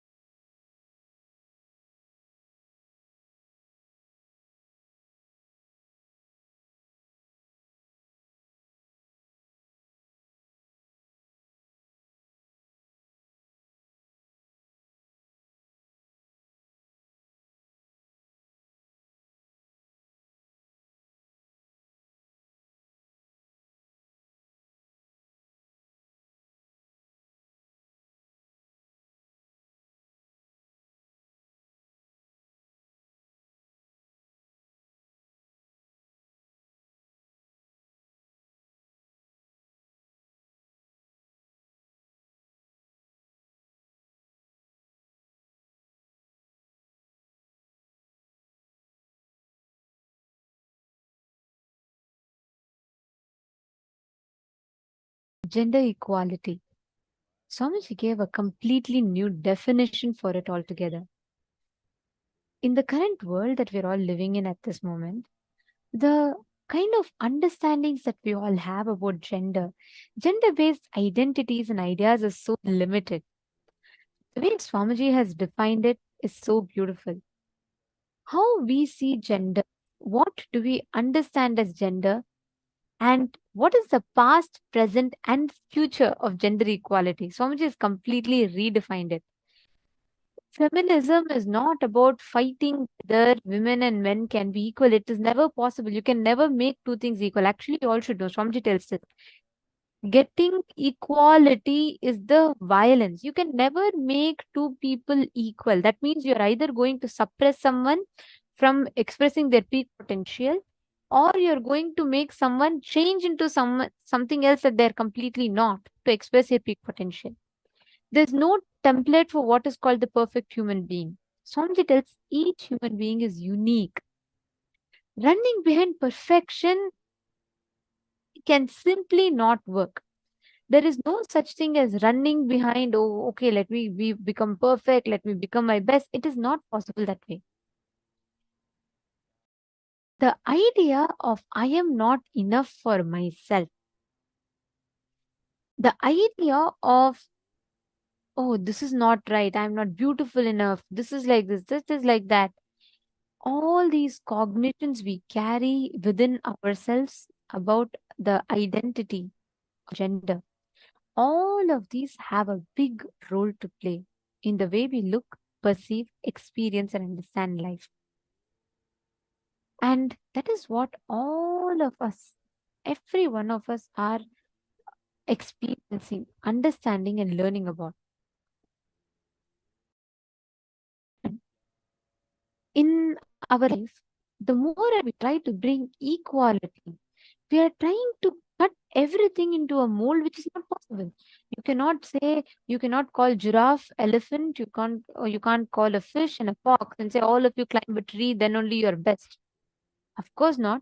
Just because an elephant can't climb a tree, you can't say the elephant is not talented, it's not useful. Equality is violence. Swamiji tells each one of us are gifted with our ability, unique way. God is not an engineer, he is an artist. Continuously, life creates again and again and again different opportunities for us. You can never try to look equal. You can never try to, you see, we should just be complete about what we are and make sure we're working on experiencing that completion. Understand, there's a very beautiful story that Swamiji tells, a funny joke that Swamiji tells about aging gracefully. A 60-year-old lady who is not willing to age gracefully spends all her husband's income on lipstick, makeup, miracle, anti-aging products from her head to toe, and as many as spare parts as possible. And this happens because once she's having a near death experience, she happens to meet God at that time. So she asks the God that tells, okay, this is not a time for you to die, you can go back to your body. Then she's surprised. She says, how much more time do I have to live? The God says, you have 50 more years to live, so you can go back. The lady is surprised. She said, what? I have 50 more years to live? Why waste my life? She takes all the money from her husband. She starts doing touch-up, makeup, lipstick, plastic job, all this. She spends money left, right, and center on the surgeries and plastic surgeries and everything.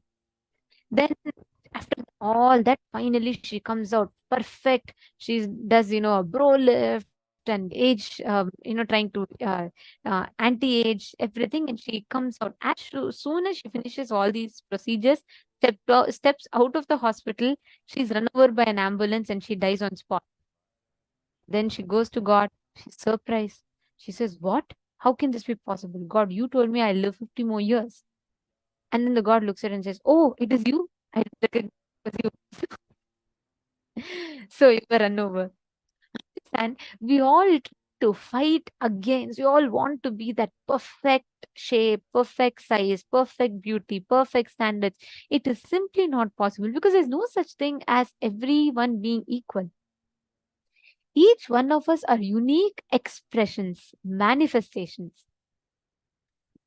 So the point here is we all have to be complete about what we are, complete about who we are. Today, this is what all of us are going to be receiving as initiation through the Akshara Matrika's initiation. We're all going to be receiving this very special gift today. And very, very soon, we will be having the darshan. So let us all get ready for that. Now, before we learn further, we'll be entering into the power manifestation session. In this round, I request each of you to partner with one of your partners, and you can connect to them to scan and identify a place in the mirror. For example, let's say your partner tells you, can you scan how my office is? You're going to actually be able to see the office in the mirror, and you're going to scan and describe. Like how you're seeing us on the screen, with the same clarity, you'll be able to see their office, whichever place they want you to scan on the mirror. And you're going to be describing it to them. Let us start the power manifestation. Please sit straight. Shanta Mahavakya. Paramashivoham. Om Nityananda Paramashivoham. Om Nityananda Paramashivoham. Om Nityananda Paramashivoham. Om Nityananda Paramashivoham. Om Nityananda Paramashivoham. Om Nityananda Paramashivoham. Om Nityananda Paramashivoham. Om Nityananda Paramashivoham. Om Nityananda Paramashivoham. Om Nityananda Paramashivoham.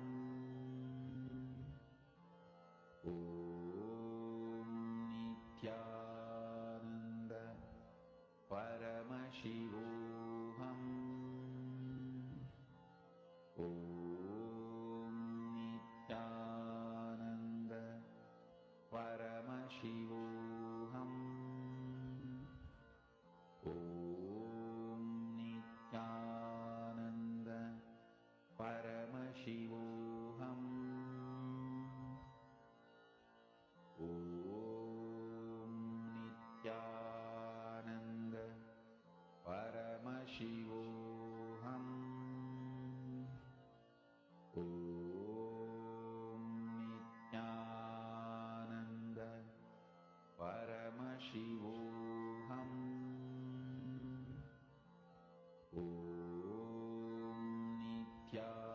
Nityananda Paramashivoham. Om Nityananda Paramashivoham. Om Nityananda Paramashivoham. Om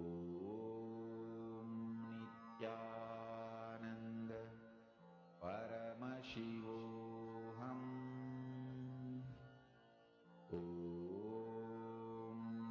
Nityananda Paramashivoham.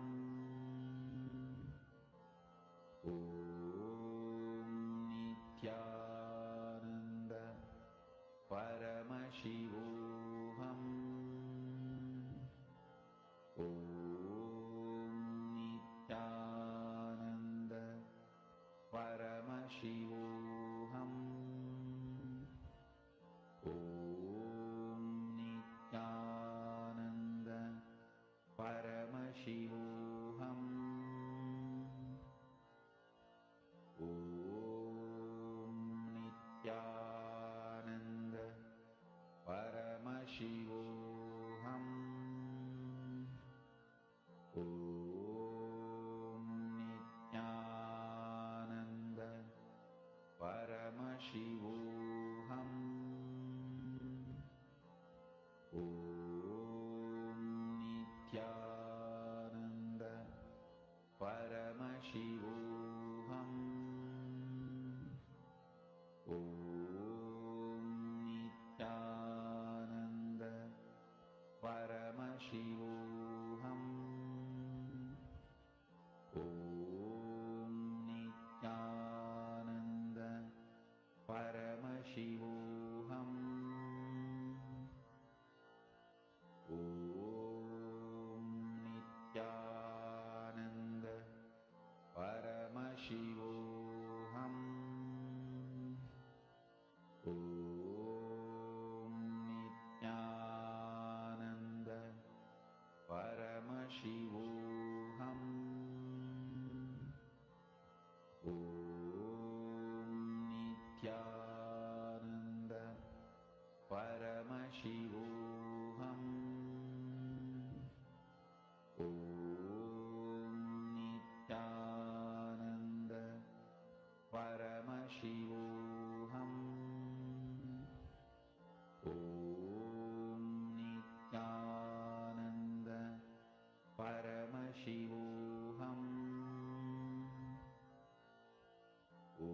Om